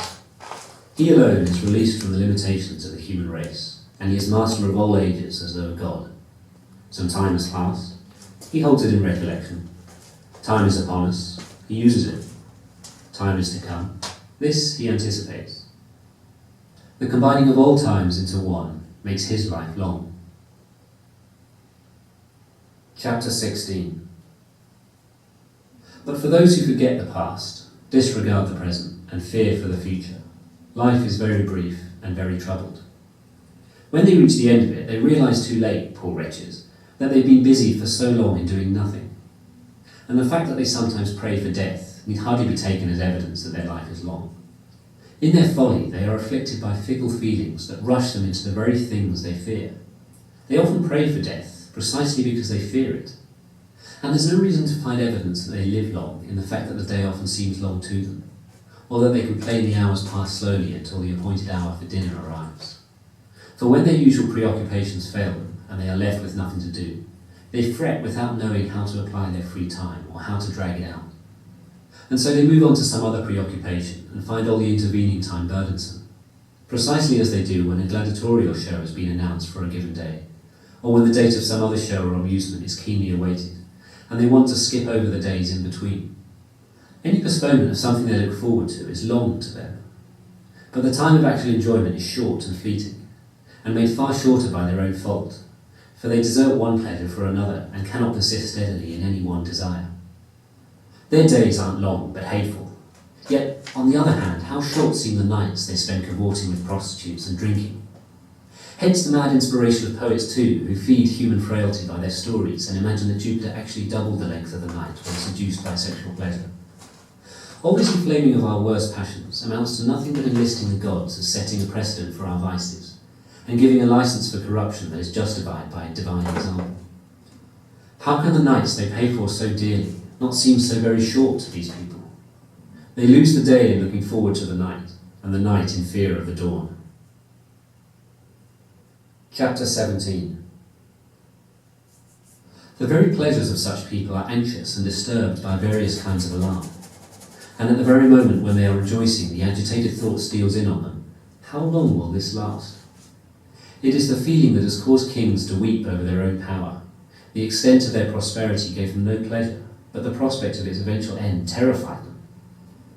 When the exceedingly arrogant king of the Persians ranged his army over the vast plains, and could only measure its size, not count it, he wept at the thought that within a century not one soldier from that huge force would still be alive. Yet the very man who wept was destined to bring their fate on them, to lose some troops at sea, others at land, some in battle, others in flight, and so to destroy in a very short time all those for whose 100th year he feared. And what of the fact that even the joys of such people are anxiety-ridden? This is because they don't rest on stable causes, but are disrupted as frivolously as they are produced. But what do you think their times are like when they are wretched even by their own admission, since even the joys which lift and transport them above their fellow men are by no means unmixed?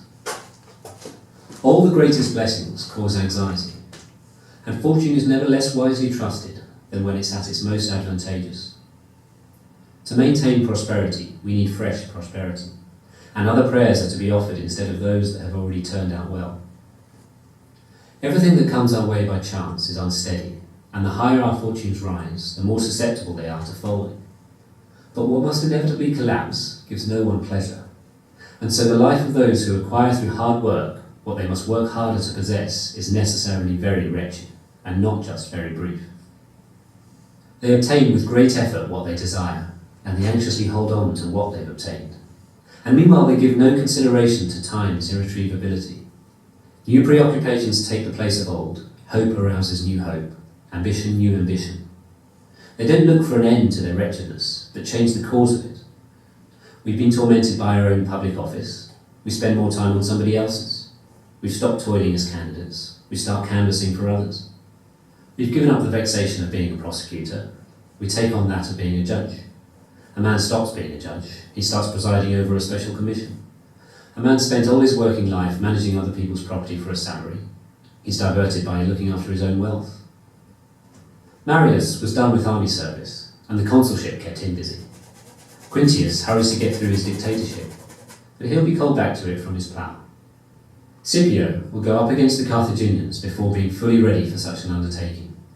Victorious over Hannibal, victorious over Antiochus, he will win distinction in his own consulship and act as surety for his brother's consulship. And but for his own objections, his statue would be placed in Jupiter's company in the Capitoline temple. But discord among the citizens will bring trouble to their saviour, and after he has scorned as a young man public honours rivalling those of the gods, in old age he'll eventually take pleasure in an ostentatiously defiant exile. Reasons for anxiety will never be wanted, whether because of prosperity or wretchedness. Life will always be driven on through one preoccupation after another. We shall always pray for leisure, but never attain it. Chapter 18. And so, my dearest Paulinus, remove yourself from the crowd, and, storm-tossed more than your years deserve, withdraw at last to a more peaceful haven. Consider how many waves you've endured, and, on the one side, how many storms you've weathered in private, and on the other, how many you've brought on yourself in your public career. Long enough has your virtue been demonstrated through toilsome and unceasing proofs. Put to the test what it can achieve in leisure. The greater part of your life, and certainly the better part, has been given to the state. Take some of your time for yourself as well. It's not to a sluggish and idle state of inaction that I summon you, or to drown all your lively energy in sleep and in the pleasures that are dear to the crowd. That's not to find peace of mind. You'll find tasks to busy yourself about in serene seclusion that are more important than any you've dealt with so energetically thus far. You manage the revenues of the world, it is true, as scrupulously as you would a stranger's, as diligently as you would your own, as conscientiously as you would the state's. You win affection in a post in which it is hard to avoid being hated. Yet it is nevertheless better, believe me, to know the balance sheet of one's own life than that of the public grain supply. Recall that energetic mind of yours, which is supremely qualified to deal with the greatest challenges, from an office that is certainly eminent, but is hardly in keeping with the happy life. And consider that you didn't make it your aim, with all of your training in the liberal arts from the earliest age, for many thousands of grain measures to be safely entrusted to you. You'd shown promise of something greater and higher. There'll be no shortage of men, of both scrupulous good character and diligent service. But slow-moving pack animals are far better suited to carrying heavy loads than thoroughbred horses. Whoever hampered the fleetness of these well-bred creatures with a weighty burden? Consider, moreover, how stressful it is to subject yourself to such a heavy responsibility. You have to deal with the human stomach, and a hungry people neither submits to reason nor is soothed by fair treatment or influenced by any entreaty. Only recently, within those few days after Gaius Caesar died, he was still pained to the utmost, if the dead have any consciousness, because he saw that the Roman people survived him and still had enough rations for 7, or at all events 8 days. Because he made his bridges and boats and played with the empire's resources, we face the worst kind of disaster even for a people under siege, a shortness of food. His imitation of a crazed foreign king of ill-fated arrogance almost came at the cost of mass destruction by starvation and the general catastrophe that follows famine. What was the frame of mind of the officials in charge of the grain supply when they were destined to face stones, weapons, fires, and Gaius? With the greatest concealment, they covered over such a great sickness lurking amid the state's innermost organs, and with good reason, to be sure, for certain complaints are to be treated without the patients being aware of them. Knowing about their disease has caused many to die. Chapter 19. Retire to those pursuits that are calmer, safer, and more important. Do you think it amounts to the same thing whether you are in charge of seeing that imported grain is transferred to the granaries, undamaged by either the dishonesty or the carelessness of the transporters, that it doesn't absorb moisture and then get spoiled through heat, and that it corresponds to the declared weight and measure? Or whether you occupy yourself with these hallowed and lofty studies so as to learn the substance of God, His will, His general character, and His shape, what outcome awaits your soul, where nature lays us to rest upon release from our bodies? What it is that bears the weight of all the heaviest matter of this world in the centre, suspends the light components above, carries fire to the highest parts, and rouses the stars to their given changes of movement, and to learn other such matters in turn that are full of great wonders? You really ought to leave ground level and turn your mind's eye to these studies. Now, while enthusiasm is still fresh, those with an active interest should progress to better things. In this mode of life, much that is worth studying awaits you: the love and practice of the virtues, forgetfulness of the passions, knowledge of how to live and to die, and deep repose. The plight of all preoccupied people is wretched, but most wretched is the plight of those who labour under preoccupations that are not even their own, whose sleep schedule is regulated by somebody else's, who walk at somebody else's pace, and who are under instructions in that freest of all activities, loving and hating. If these people want to know how short their life is, let them reflect on how small a part of it is their very own. Chapter 20. So, when you see a man repeatedly taking up the robe of office, or a name well known in public, don't envy him. Those trappings are bought at the cost of life. For 1 year to be dated by their name, they'll waste all their own years. Life deserts some of them amid their first struggles, before the arduous climb up to the peak of their ambition. Some, after they've clambered up through 1,000 indignities to arrive at their crowning dignity, are assailed by the wretched thought that all of their toil has been for an inscription on an epitaph. Some map out new aspirations for their extreme old age, as if in their youth, and they succumb to weakness amid their great and immoderate endeavours. It's a shameful end when an old man acting in court for litigants who are perfectly unknown to him breathes his last, even at the moment when he's winning the applause of impressionable bystanders. It's a disgraceful end when the man who's sooner worn out by living than by working drops dead in the middle of his duties. And a disgraceful end when a man dies in the act of going over his accounts and draws a smile from the heir who's long been kept waiting. I can't pass over one example that occurs to me. Gaius Tyrannius was an old man of proven diligence who was past 90 when, on the emperor's initiative, he was granted retirement from his administrative post by Gaius Caesar. He gave instructions for himself to be laid out on his bed and to be mourned by his assembled household as if he were dead. The house lamented his elderly master's unemployment and didn't cease their mourning until his job was restored to him. Is it really such a pleasure to die preoccupied? Yet many have that same attitude, and their desire for work lasts longer than their capacity for it. They struggle against their bodily infirmity, and old age itself they judge a hardship for no other reason than because it removes them from office. The law doesn't draft a soldier after 50. It doesn't require a senator's attendance after 60. It's harder for people to obtain retirement from themselves than from the law. All the time while they plunder, and are plundered, and break in on each other's rests and make each other miserable. Life is without profit, without pleasure, without any progress of mind. No one holds death in view, no one refrains from distant hopes. Indeed, some people even make arrangements for things beyond life. Huge tombstones, dedications at public buildings, gladiatorial shows for the funeral, and ostentatious funeral processions. Yet in truth, the funerals of such people should be conducted by the light of torches and wax tapers, as if they'd lived for the briefest span.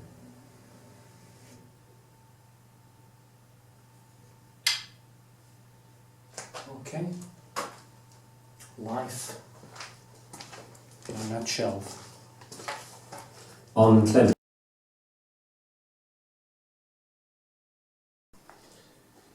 Hey, we are been doing a lot of work, and some work anyway, and I'm now starting to build more of the sculptural details in the chest here, different parts. Done more on the face, but it's a long way to go. I'll try to just keep bang on a little bit on the face now, I think. See if I can get something done here. Maybe I should zoom in a little bit so you can actually see what I'm doing.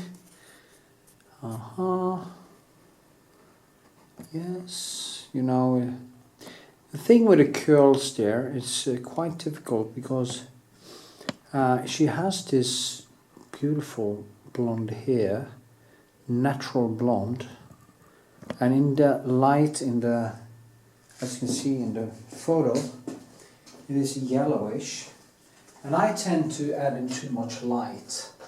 So what I will need to do is to glaze over it later, not now because it's kind of, I don't know if it's dry yet. And then I just need to go in and kind of enhance small things as I go along. When it comes to the skin, it is a very slow process because much of this is in the kind of in, what should I say, it is very opaque, it's in the dark, and the nuance is very small. Also, it's a little bit out of focus. I didn't see that before I started doing it, so it makes it a little bit harder. Probably said that several times in this video. But what you do is you just have to start somewhere, and you just start molding it, and you start seeing the different textures and different hues and stuff as you go along.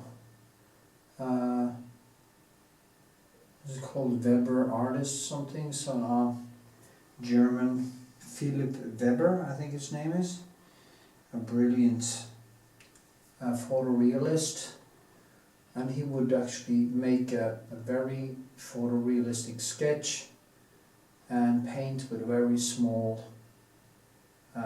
brushes systematically to get that naturalist look to it. So yeah. Whew. Yes.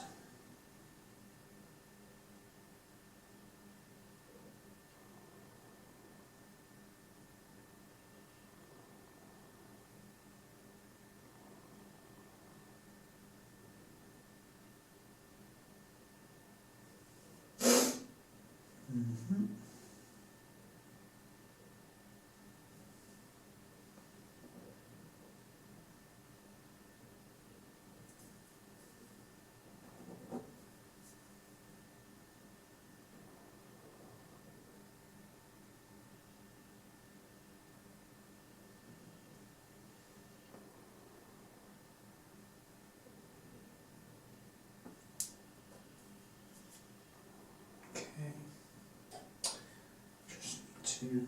It's also, I have been having some issues in my life. I had some kind of a shorter love story or relationship, which at this point actually kind of collapsed, and made so much noise in my head that I had problem focusing on my art, and that is a strange thing to notice. So I haven't been painting that much for the last. I've been painting, but I didn't get to do all the work I was going to do, because when you get into a very emotional and turbulent relationship with someone, it tends to distract you. You don't get enough sleep, things are happening. So I think it's kind of finally ended today with some strange things. And right now, at least, as I told a friend of mine, I feel content with it. I feel it was a relief. Despite that I love this girl, I just felt it becomes so noisy that you actually start to lose that, you start to lose the lust, and you start to lose the need to be with the person. And if you go back to paint, and it's so much better to be a painter than to be distracted by woman. I don't even know why I bother anymore. I should just paint, do my work, and then bloody well die. Just wish death welcome. Welcome, death. But anyway, so now I hope I'm going to get my focus back to the painting. And that is what I want. That is what I want to do. So yeah.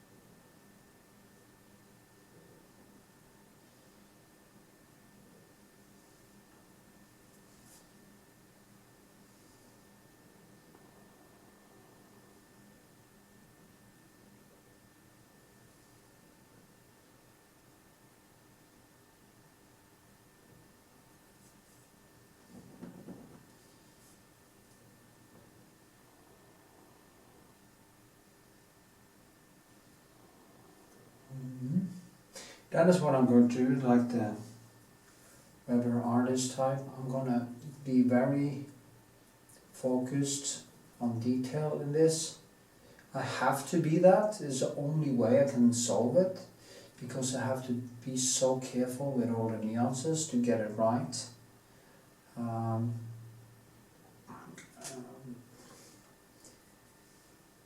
Because it's only nuance. A little tiny bit out of focus here. And yeah.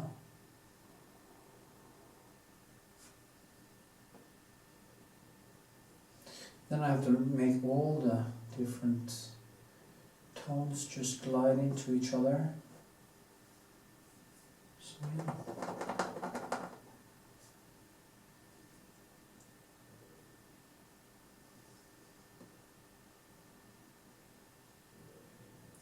I'm using kind of the bluish spectre. I have the blue-black, which is kind of dampening down all the colors like Kraplak and blue and stuff. So I just use that to kind of push down colors.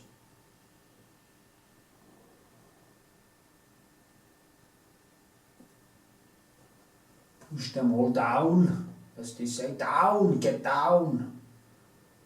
See here.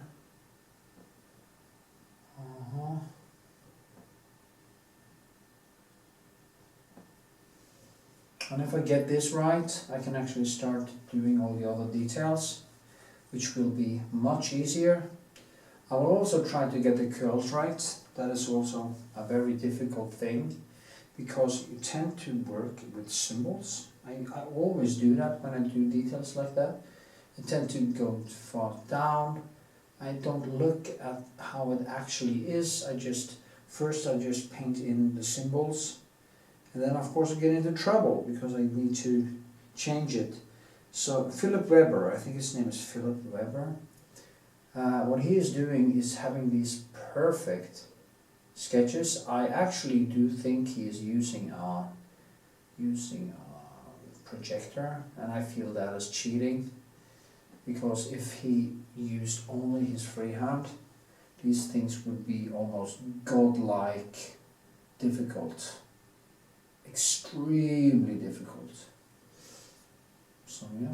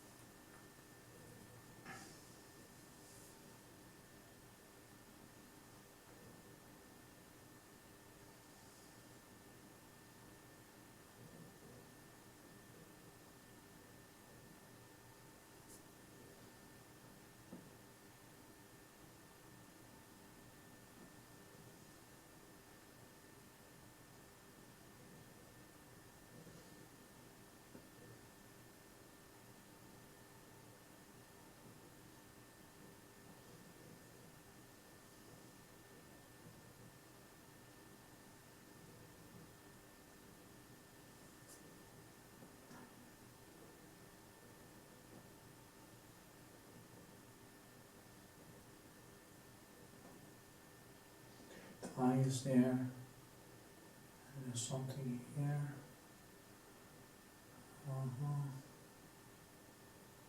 Yeah. You have to go look up the Philip Weber artist to see how he's doing it, because it's really, really, really brilliant. He kind of draws one here, kind of takes it like this and just drags it over. But that is perfect underneath, so when he pulls that hair over, or something like that, you can actually, it is actually an immediate contrast. I would like to become not that kind of photorealist, but I would like to become as good as humanly possible at my age. And as I say, girls or relationships should not be my focus. is not gonna give my life a long-lasting meaning, unless of course I could like to have that girl as my wife or something like that at some point, because I really loved her, really fell in love with her. At least I fell in love with her, and that's very rare when it comes to me. I rarely fall in love with girls, and this was kind of one of the ones. I've had a couple of ones before. The last one was 10 years ago, and this one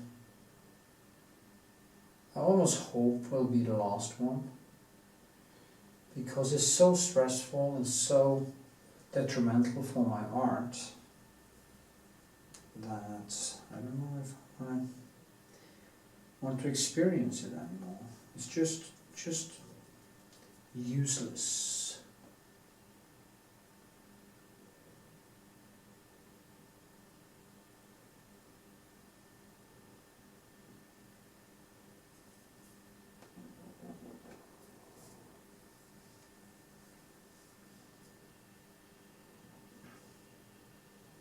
Anyway,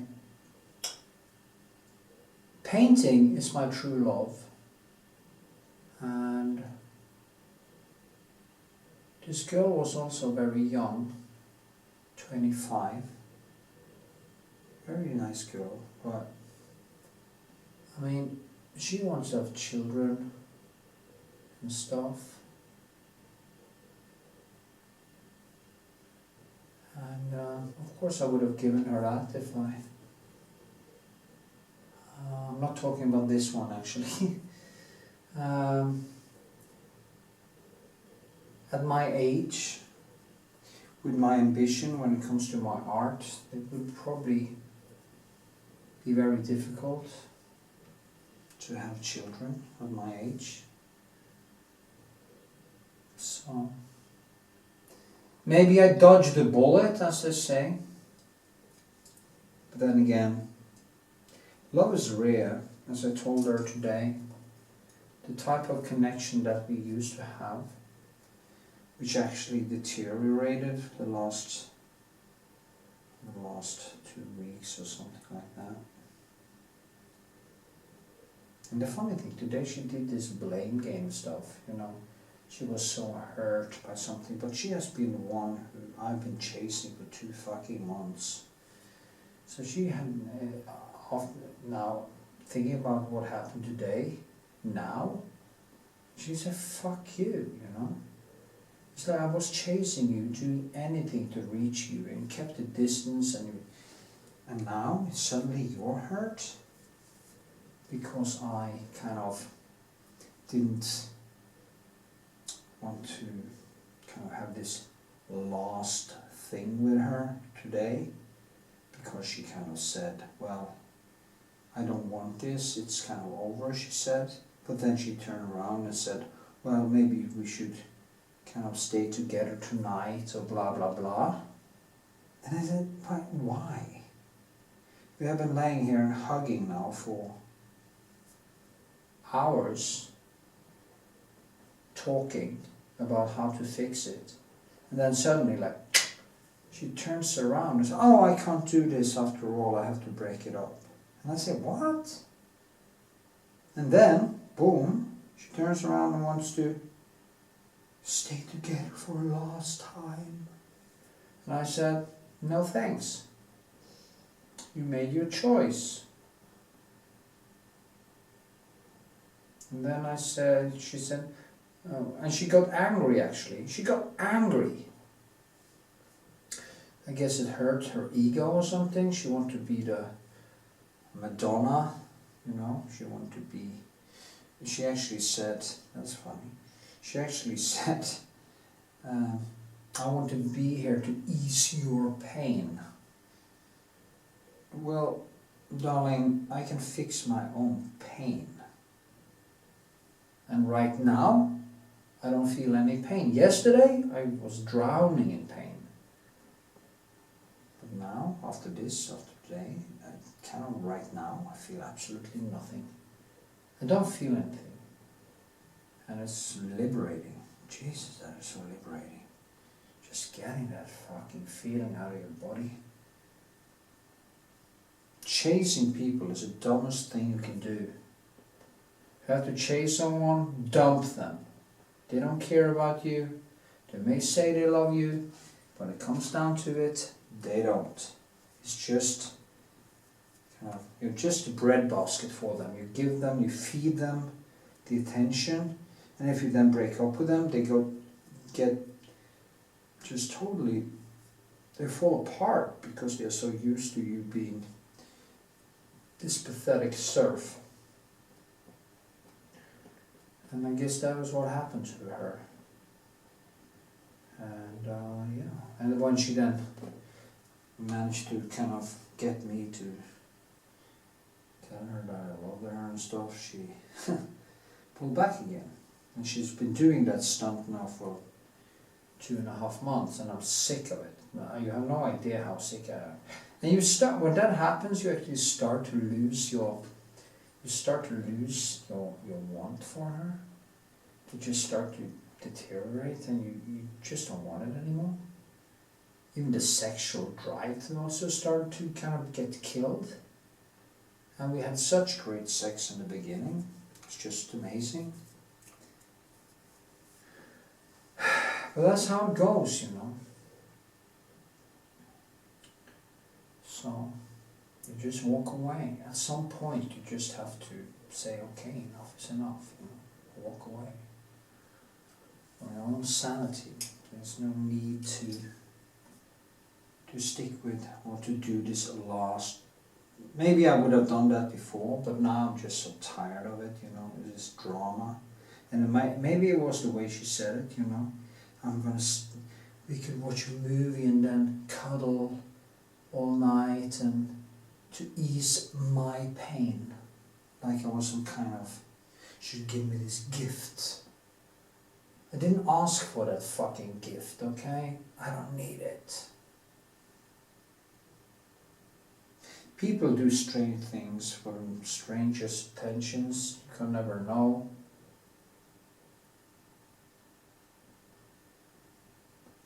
And when, as I said too, we have discussed all the things that went bad, we have seen what was my fault, what was her fault, and now you want to end it? You want to end it when it actually starts to begin? It's ridiculous. You know, she didn't love me, she just wanted to, maybe she loved the idea, but it wasn't love. I knew I wanted to be with that girl. I just knew. But when they do that, you have to build strength. You know, like you go to the gym and build muscle. You just over time have to accumulate the strength to walk away.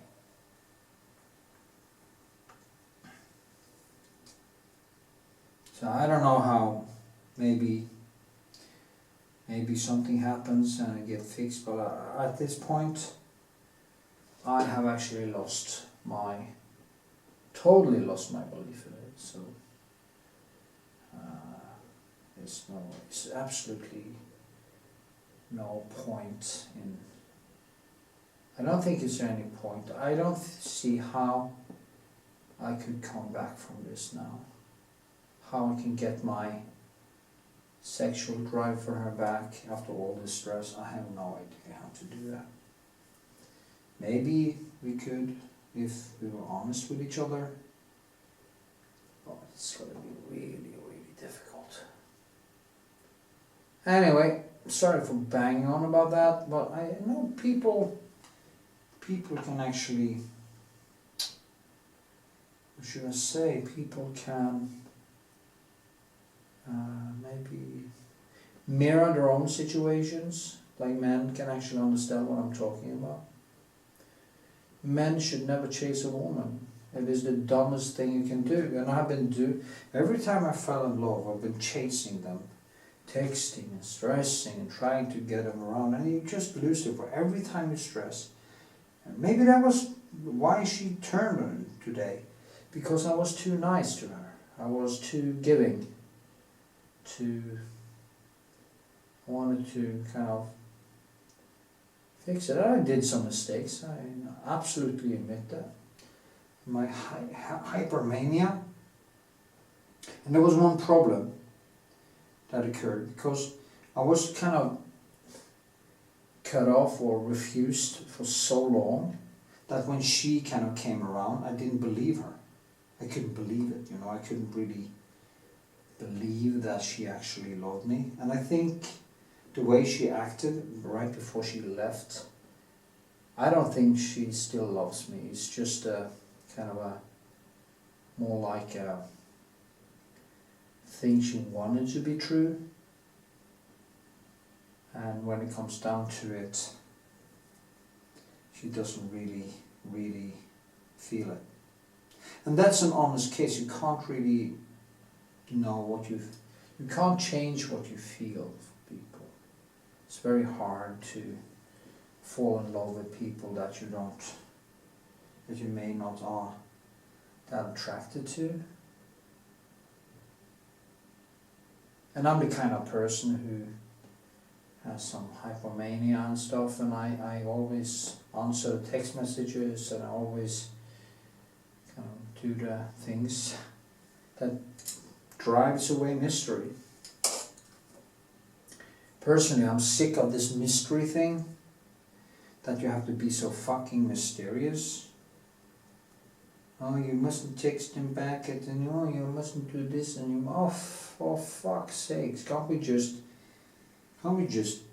make out and, yeah, just go, all this bullshit, you know. Oh, a woman won't like you if you do this, if you do that. Oh, God. No wonder there's a lot of single people in the world. Nobody's able to follow all these rules.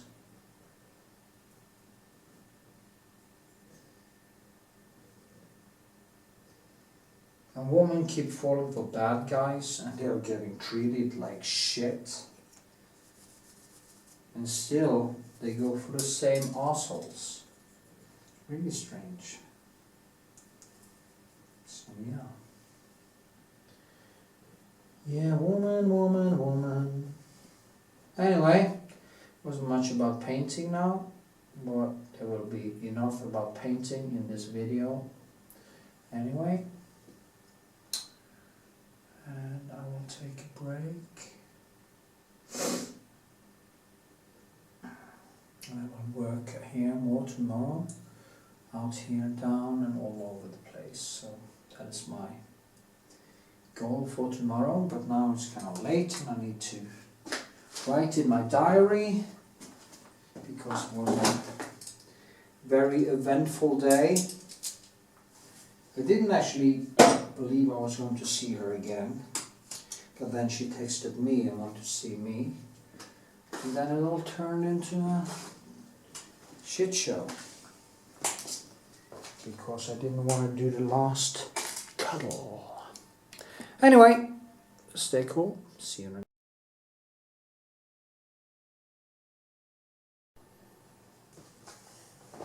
So, there we are. I'm working with the dress, and there's a lot of stuff happening here, so I'm just keep on banging on and try to get it right. There's yellows and there's many different colors here, so I need to really focus on getting it right. So some transparency in the cloth and stuff, so just try to get this going.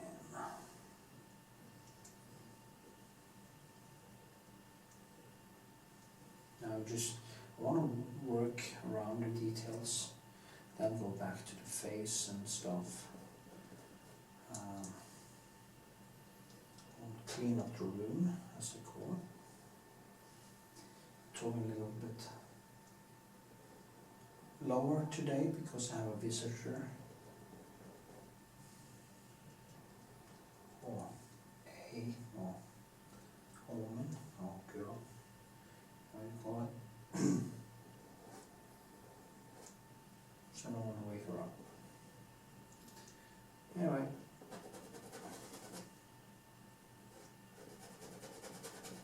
nice actually to work in more silence because it focuses my brain more. And that's very good.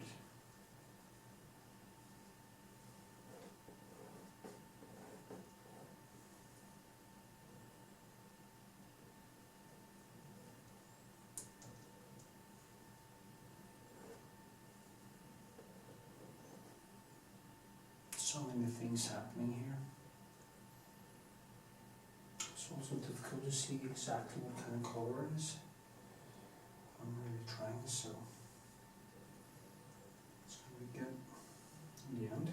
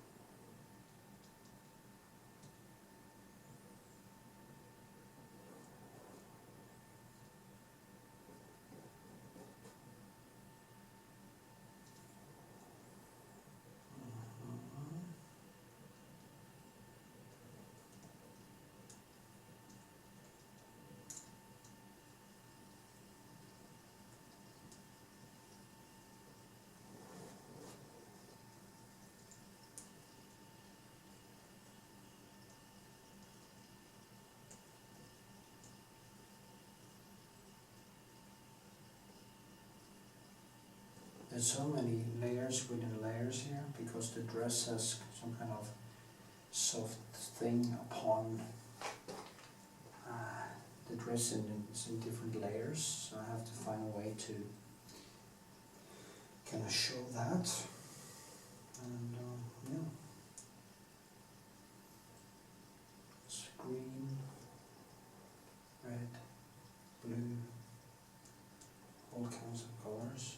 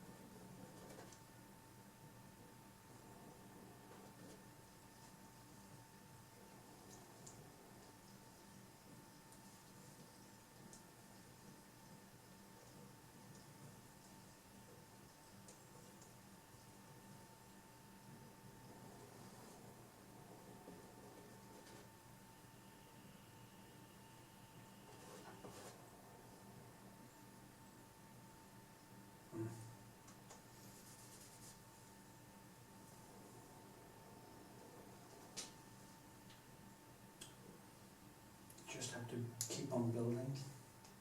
There's a lot of stuff happening in that dress.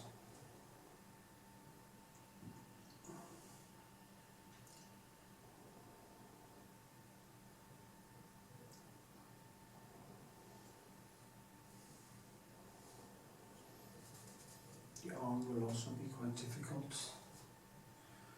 I think her arm is actually a little bit slimmer, but I will start looking in the mirror and adjust. So I just need to get the main stuff in.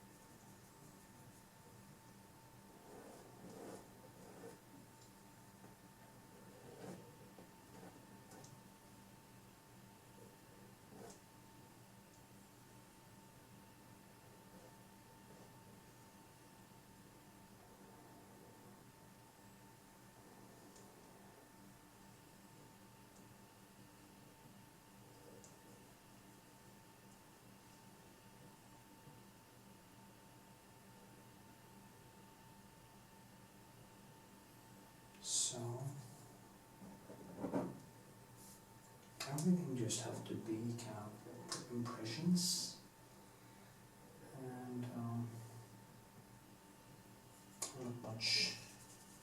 It has to be layers, one layers, that in the end creates the things I'm after. As I was explaining to the girl, which is actually here now, sleeping, one kind of has to use basically the pressure on a brush is also very important when you paint, because some places you just want to push push the nuances or push the brushwork together. Other places you just want to grab the color and just kind of place it on top of other colors, and that's exactly what I'm doing here, because I want that transparent thing that I'm looking for. Also is a little bit lower, and there's a thing there like this. So yeah,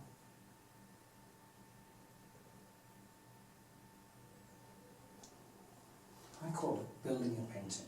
A painting better, but building a painting.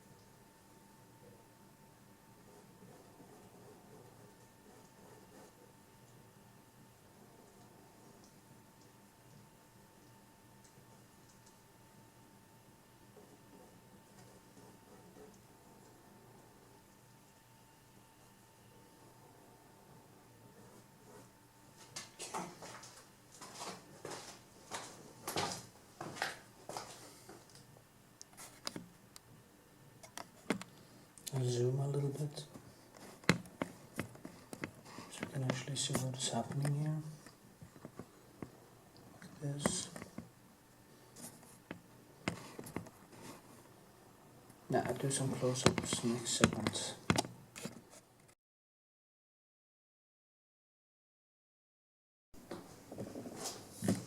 So I am now working with whole painting. We're starting to adjust different things that are wrong, adding in more details all over. And I've been adjusting stuff here. I'm gonna start working with all the kind of things in the dress and go over the whole thing for the next couple of days, and then go back to the face and mold that a couple of days, and then I basically have to let it dry and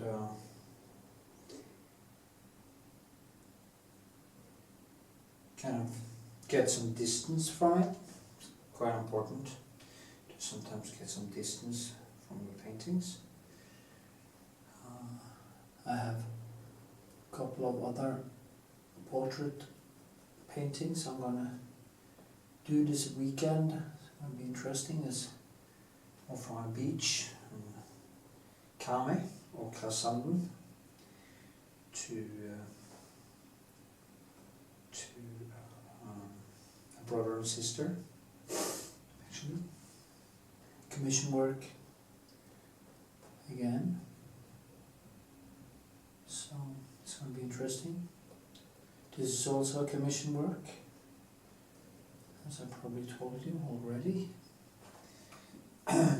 What I will do is that I need some better footage of the hand and the gun.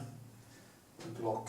Also want to do more, print out the roses so I get that more correct. And then I just start to add more space, more detail as I go along. Yeah.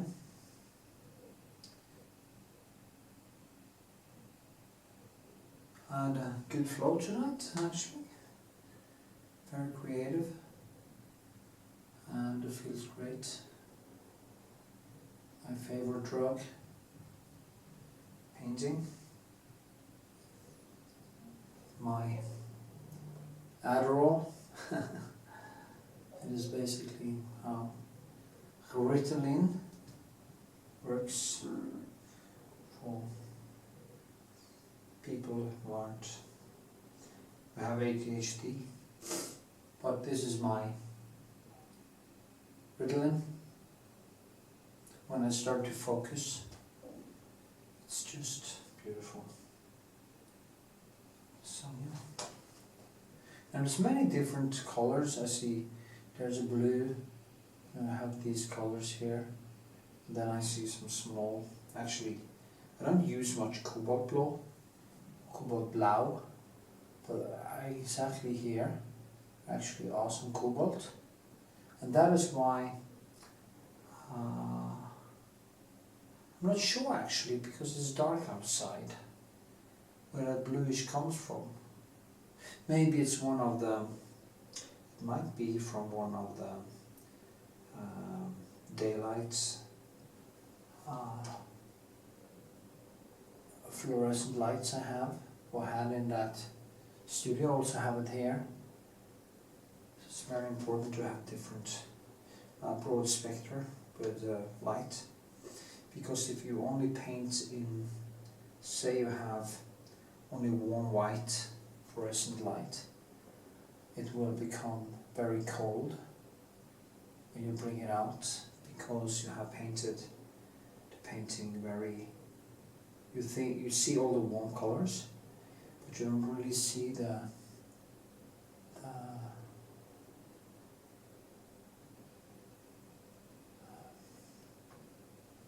you don't really see the cold. So if you have only warm, paint in warm light, you will automatically paint it more, actually paint it colder than in reality. So when you then take it out into daylight or different gallery, the colors in the painting will be off by a mile, and it can be very annoying. So I recommend that you use 50-50 or something with daylight and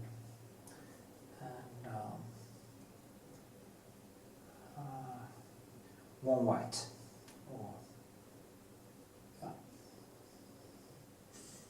or just white also works, but because it has some warmth in it. But what I do is basically do 50-50. It's about 50-50. Of course, there will always be a big difference between painting in daylight and painting in at nighttime or in fluorescent light, because the spectrum of light, of course, is way bigger in daylight or sunlight or whatever. But it's easier to create when you have a constant source of light, because daylight changes all the time, and it can be really annoying if you try to keep one hue, one type of color in the painting. So there are sacrifices to be made, to be conquered, difficulties to be conquered, and that is how it is.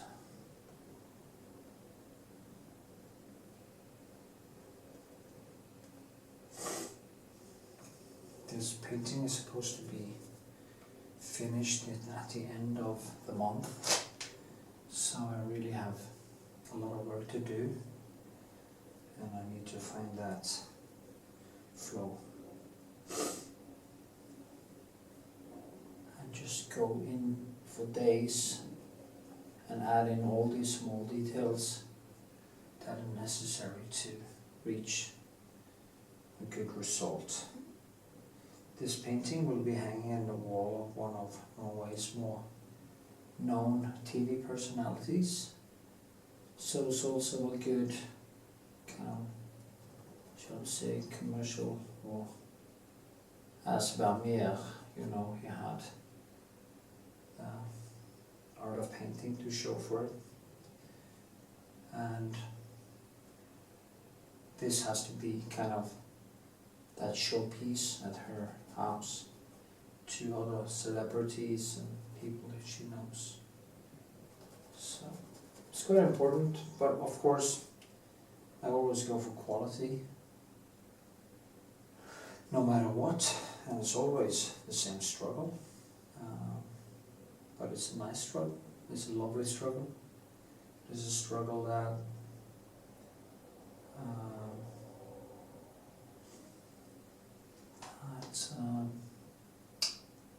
gives my existence some meaning in the meaningless,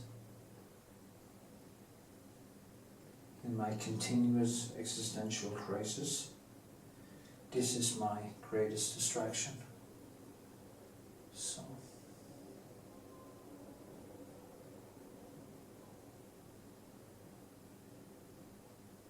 I think I'm going to make a video on YouTube on that topic.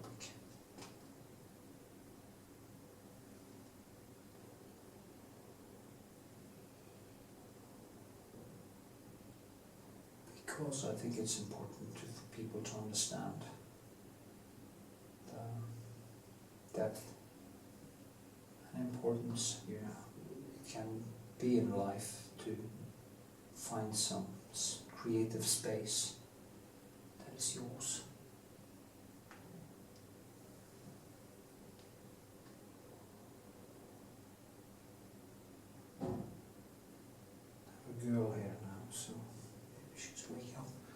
gonna serve her coffee in the morning before she goes to work. That's nice. It's kind of like my father did for my mother, or do for my mother. He always makes her breakfast in bed. That's so funny. And I would do the same thing for my woman. So that's just her. I work a lot at night, so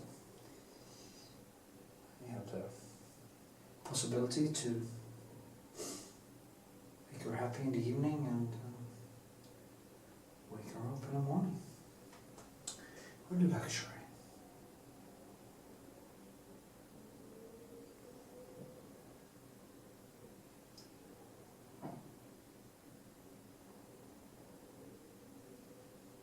Getting quite tired, so I'm going to make a longer segment where I zoom into details tomorrow. And just going to hang on.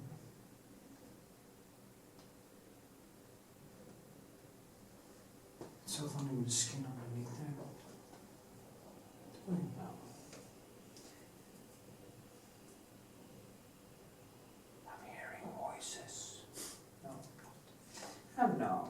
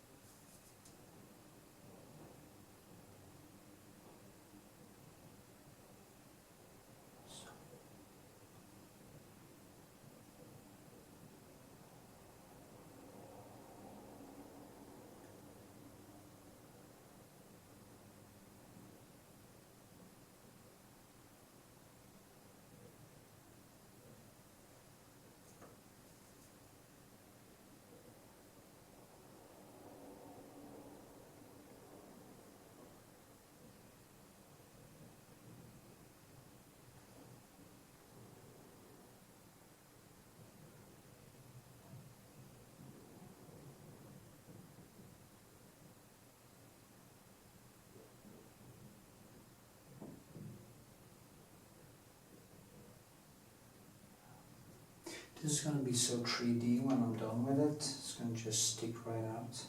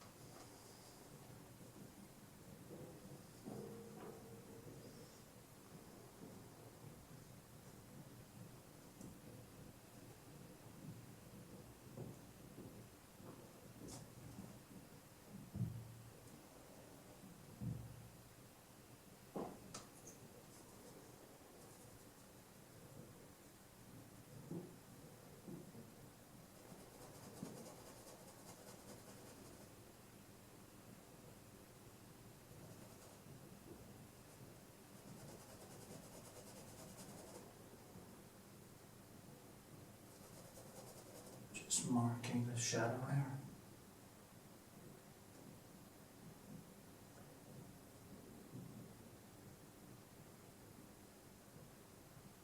Yeah. Okay, I think I call it quits today. Have to give the girl coffee, her morning coffee. It's almost 8 in the morning, so that's what I'm going to do. So see you tomorrow.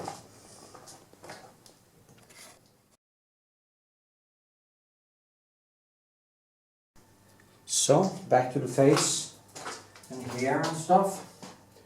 There's a lot of work to do, so just gonna bang on. Let me see. I put some reddish varnish on it, just to make me be able to see all the nuance. I didn't film it, sorry, but I wasn't going to use a glaze anyway, so I don't think it was that important.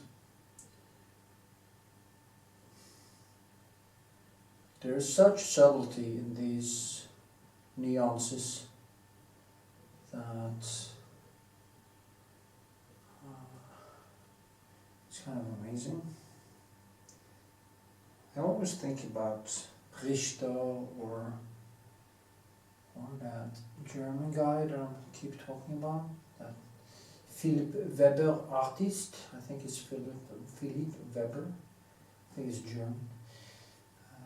I keep thinking about his paintings and his amount of detail, which is just stunning.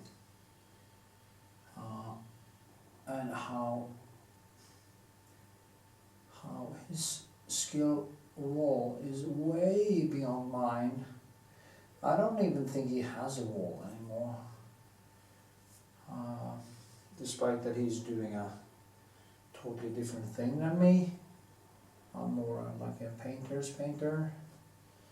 But I also have to evolve my skills more to reach my goals. So that is what I'm going to work on for the rest of my bloody life. Now, when I do this, I need to find... There's so many different hues here. You have the hair, you have the background, you have the colors, you have the colors in the shadows, you have... There's so many different things to get right that it becomes kind of... It becomes a lot. And that is so nice to be able to go into that deeper flow to find it. So, and I'm using a lot of I'm using basically blue-black here now, and I'm using the, what's it called again? Naples yellow, Gibble Naples yellow extra with my alizarin, and I use lamp black, and I use ivory black, and I use my blue and some other colors. But when you're going to do nuance like this, keep it down. You just have to basically reduce, since there's a very reduced color spectrum in this, I need to reduce my color spectrum also dramatically, so that I find the right hues, yeah.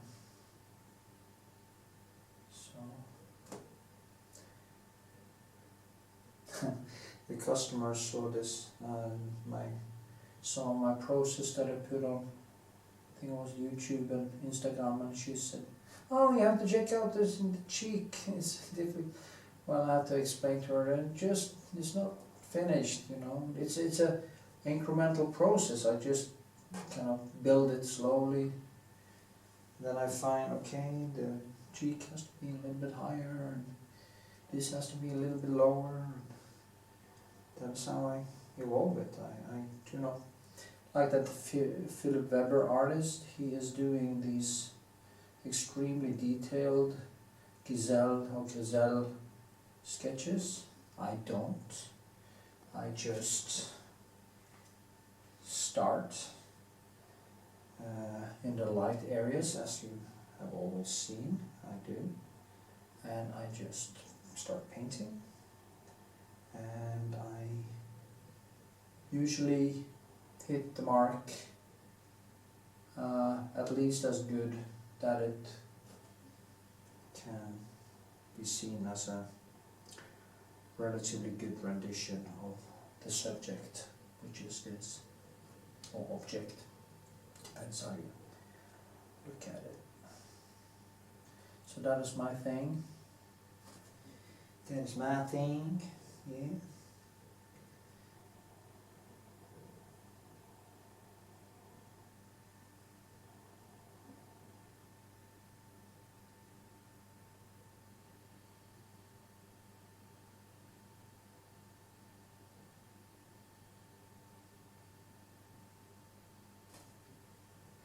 Okay, maybe I should zoom a little bit so you can actually see what I'm doing. That was a little bit better. I always also bring out the mirror to see. I see in the mirror and I see that I'm getting there, but there's a lot of things to do. Also in the hair, which of course is... The thing is, when you see this painting and the light hits it, this surface is flat. This surface is 3D, basically 3D. There's a lot of textures here. So you get more light out of this than that. If this was made by the same stuff as this, you will get some of the same effects. So on the camera it looks very different. But in reality, it actually isn't that different. It's a little bit closer, but you know. So maybe I should go a little bit closer. Yeah, I won't get more into it anyway. So some people like to see the face when I'm working on it. So I might just do that. And yeah. Now when I saw it through the camera, I saw that I had to do this one a little bit different. Because when I saw it through the camera, it became more objective. Okay, it became more objective. I saw it from a different perspective anyway, and I saw this small mistake, which is it's kind of these small mistakes. It's like when you see these Hollywood stars, or Joe Biden for that matter, do a facelift. They change the whole structure of the face, and the same thing when you build a painting. If you don't get it right, it won't look like the face you paint. It cannot look a little bit like it, then you can maybe fool people that are trained in seeing, but it's very hard to fool people who actually has some sort of experience. Of course the line here won't be that sharp when I'm done with it. It will glide more in, and everything will kind of be on the level and in the detail where I want it to be. So it's I'm going to work a lot on the face now, and then I'm going to go through the whole thing after that, because I want to get this up to a higher standard. Now this is also, she's a very beautiful woman, and the way she looks kind of hides a little bit of that beauty, because some of the lines becomes quite hard. She's still beautiful in this painting, but in this photo, but it's more about the whole thing. It's not directly a portrait. It's more like I'm gonna call it Hedda as Justitia in Goosebumps or whatever. Not Goosebumps. Is it that one? Well, so it's kind of ironic when she stands with a gun and an apple.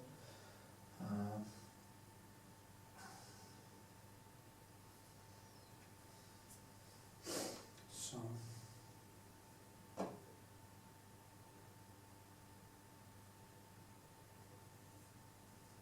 okay.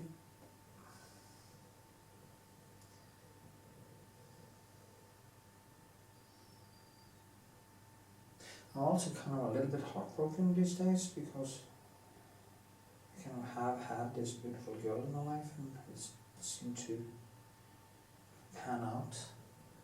And there's been a lot of emotional turmoil lately, and my paintings has been taking a little bit longer time. And I decided if this doesn't pan out, I think I'm just going to give up love, or give up relationship, or give up girls when it comes to deeper connection, because it just takes too much out of me, and I'm too old for this shit anyway.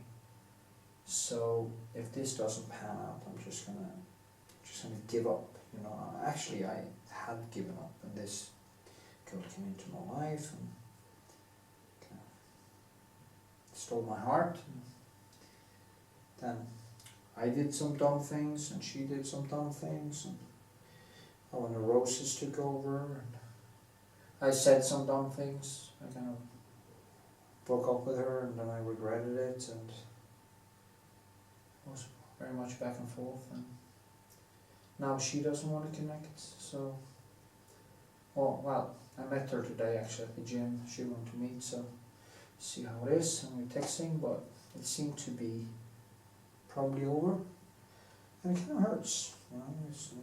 I have this this feeling of my organs not being in the right place, kind of all the time. It's quite exhausting. But anyway, that's how it is, you know. You fall for someone, and sometimes it doesn't work out. Well, it's not. I don't think it's totally dead yet, but we'll see what happens. She hasn't told me not to send her messages, and she asked to meet in the gym today, so we'll see what happens. We've been texting and stuff, so we'll see what happens. Well, it's been very much back and forth for the last 2.5 months, 3 months actually, so it's been a very exhausting time.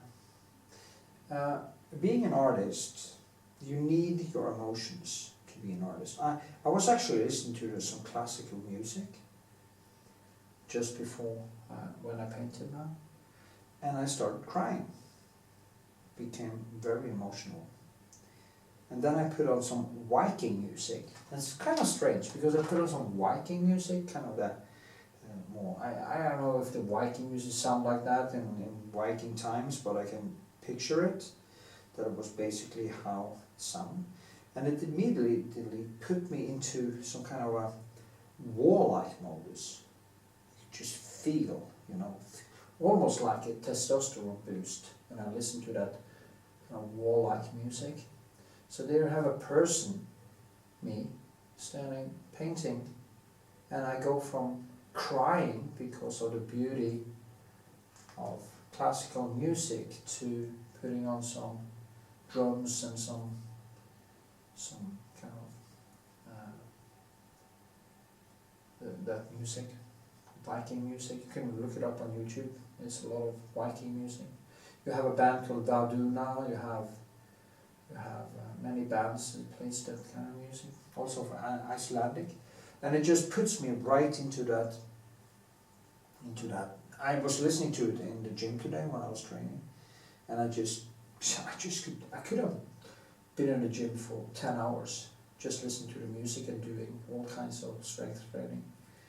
So I also come from the place where the Vikings in Norway used to live. Karmøy used to be the king of Norway used to live there. And maybe something in the genome that cannot recognize it, because we can actually have adaptations in our genes from old times that actually gets triggered by certain sounds and stuff. So I don't know, maybe just a hypothesis actually. So it was funny how we can go from this sublime emotion to warlike modus just by listening to some music. I also love classical piano music. I always wanted to learn how to play the piano, but it's kind of, it will take so much effort, and I'm so behind on my paintings, so I think I'm going to leave the piano music to the pianists and focus on my paintings and writing I think that should be enough. And I can just listen to the music and then enjoy the music.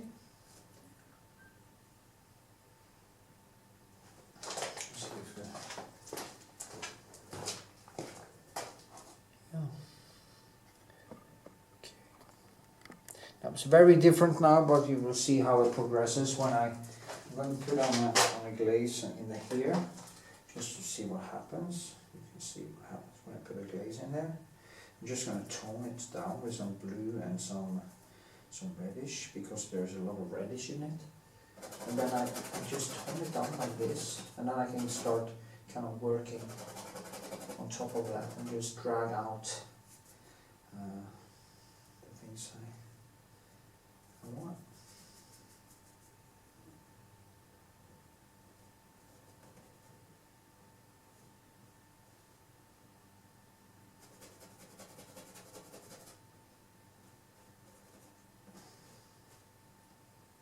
Okay.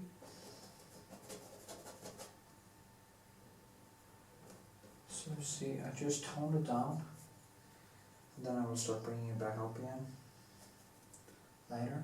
Here's some more blue. So the thing is to get this to, the nuances here in the end will be so close to one another that you can almost not see the transition from one part to the other.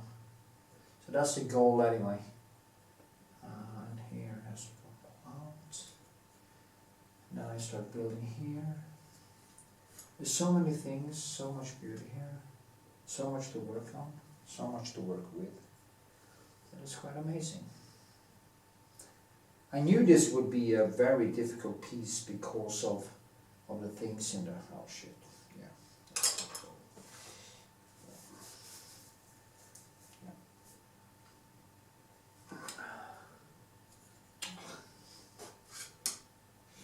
okay. That would be a difficult piece because of the lack of real contrast, and it's a little bit blurry. It's a little bit out of focus, which of course makes it very much harder. But then you just have to try to paint it out of focus.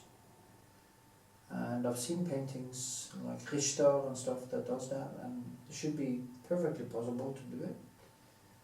You just have to make a different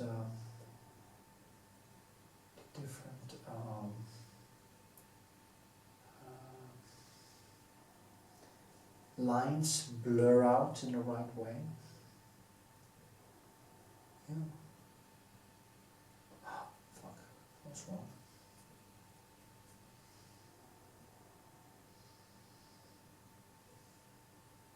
The thing with this paintings thing is that I can do this for hours and hours and hours and hours and hours.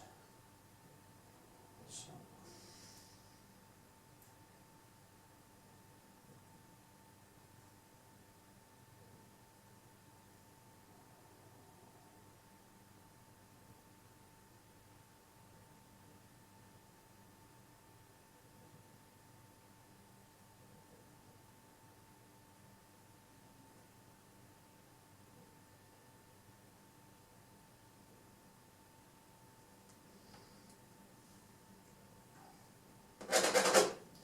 Anyway, I will just keep banging on, and I see you in the next segment, I guess. I'll film everything, I'm sad to say. I wish I could, but I can't. So, because these paintings really takes a long time, and the video would be days and weeks long, so that wouldn't be... I would have done it actually if it was possible to post kind of 100-hour videos on YouTube, but I can't, so that's how it is.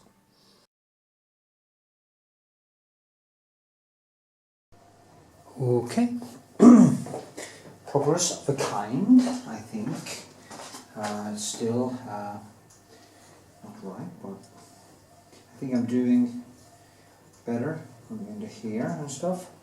And phase 2, I think is I've come to a point where I will start to mold in the very subtle details, because I think I'm starting to get it at least a little bit right. So, but it's a lot of stuff. You have to build it like a sculpture and build, think a lot before you paint and stuff. So, Tralala. Zoom.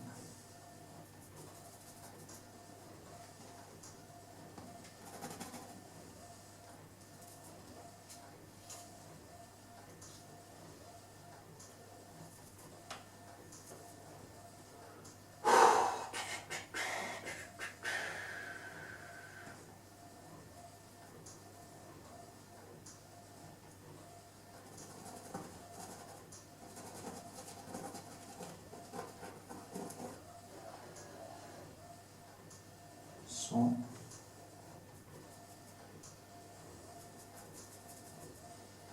just tone it down, give it more glaze over it, just as micro glazing, and just do some parts and to get things kind of down.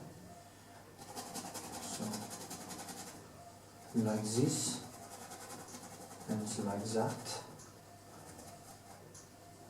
That is a point. You notice a lot of shadows inside there. Their hair is very curly, so it's not possible to paint everything exactly right. So that is why I'm using glazing and kind of painting over the glazing to get that fluid feeling. There's something in there, can't really work out what it is, and it's the same thing there. You can't really work it out. So that's the whole thing. That's the whole secret to this. Yeah. So then I add in reddish. That's exactly what I'm going to do here. I'm going to let all the nuances just melt into one another as I go along, so everything becomes very opaque and not concrete. People tend to paint the objects or human beings too hard, so they actually become too hard. And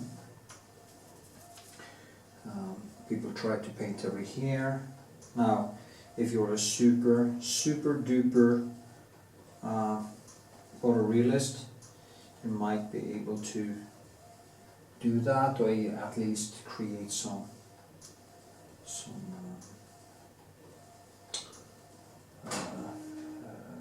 believable impression. But to paint every hair, like 200,000 hairs, separate hairs, is just not. That is just not feasible. Okay, that is just not. That's impossible.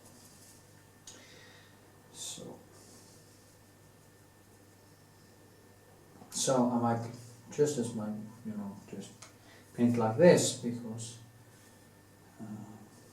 you can't paint every hair anyway. So I'll just do impressions of them. I try to, over time, to do the placing of the different nuances as correct as possible. So I try to do it in the same way as nature grows trees. You just, no, that wasn't actually correct. The way the law of thermodynamics breaks down with organic and especially dead material.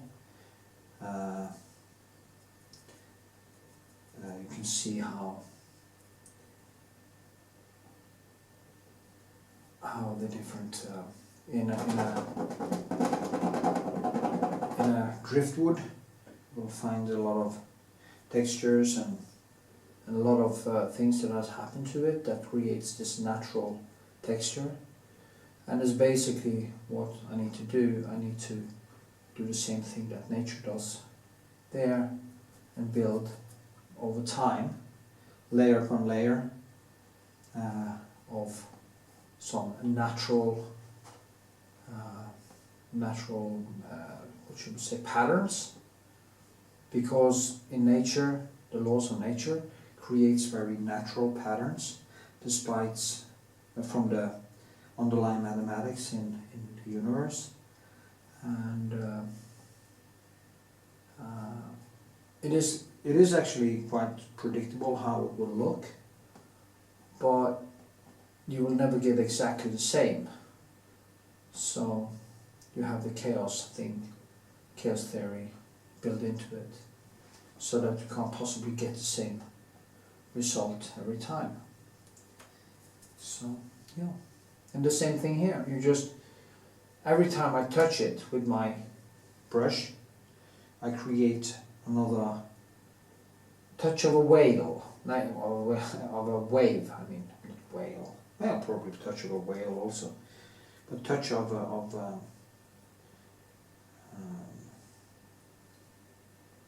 touch of nature. Call it touch of nature.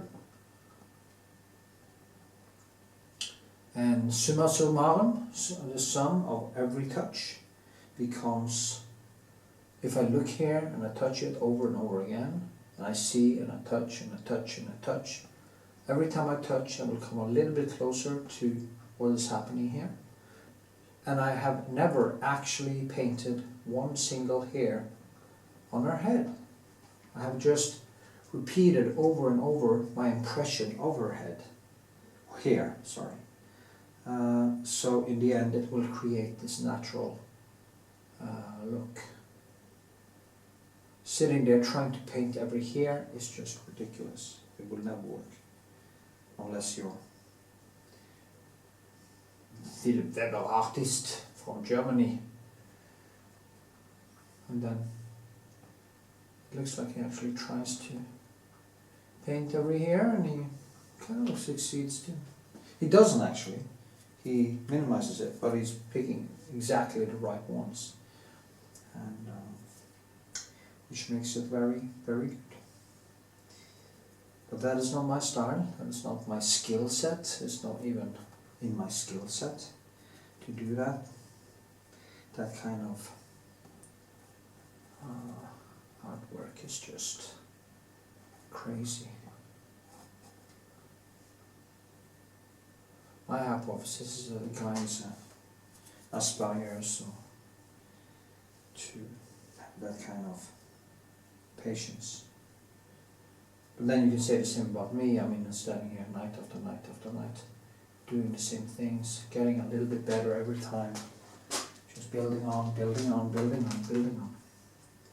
So yeah, maybe it's kind of the same thing.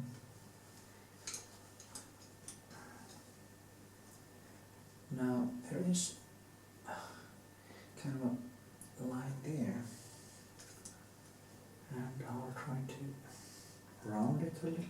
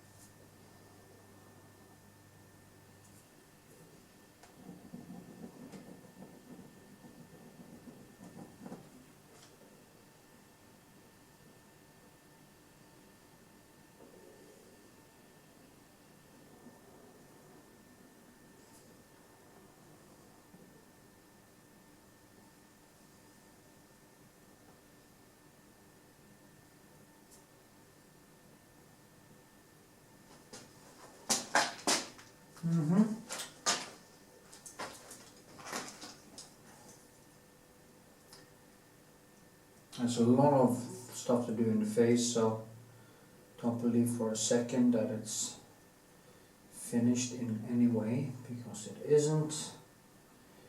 I can notice that my eyes needs a little bit of rest, so I'll do that. Yeah.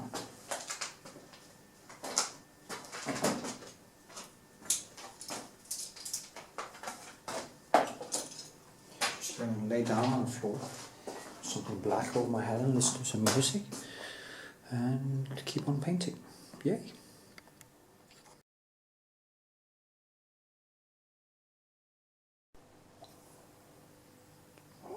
Okay, yeah, now working with this face again, and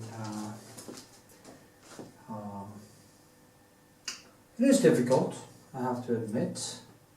It's not the easiest thing I've done, because as I said, it's very much in the dark, and I kind of have to find the right hue everywhere. But when I do that, I will actually move on to doing more of the surroundings. But right now I'm fighting the face, basically fighting the face.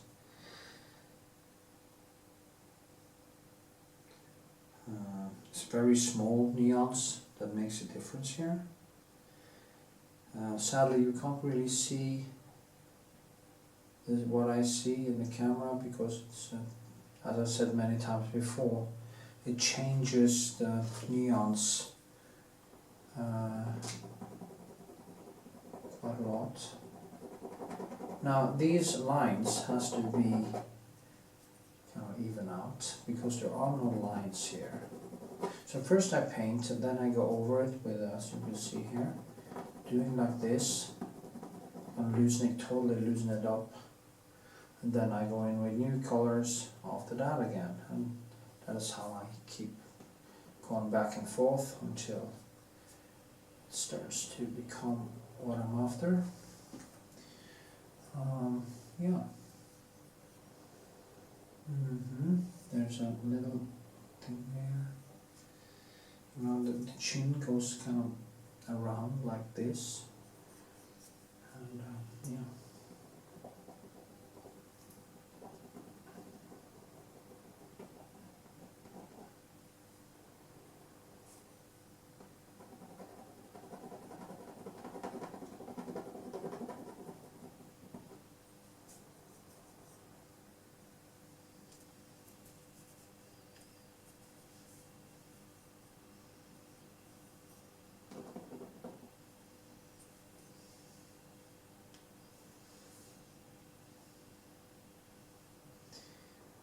Okay.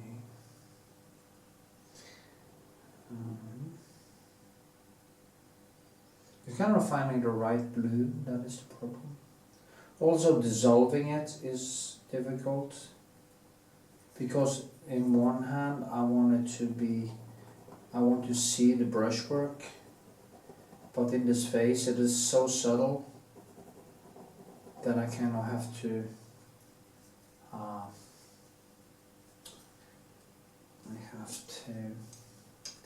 use a different technique. I have to even it out quite a lot, and basically to get that subtleness in nuance that I'm after. I'm using kind of a little bit dirtied up colors in the shadows and stuff.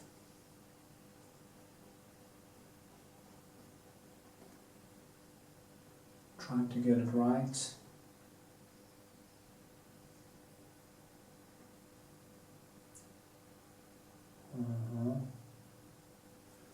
That nose here.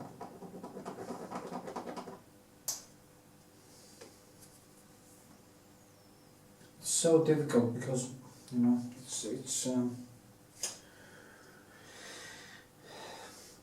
it tricks me to believe that it's more light, but of course it isn't.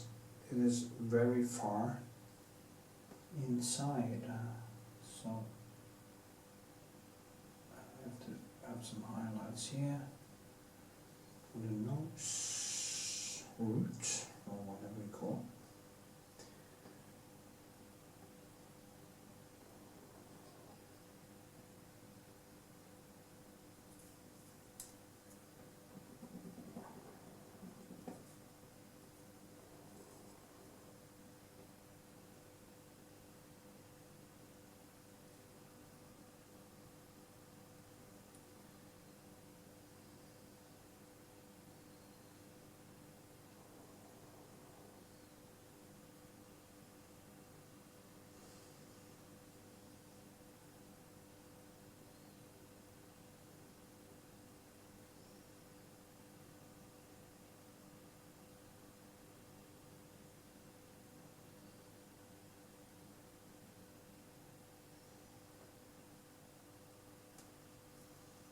Okay.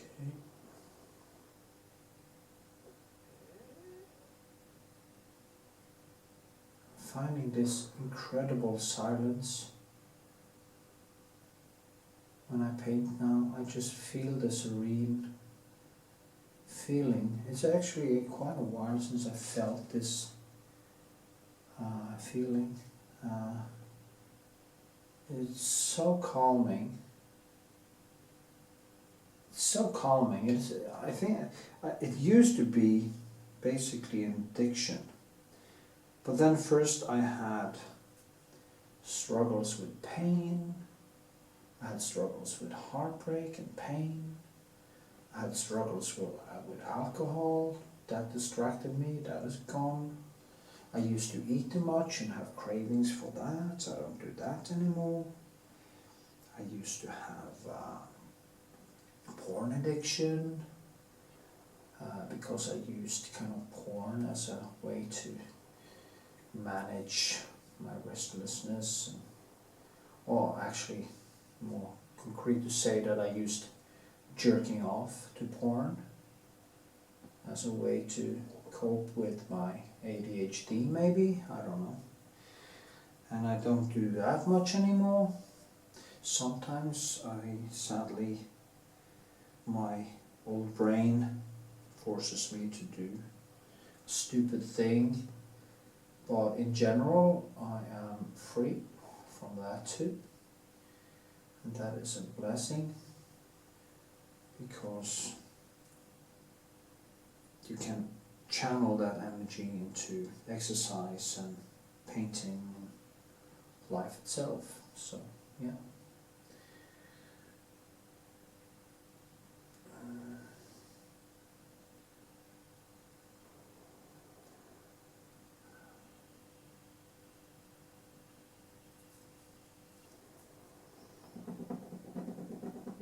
I had a chronic pain, and it kind of, as I said, made everything worse.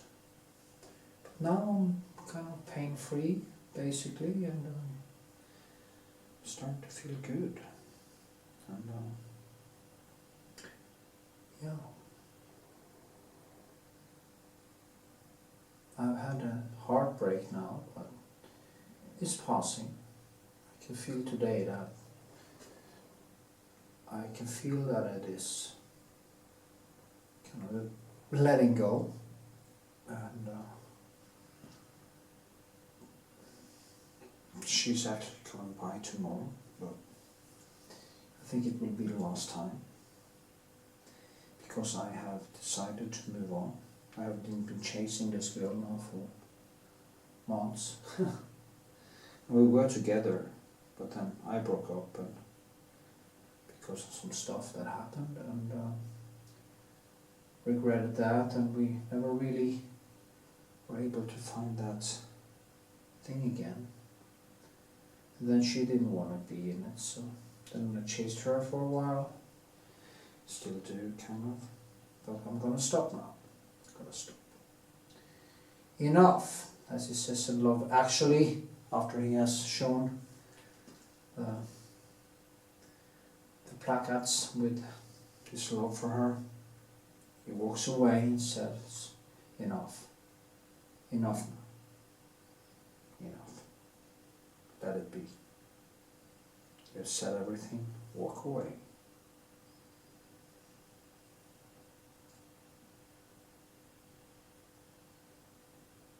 Just walk away.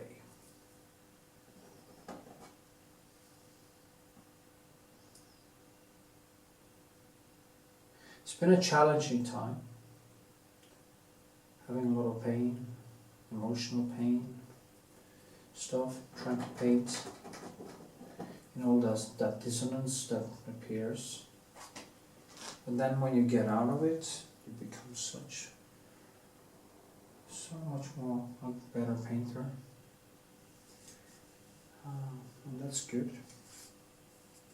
Now I'm going to put in some blue here because I kind of tricks myself to believe it as yellow, but I think it's actually quite blue actually here.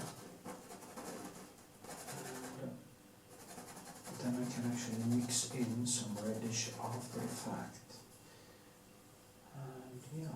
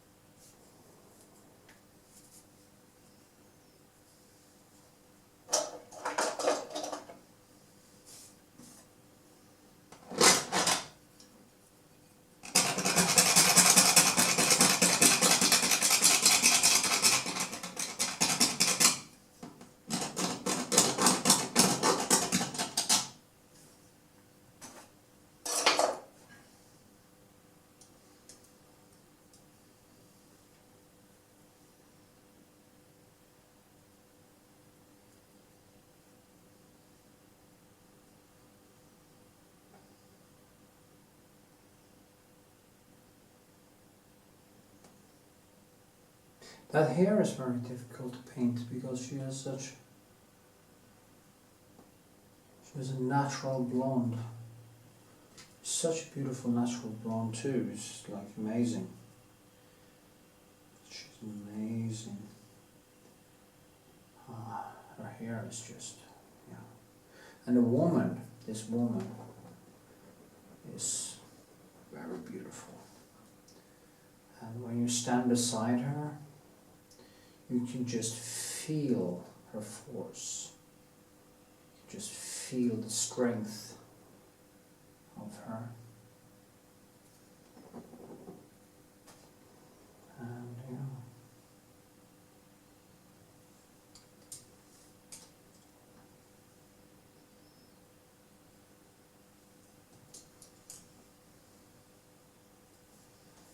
yeah. Natural beauty.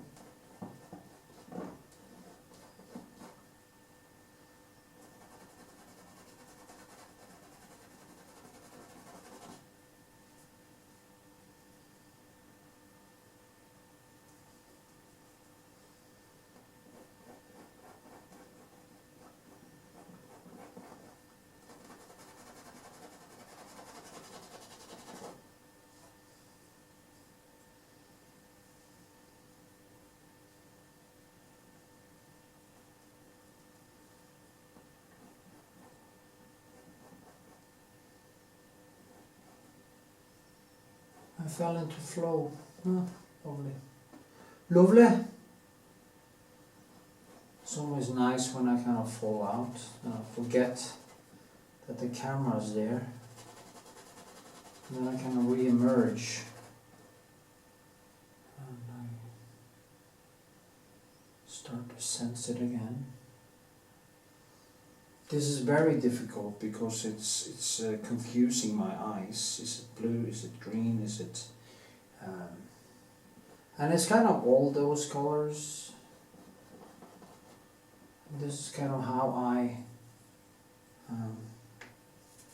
try to get the difference.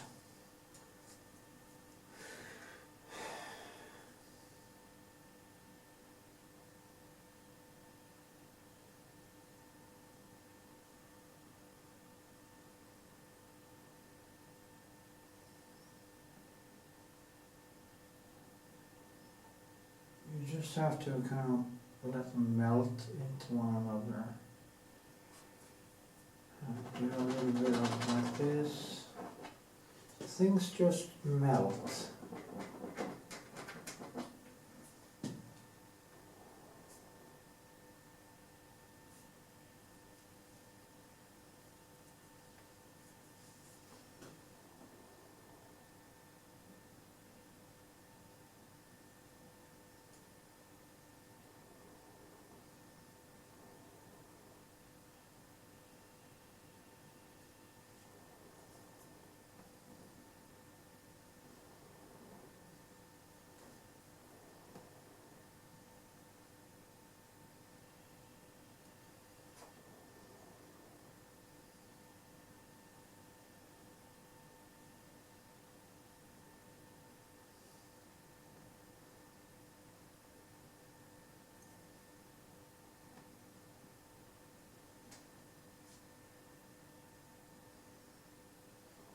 Something's wrong. Always something's wrong, but I want to work a little bit more around here to kind of ease it up. I can't film everything. Now I really enjoy these round pencils here. And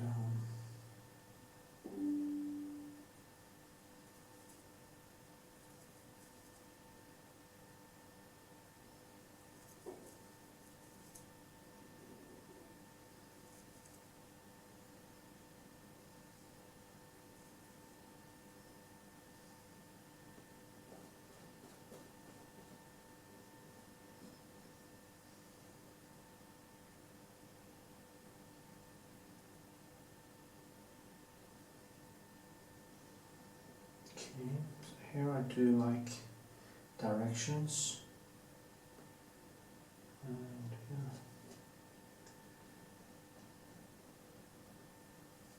Everything just have to glide into one another.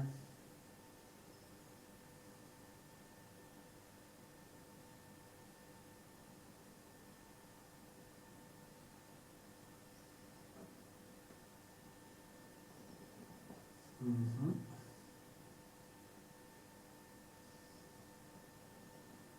Uh-oh. Uh-oh. Ouch. Ouch.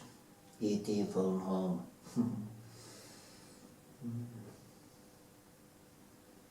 Please don't make ET2. The first one was so beautiful.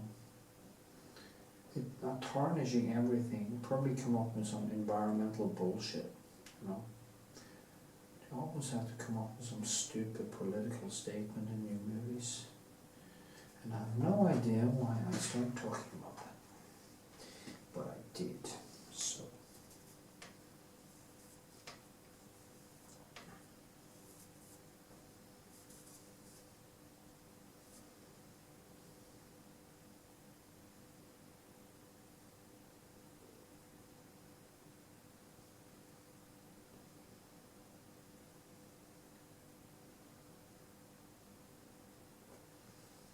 Yeah.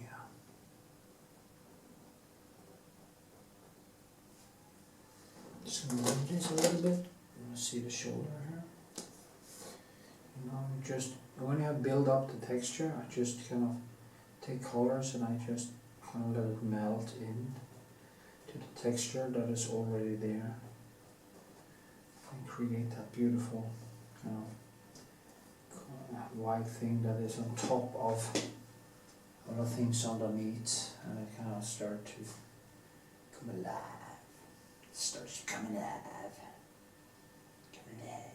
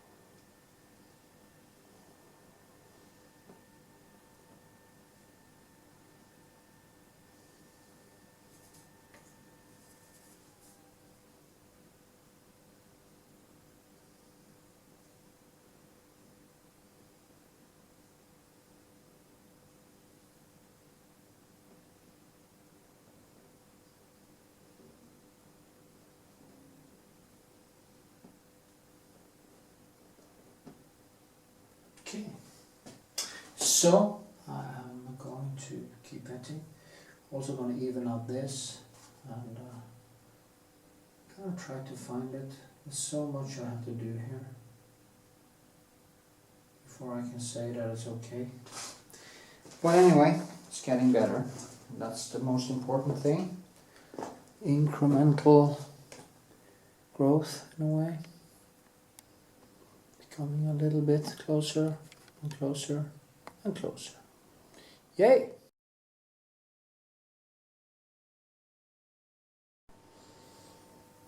Okay, here we are. I am into the more gritty details of this portrait now, and it is getting more and more difficult, of course. That is what usually happens in these things. You start doing small mistakes, small corrections, back and forth. Then you see, oh damn, that was wrong. Then you have to walk back the cat, and then you have to do it over again. And it's kind of it's a trying process, the whole thing. So yeah, that is what I'm doing. I can actually see here there's way too. There's so many things happening here in the, you know, the hair is reflected down to the skin here. So I just have to kind of get these nuances to just glide together. And there's so many ways you can actually do that. I have also problems with of course, I knew that from the start that I would have great problems with the nuances here between the hair and the back here. This one is always a problem. I'm kind of going back and forth with that. That was actually way better. I need to do it like this. And it's also the background and the hair, which is in such a... I also always put on too much paint. That's also a problem. And too much white. It's very typical for me to put on too much white. And you have to understand that white doesn't necessarily... More white doesn't necessarily mean more light. Because you cannot overdo it and it just gets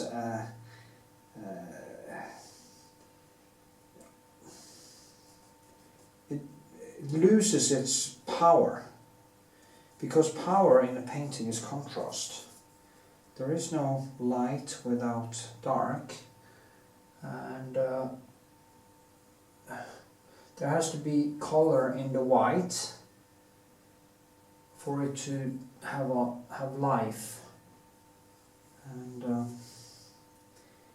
people, or me also, when I get a little bit frustrated, if I lose my cool and I lose my concentration, I tend to do the same mistakes as amateurs do, just maybe on a different level, but it's the same mistakes. As I say, I added too much white, I added too much color, or I added too little color, or I overpaint too much. There's many things you can do that actually screws it up. So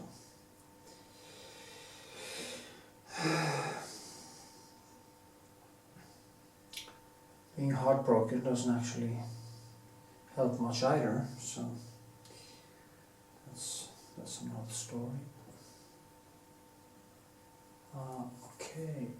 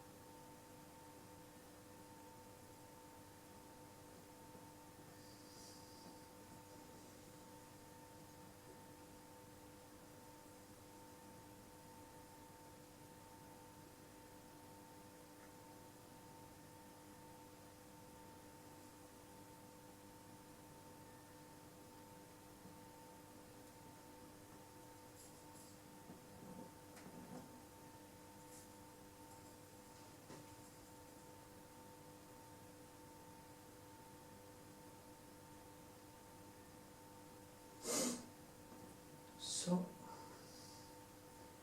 need some more behind here. I can't actually paint in every single hair, so I need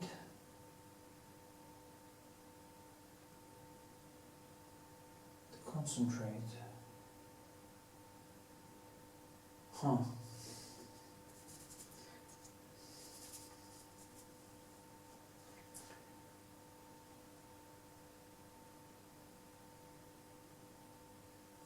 Need to stop exercising for a couple of days, so I'm able to finish this.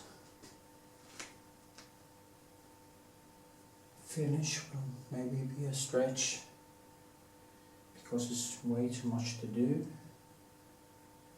but at least I will be able to make it better, and that's the goal now, to just make it better, because I have to give it to this lady on the 30th in the morning, probably, and that would be a stretch, I guess. Quit training for a few days and focus on the paint. I think the nose is going quite well, and yeah.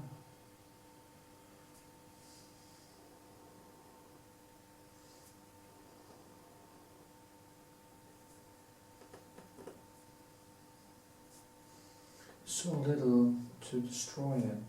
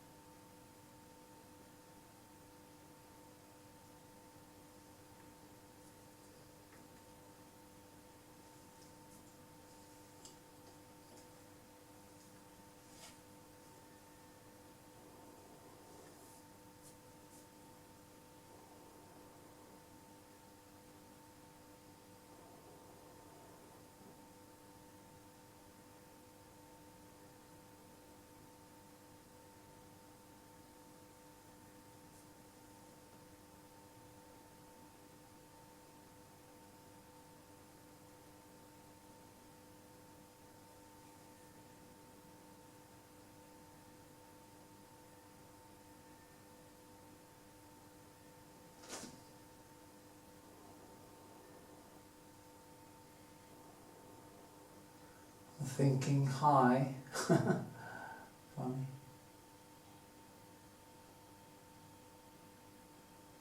Who's trying to do subtle details. There's so much happening in there. There's so much happening there. And just, you need so much time on a piece like this. It is almost mind-boggling how much time you need, because it's very rich in colors, it's a lot of details. I could actually try to go really deep into detail, but then I need an enormous amount of time. And right now I don't have that luxury. So I need to find kind of good and believable, we'll call it good and believable solutions.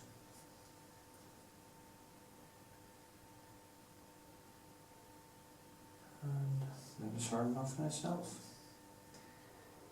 Yay.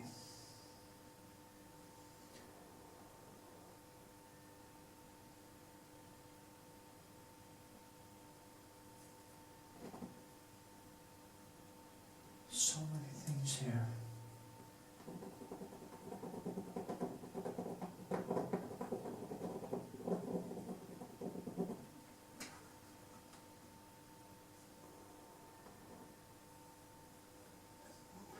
Bright light also, so kind of hits the canvas in a... Oh, it's not that bad actually.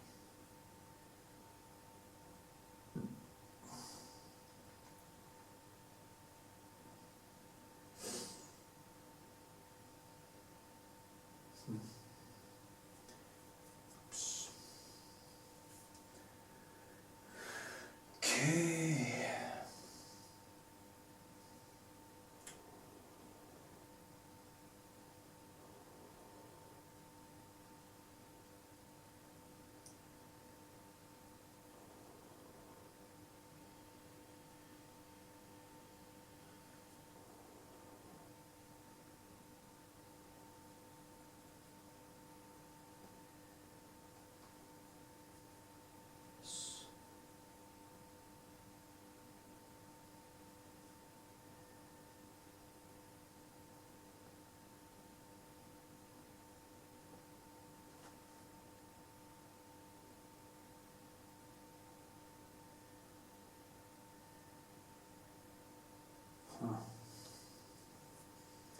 Sorry, I'm becoming very silent when I concentrate about details like this.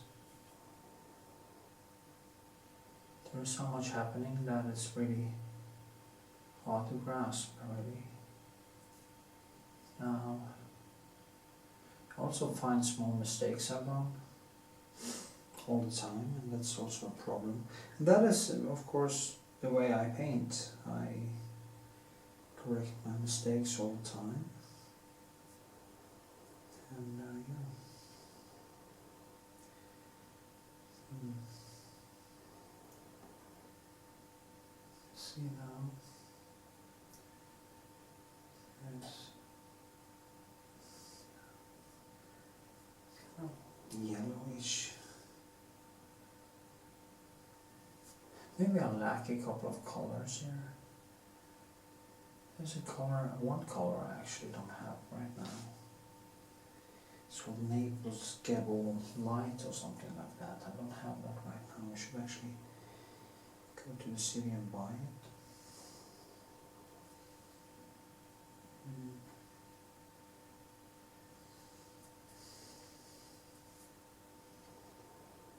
So when I paint on this now, the colors I use is actually quite limited. I don't use any rainbow or anything of that. It's more like a mix between the black and the reds and the blue and some yellow. I try to keep it as low in color as possible without it actually becoming dirty or dead. And that is also very difficult, these nuances, because every nuance is not that lively, to put it mildly. It is very little color, and I'm actually not used to painting like this. I usually use way more color when I paint. So yeah.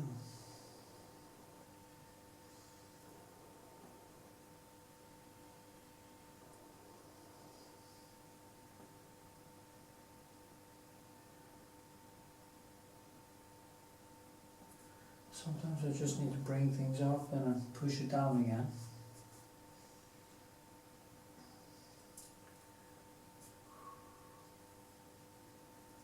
Let this bullshit here just turn into a mess.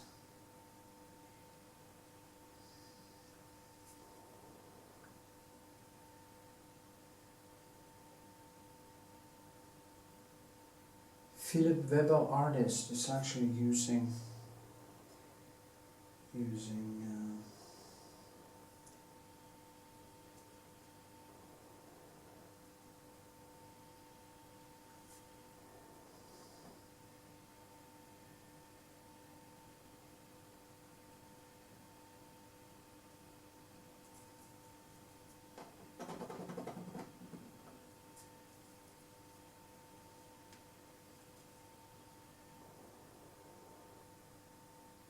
I don't know what I'm talking about right now. Sorry. I'm just trying to concentrate so deeply that my speech goes basically mute.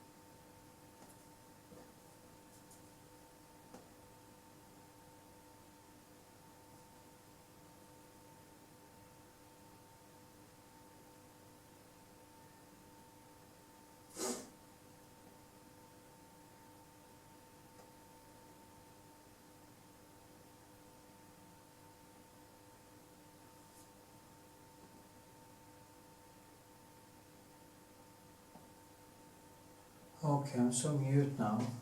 Really starting to look a little bit like it. There's so much happening in all the curls and all the hair, and I just need to basically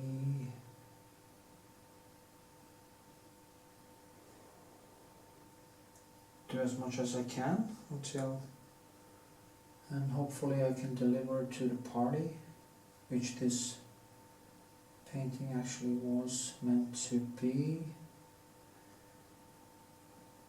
Honestly, I've been in this relationship and it has cost me a lot of work because the girl I was with was very much, I suspect, a narcissist. And it cost me dearly. So, I'm not totally sure she was, but issues, yeah. And when you try to give your love to a narcissist, or maybe a narcissist, it can be a little bit trying to get your work done. So be careful with that. One has to try to test, if you date a girl or something, you have to try to test her from the start, who she actually is. And,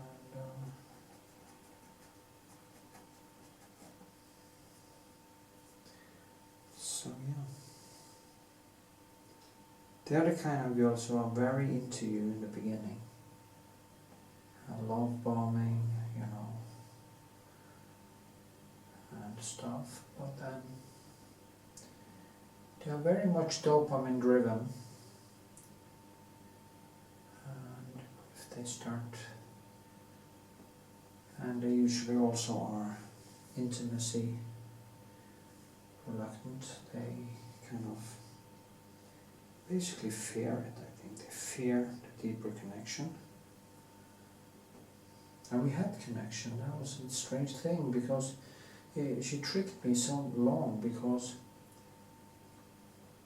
she is actually capable of kind of deep cuddle.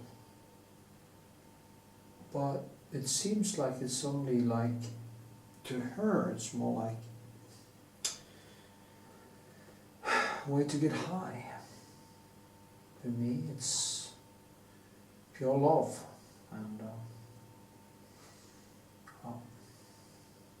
I mean, if you tell somebody you love them, you don't stop loving them after 2 weeks later for no good reason.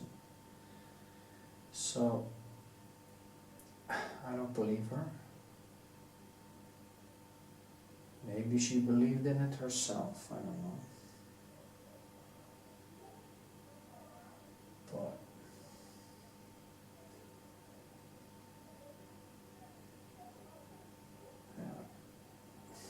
you know, hardship will make you a better painter anyway. So you just kind of have to pick yourself up and keep doing the work. So, yeah. Until next time.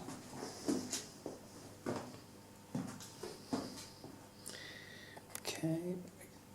It's probably a lot of... It's a very big difference between the photo and the result here, so I just have to work with it to make it better. Yeah.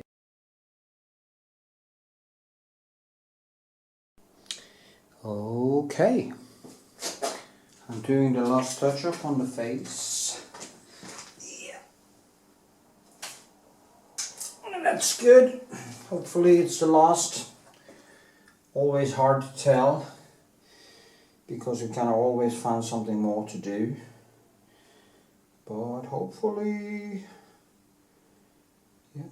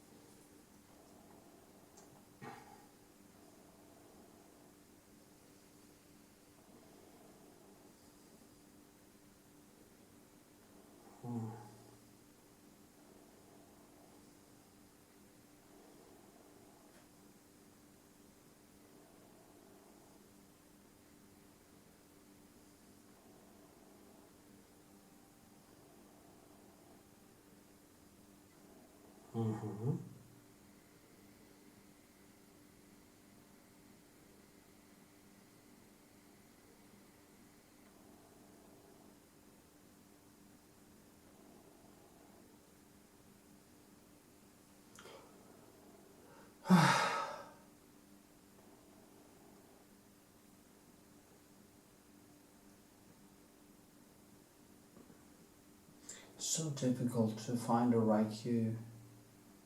You do a little bit too much, kind of dies. Too little, and it dirties up. I don't really know what colors to use. That's the main problem. It's hard. Yeah, it's really hard.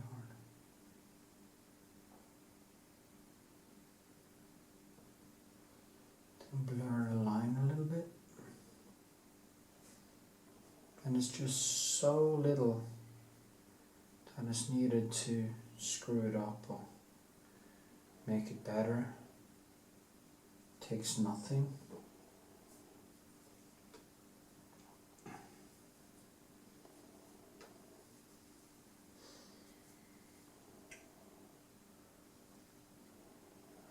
You know.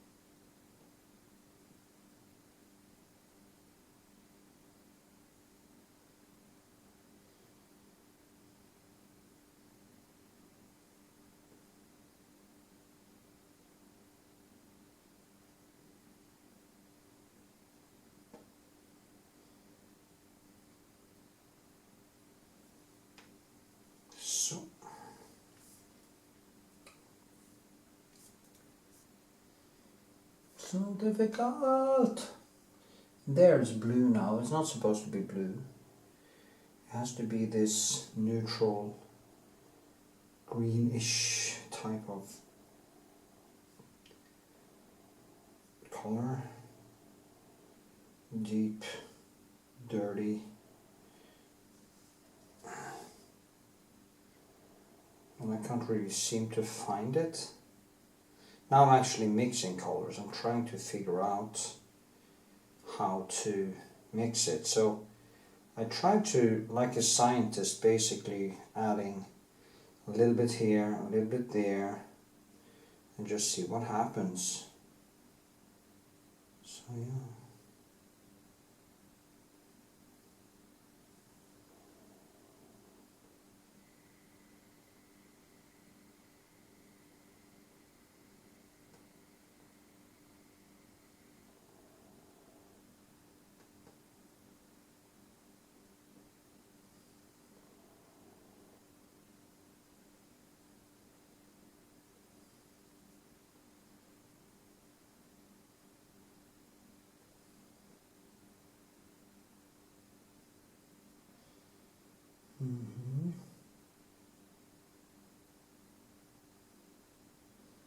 Almost nothing. Getting a little bit closer every time. A tiny bit closer.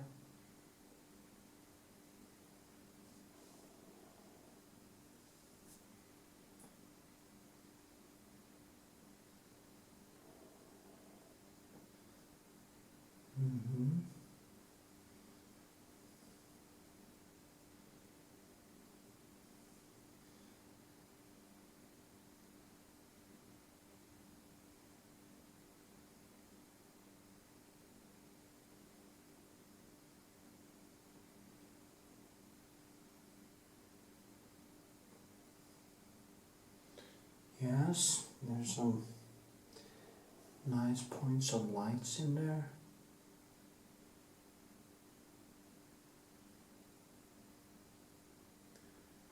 Yeah.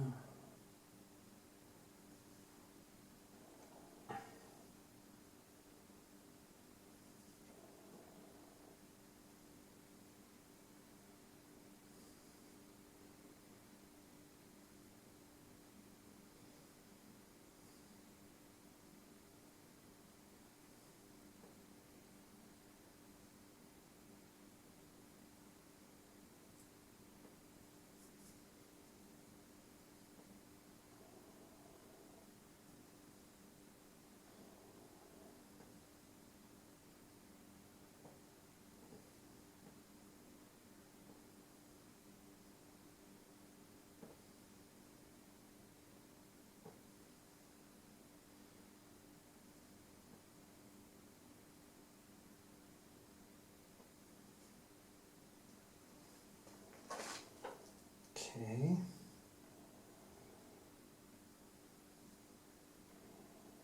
Okay. I'm going to use a more neutral black. I'm using lamp black. Actually, it works better than the blue black because the blue black is way too blue. Or is it? So I'm trying to use that one instead. It's more neutral. And it actually works for me now. Surprisingly, it's more neutral, as I did say. Yeah.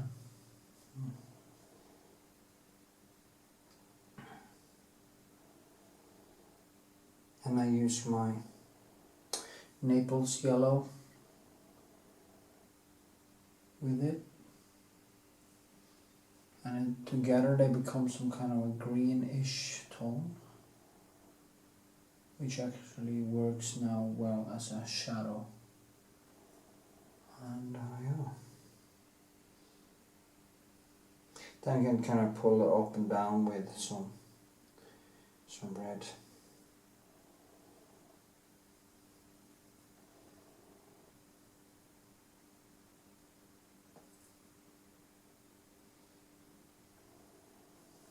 It's so subtle. When you paint things that are a little bit out of, they're actually out of focus.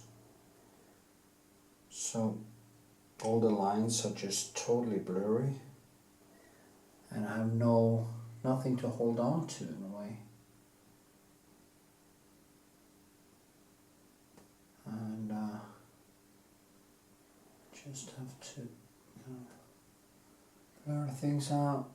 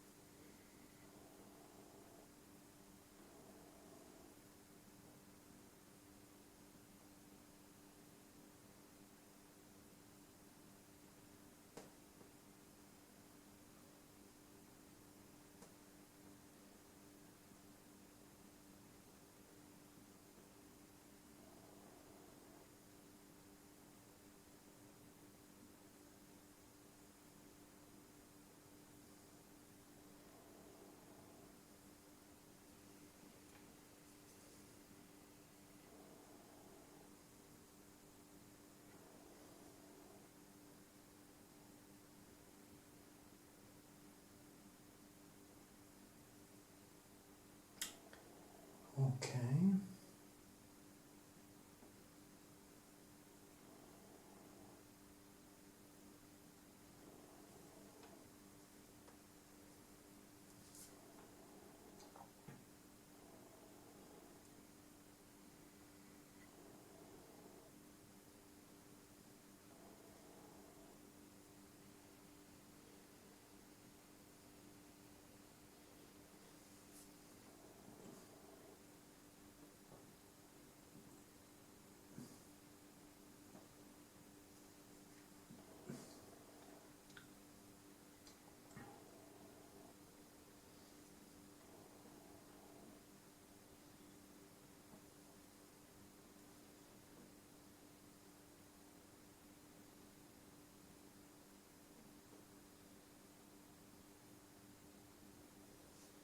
Just gonna make it more opaque, like this. So, but I have to finish a lot of other things in this painting. I think I'm gonna leave this now, and maybe I'll do a very short touch-up when I'm done with the rest of the painting. That's a very smart move actually, because you tend to, when you do too much on one spot for too long, you tend to become basically blind. At some point you can't really see shit. So it's a very smart thing to just take a step back and work with other things in it, or other paintings even. Then you go back and you see it way clearer. So yeah.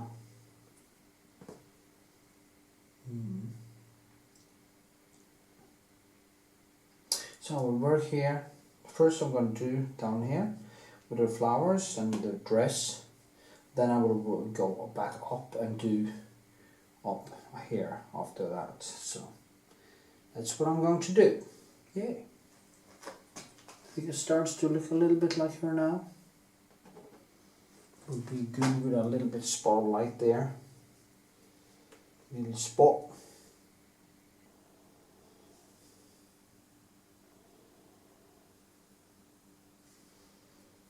Yeah.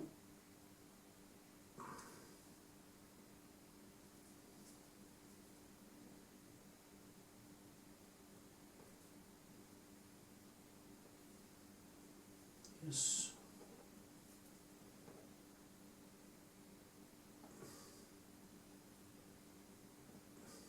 So there always a light underneath there. Kind of explains the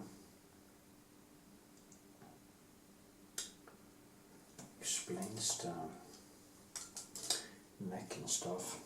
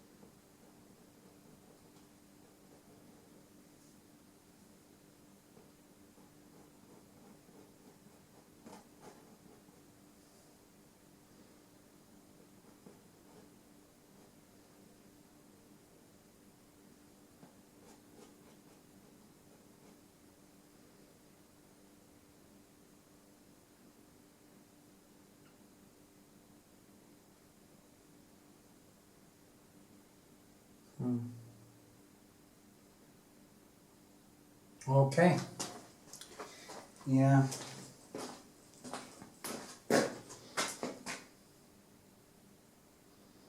You know, I wish I could actually get it down in the light, but I can't.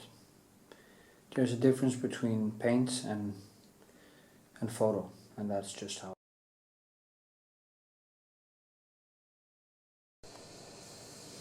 Okay, I'm doing the flowers here, and you can say that I'm basically, I don't need the glasses now actually. So always a good sign that something's perhaps.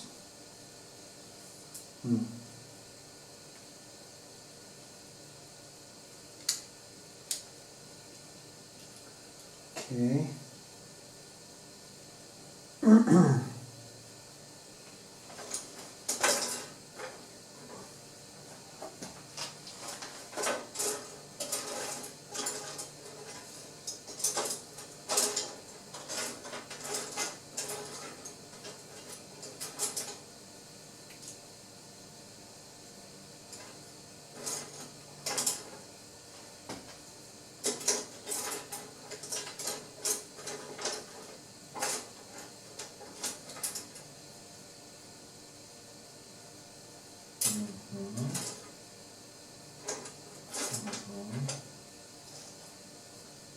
Okay.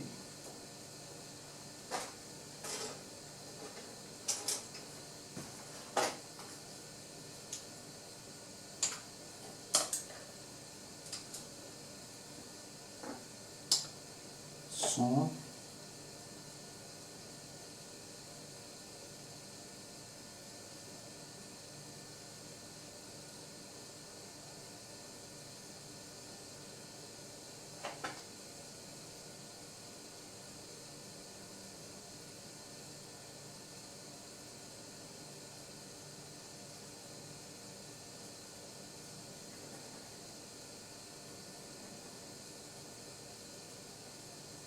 Marking with these roses, and it's just going to be totally impressionist, so it's just going to be a wash. There will not be much detail there.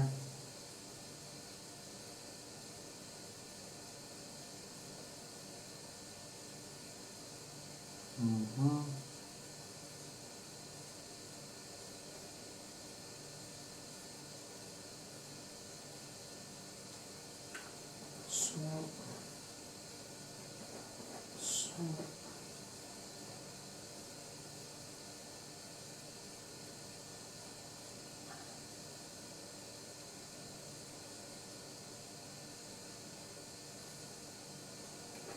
Nice rose, and have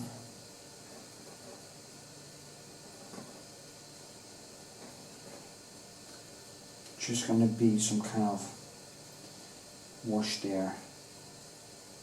Anyway, it's not going to be kind of the center of the painting, so I'm just going to keep it very open.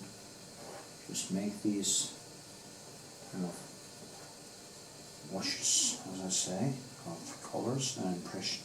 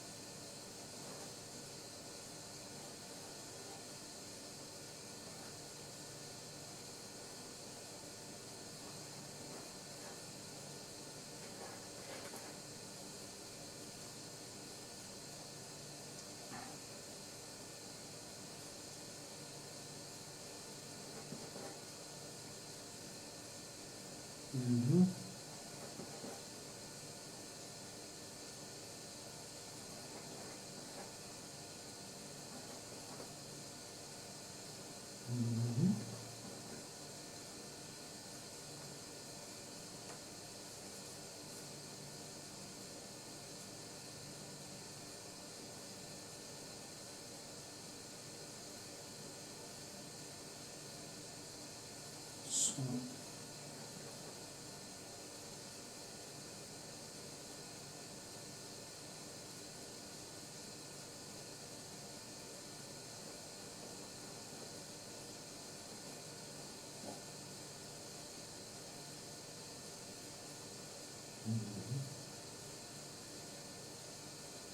Now this one is way smaller in reality. Painted it way too big because I have to compare it to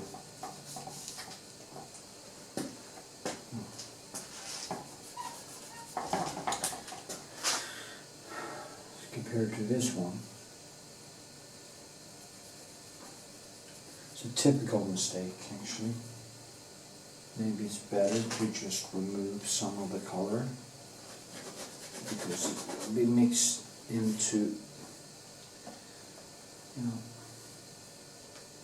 I kind of looked at only that and I forgot to look at this one, and therefore it just came out totally wrong.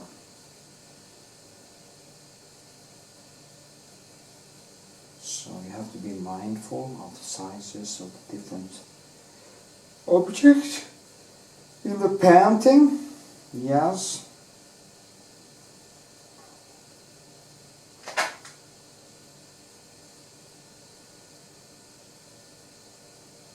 It's nice for you to see how I do grade mistakes too, I guess.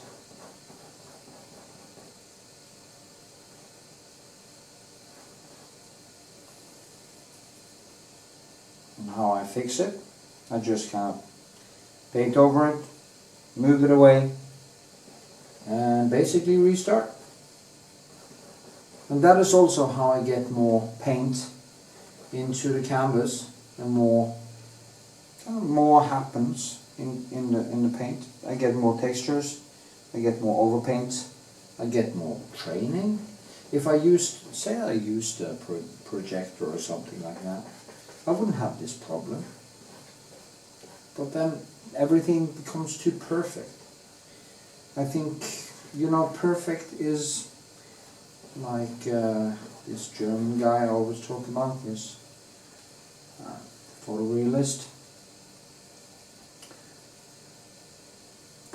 That is, of course, his paintings is to level of detail that is just absurd. He goes into every bit of the painting with the tiniest of brushes. Of course, I use tiny brushes too when I have to, but I mean the amount of detail, the amount of time this guy is using is just, ooh. Now I guess I need to find out what his name is. He's called Paint or something.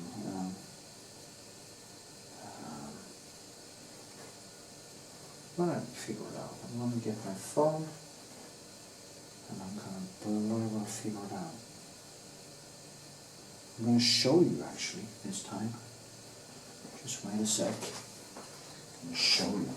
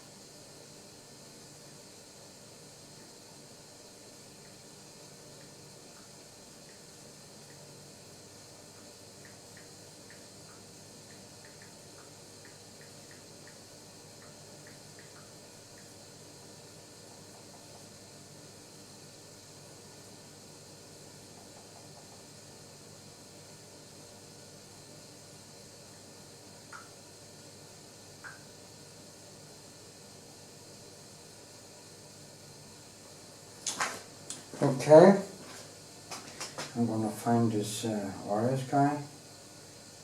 This big titty is popping up on my feed.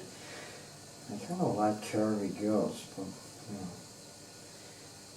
I don't mind too much breasts. I'm more like a butt man. archive, saved. Okay. Let's see here.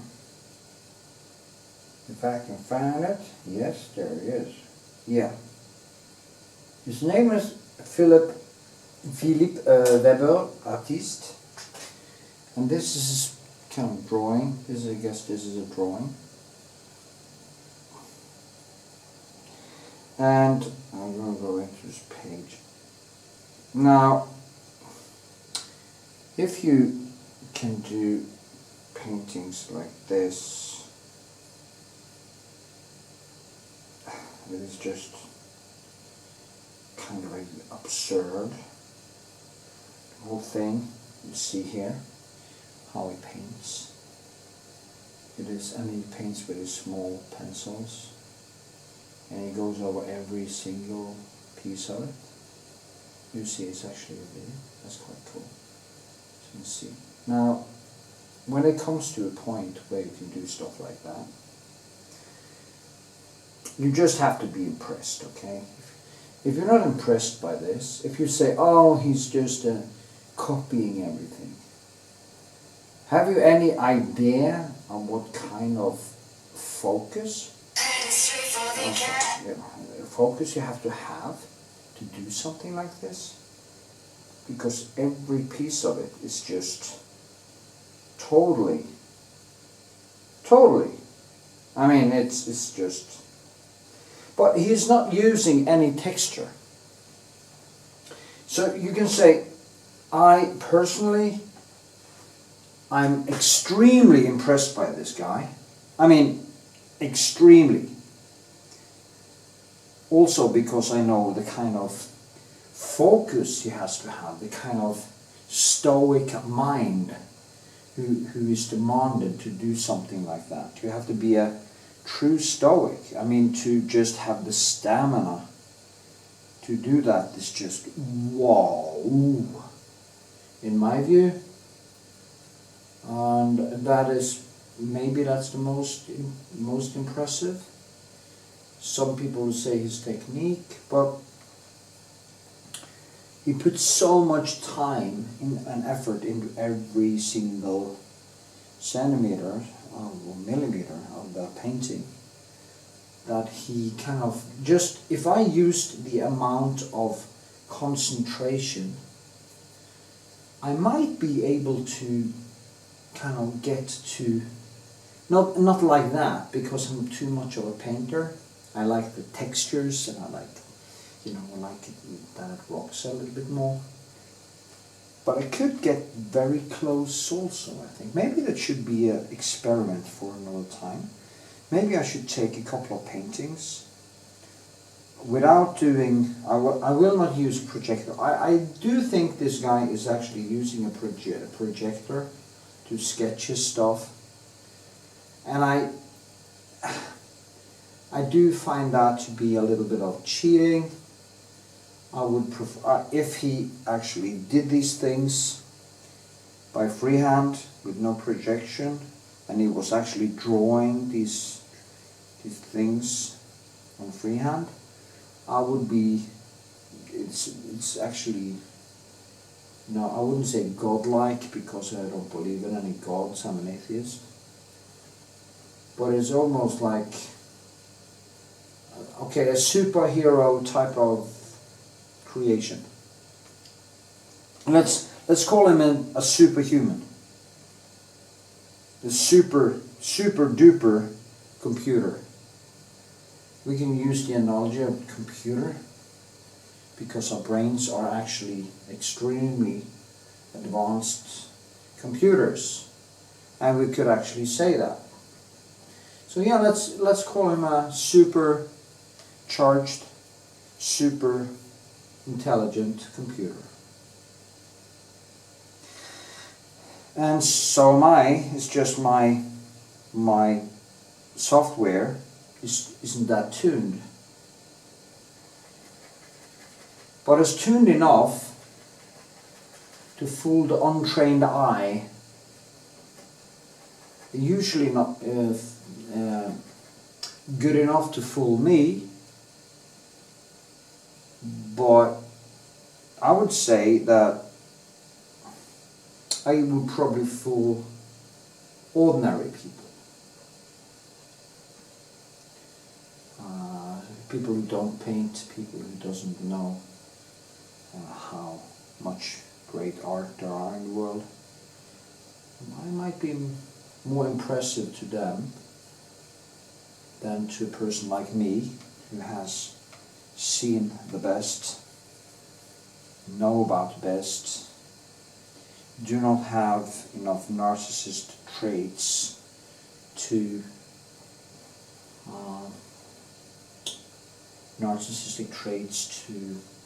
shall we say, fool myself into believing in talent or in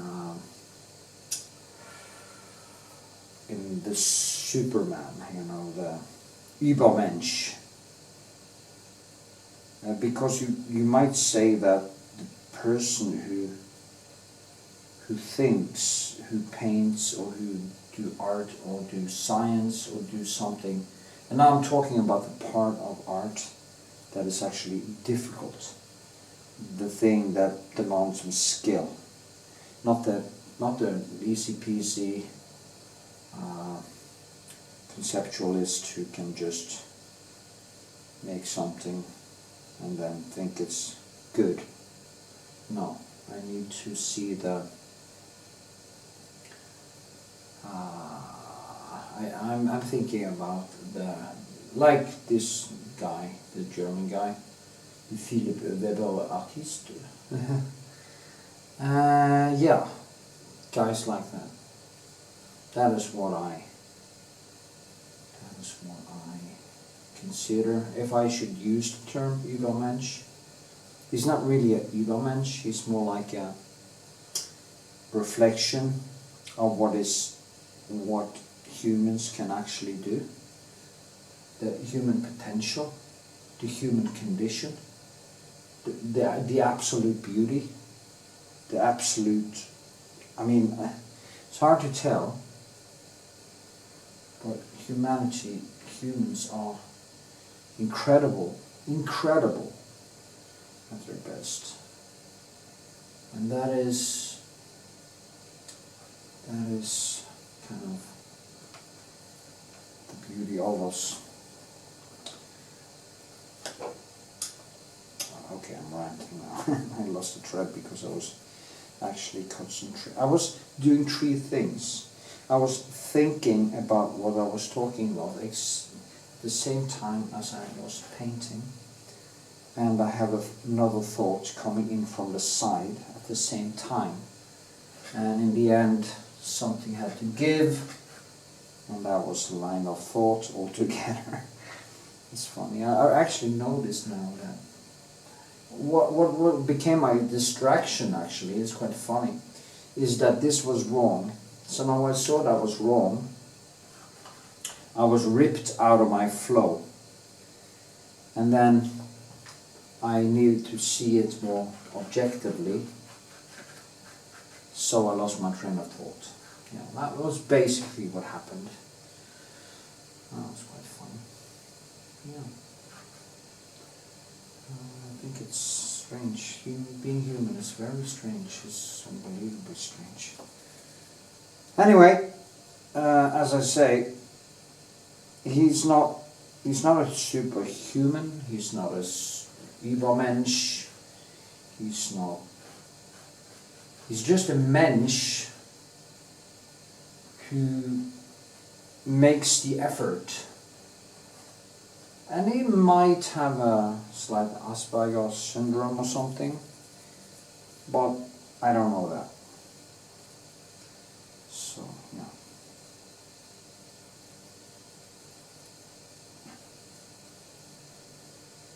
Mm-hmm.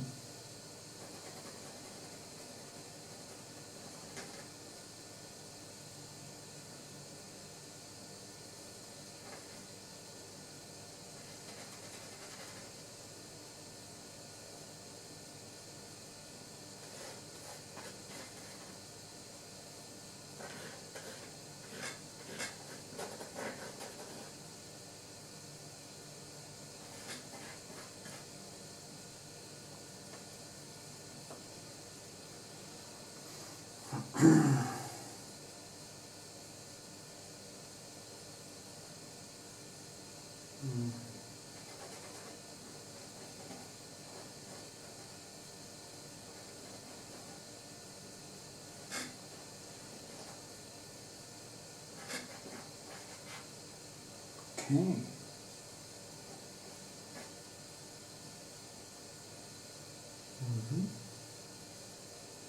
Bing, bing, bing, bing, bing. It's funny, my brain is just so falling into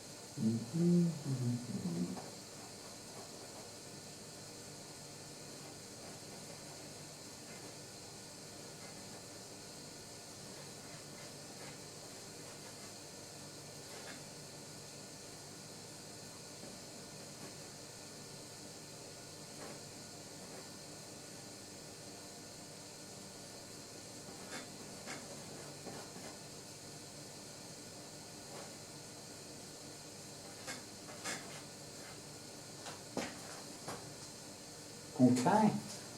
It's getting better.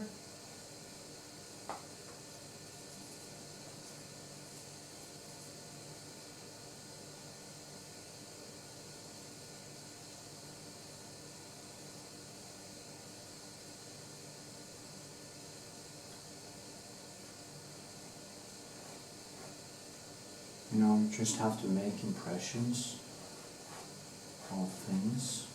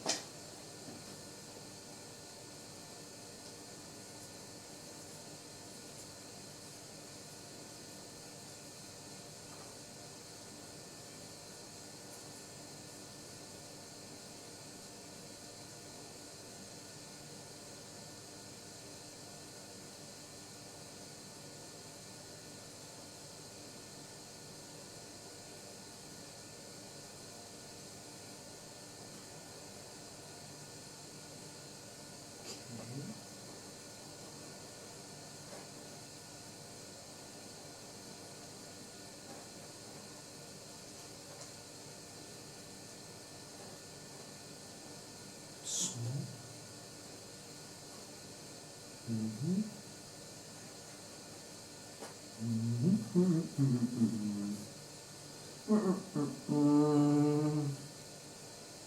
okay, so is that a nice impressionist thing?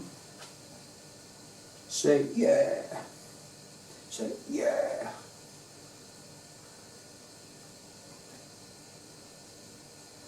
You know, I've said this 100 times, but painting really, really, really, really makes me happy. The flow, the gentle breeze. It's kind of a gentle breeze of dopamine and serotonin. I think it's serotonin because it's almost like being in a my ex said that being with me or talking to me was like using MDMA, the flow of thought and flow of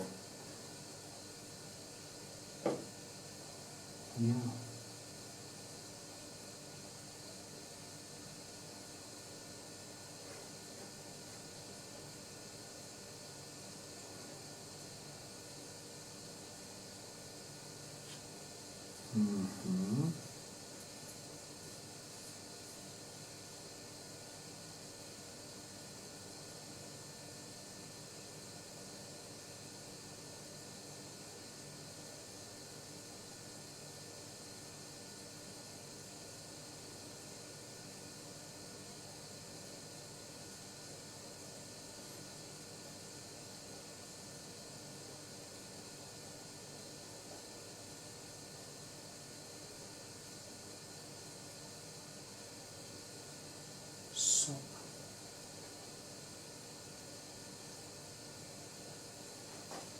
Yeah, just gonna stop the camera now and just keep painting. Okay, see ya.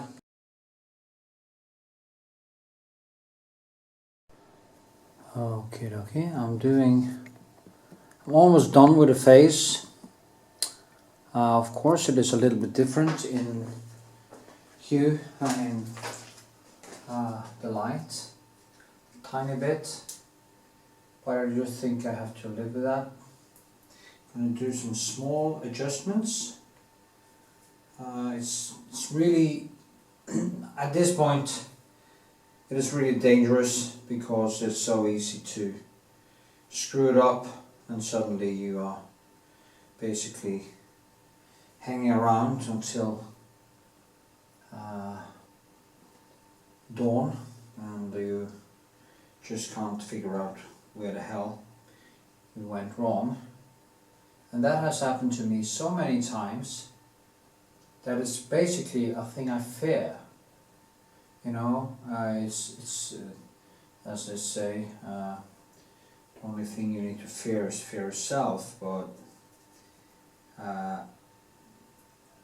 when you get to a point where the painting are moving towards more finished product, it really becomes extremely personal and it becomes very tiring, and I become like that wolf that kind of walks around the painting trying to figure it out, and it's a very slow, calm process. So yeah.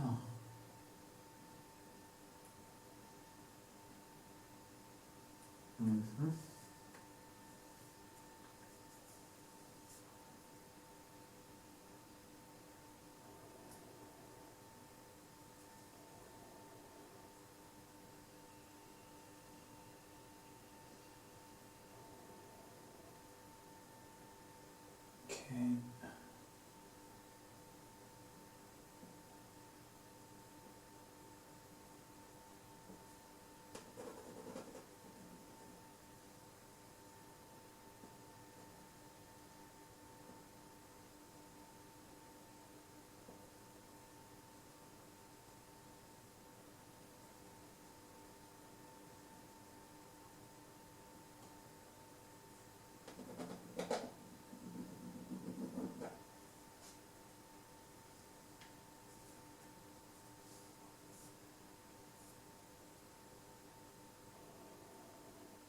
So.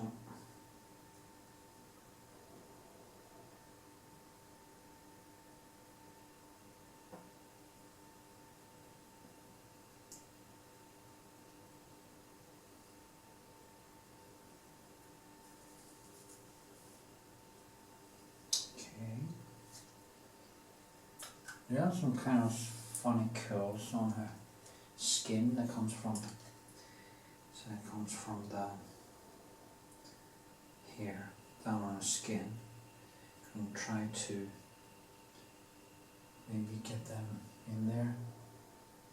You know, it's like kind of a small thing there.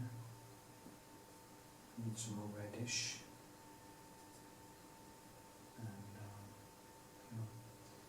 And here it curls itself like that. Curls again. It goes this way actually, not that way. And yeah, it's quite cute effect. Difficult, but cute.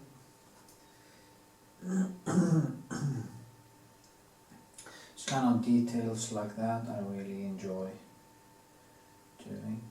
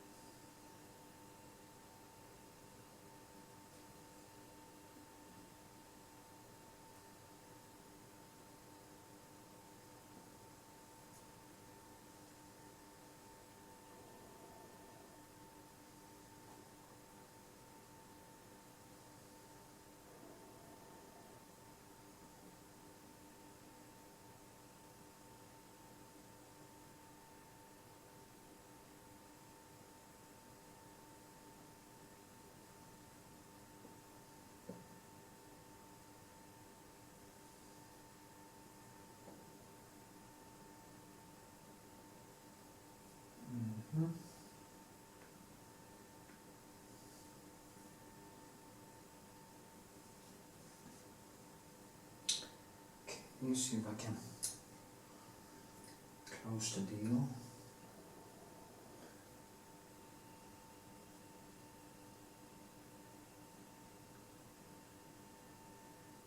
Some shadow here.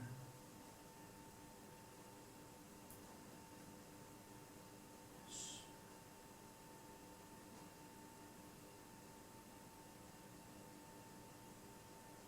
Kind of comes alive a little bit more.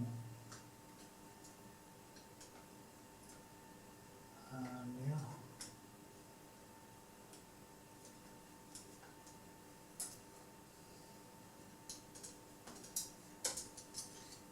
It's very nice hair.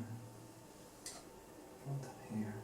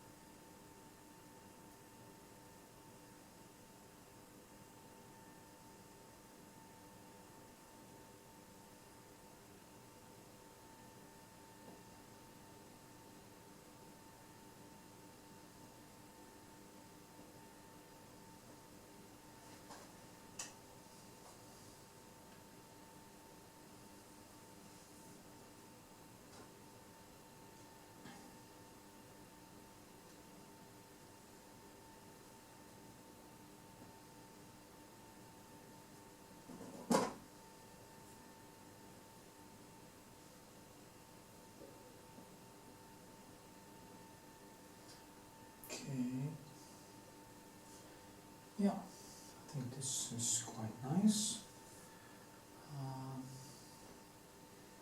Hard to find exactly that sweet spot. It's so subtle that at some point you just go, I go totally blind. In the end I can't see shit, and it's quite a strange feeling.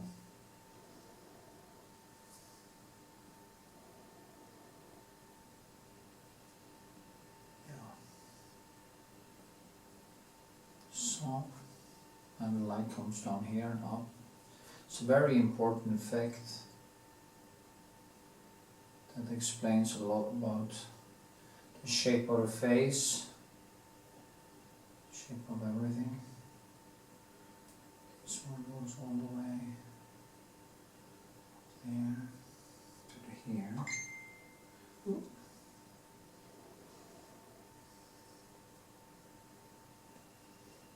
See.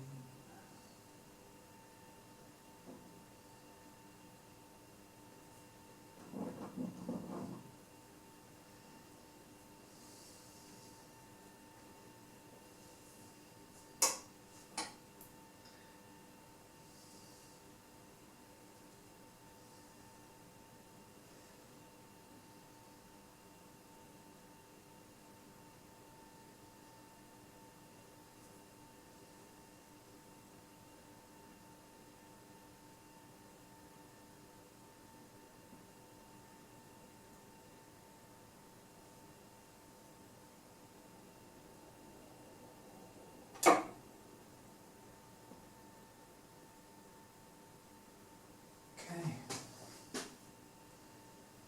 It's not so bad, is it?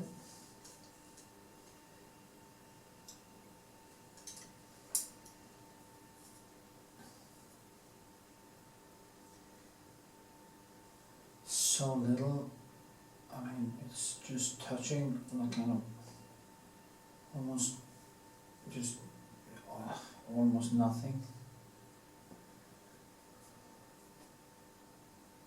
And yeah.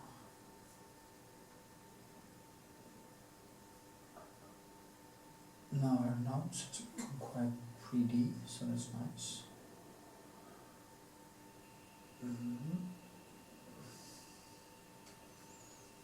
It kind of looks like her now. I'll do this a little bit more red.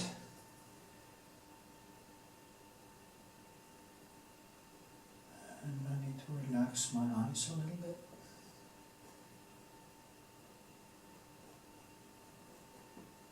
This goes in there.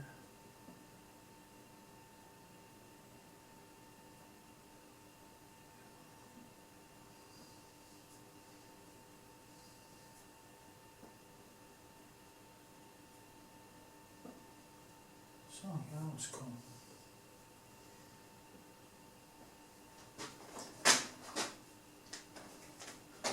Okay.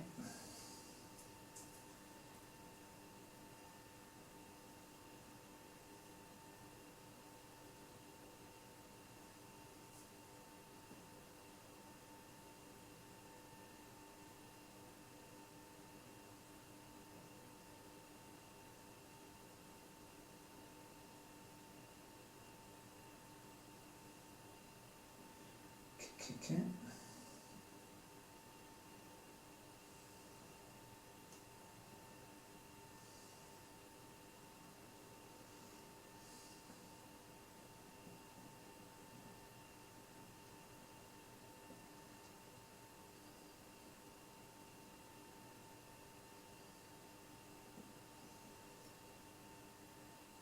So, I think this is cool. This is cool. And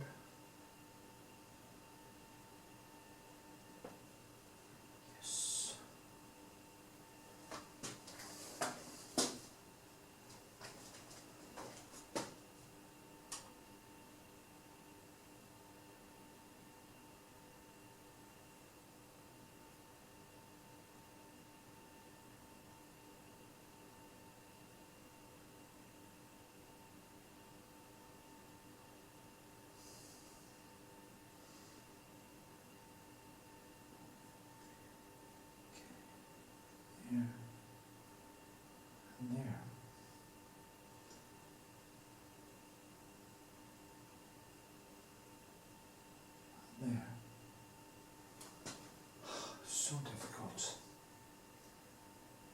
has to be some yellow there to kind of, some yellow inside that color to lift it out of. So if you don't have enough colors in the white, tend to just kind of die. And I like to put colors on top of colors, kind of get that zimmering kind of skin type of tone. And I think I reached at least partly that today.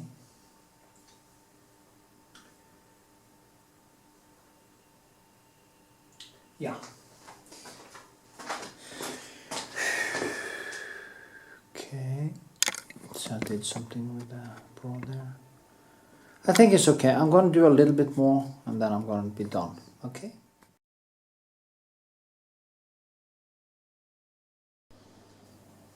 Okay.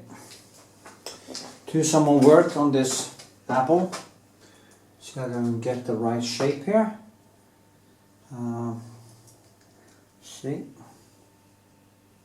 there's a slit stilk, as we call it in Norway, a stilk. And I will add in. So, first I will do some kind of not glazing, but I'll add some color with some medium here. Get more transparent feel to it in this thing here. And yeah, it's easier for me to work on top of that. Also do a little bit of reddish on the hand, like this. Oh, yeah, it wasn't dry yet. That can actually happen. It's quite boring. Now it's better. Let's see. I will use also some Prussian blue in this, and some of my yellows, and yeah, just build.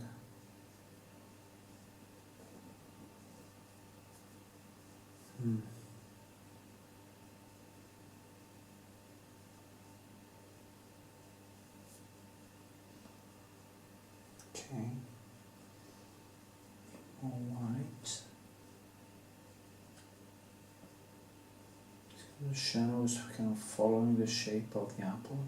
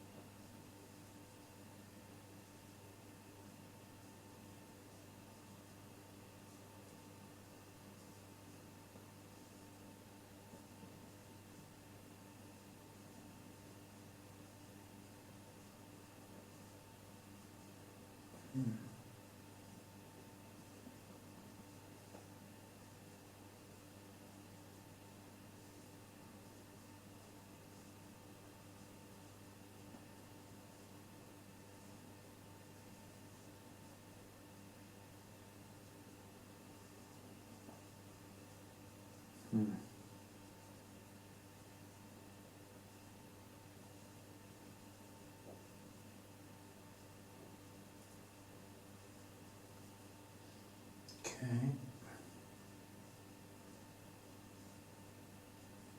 Also work in directions, as you might see. Trying to follow the shape.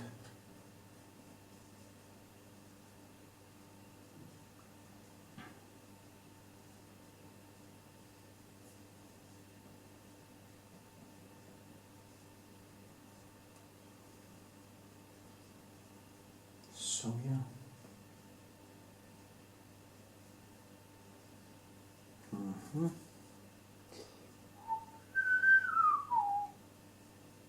See that?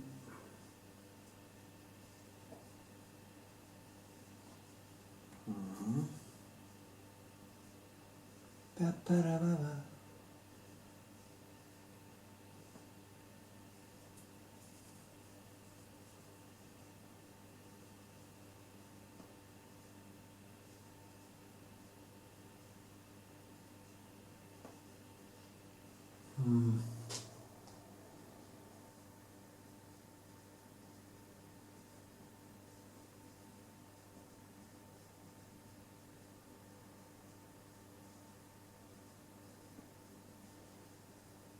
Yeah.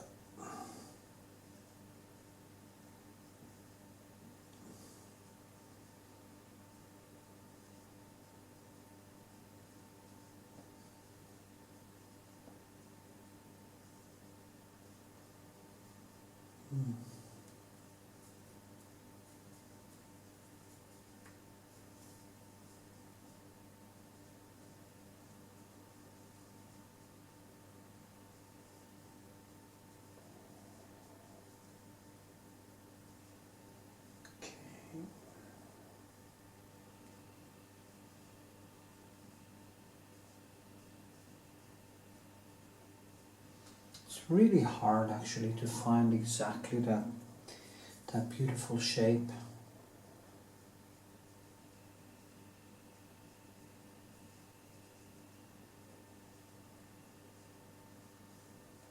And it's quite small, the apple is quite small, so I need a highlight right there.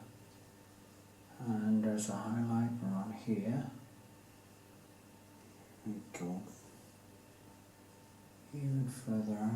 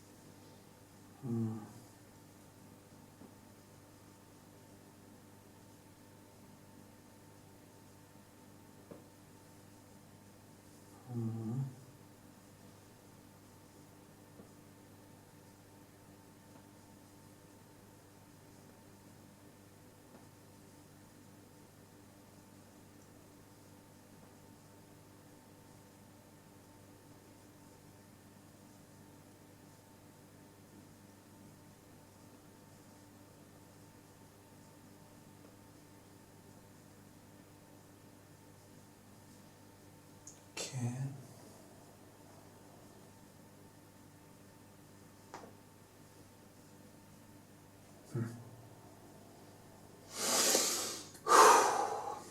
It's tough. It's tough as curb. Okay, I'm gonna put in that small thing that kind of defines it as an apple. It's almost invisible in the photo. And I'm just this kind of an orange thing. And it's like this. And I almost can't see it.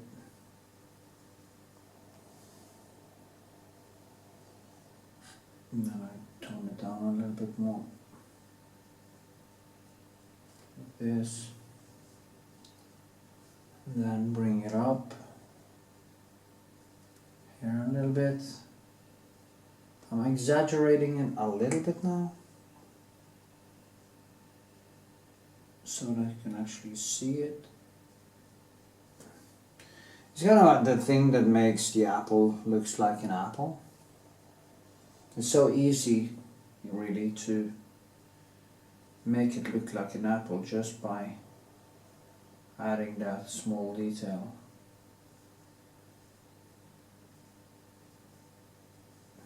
Because there's a apple symbol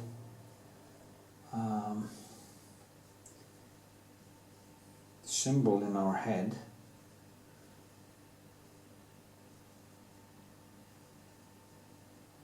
And that is what I'm tapping into.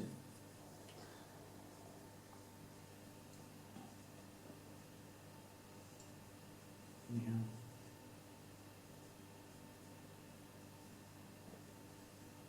Mm-hmm.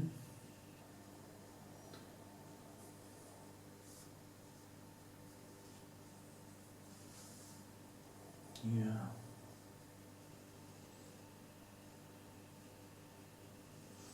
That finger basically almost disappears entirely behind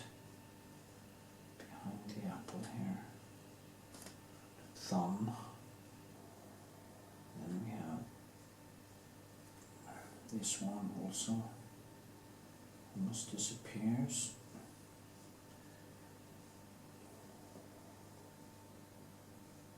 Yeah.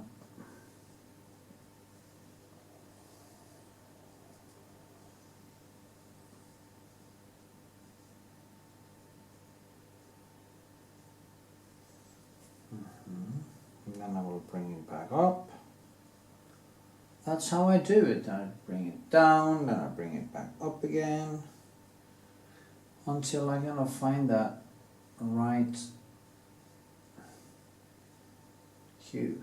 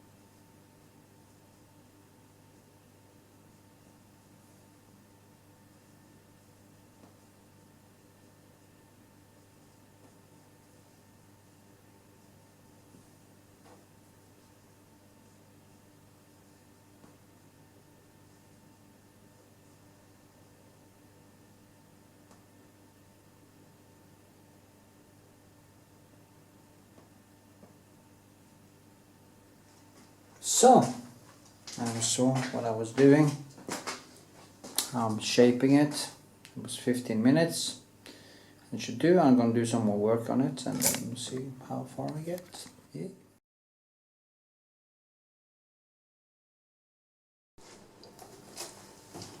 And here it is. The last touch-up with just a tiny light on one finger behind the apple, so it kind of creates this illusion of something behind there.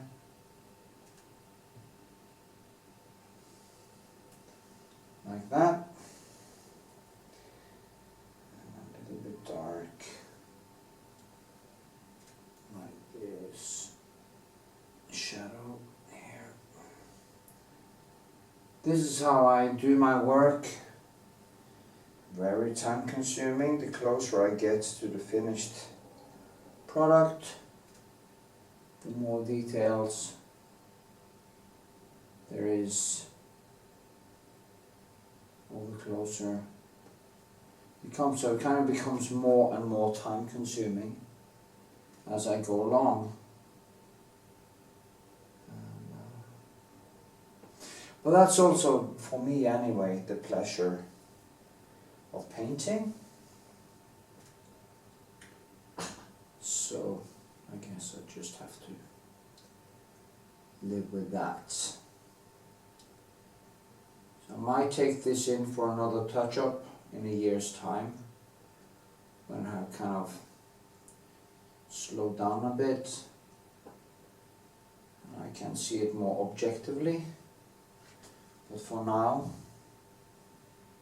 I'm just gonna leave it as it is. And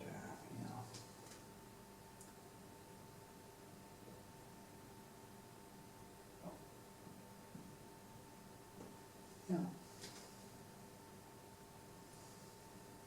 You know, it's like a never-ending story. There's always something more you see when you get into this kind of almost Vermeer-like painting style. There's always another layer, another shadow, another small thing, and I can actually give it a little bit more oomph, or whatever you call it. It can be quite frustrating sometimes, actually.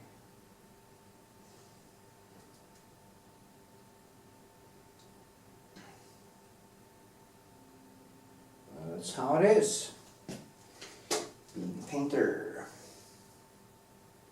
with a conscience.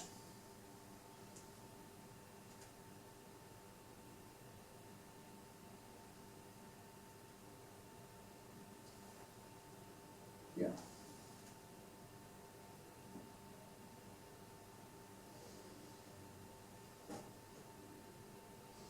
So,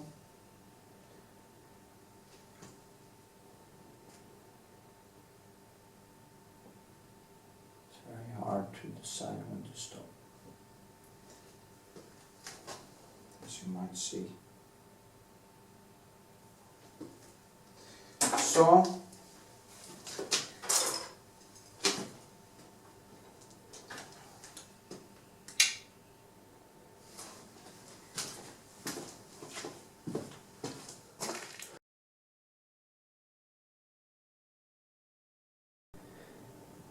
okay, welcome to the end of this video. I just finished this beauty. It is a painting of a of the Norwegian TV personality, Hedda Kise. It came up pretty nice, and here you can see some of the textures, and yeah, not bad, I think. I built it in the Rembrandtsk type of way, so here it is, and I hope you enjoy the whole tutorial. Also, check out my Patreon. You'll find a link in bio if you want to support my channel. Yay. So there we are, finally at the end of another long video, and here you can see some of the textures and brushwork, which is basically some of the driving force in what I do when it comes down to the nitty-gritty of things. Hope you enjoyed it. Hope you will share it with your friends on social media, and maybe go to Patreon, as I said. And if you want to support my channel, you can also do that by buying me a coffee. All the links are in the description and on my channel. And with this, I wish you a Merry Christmas and Happy New Year, and hope to see you on Patreon or in my next video.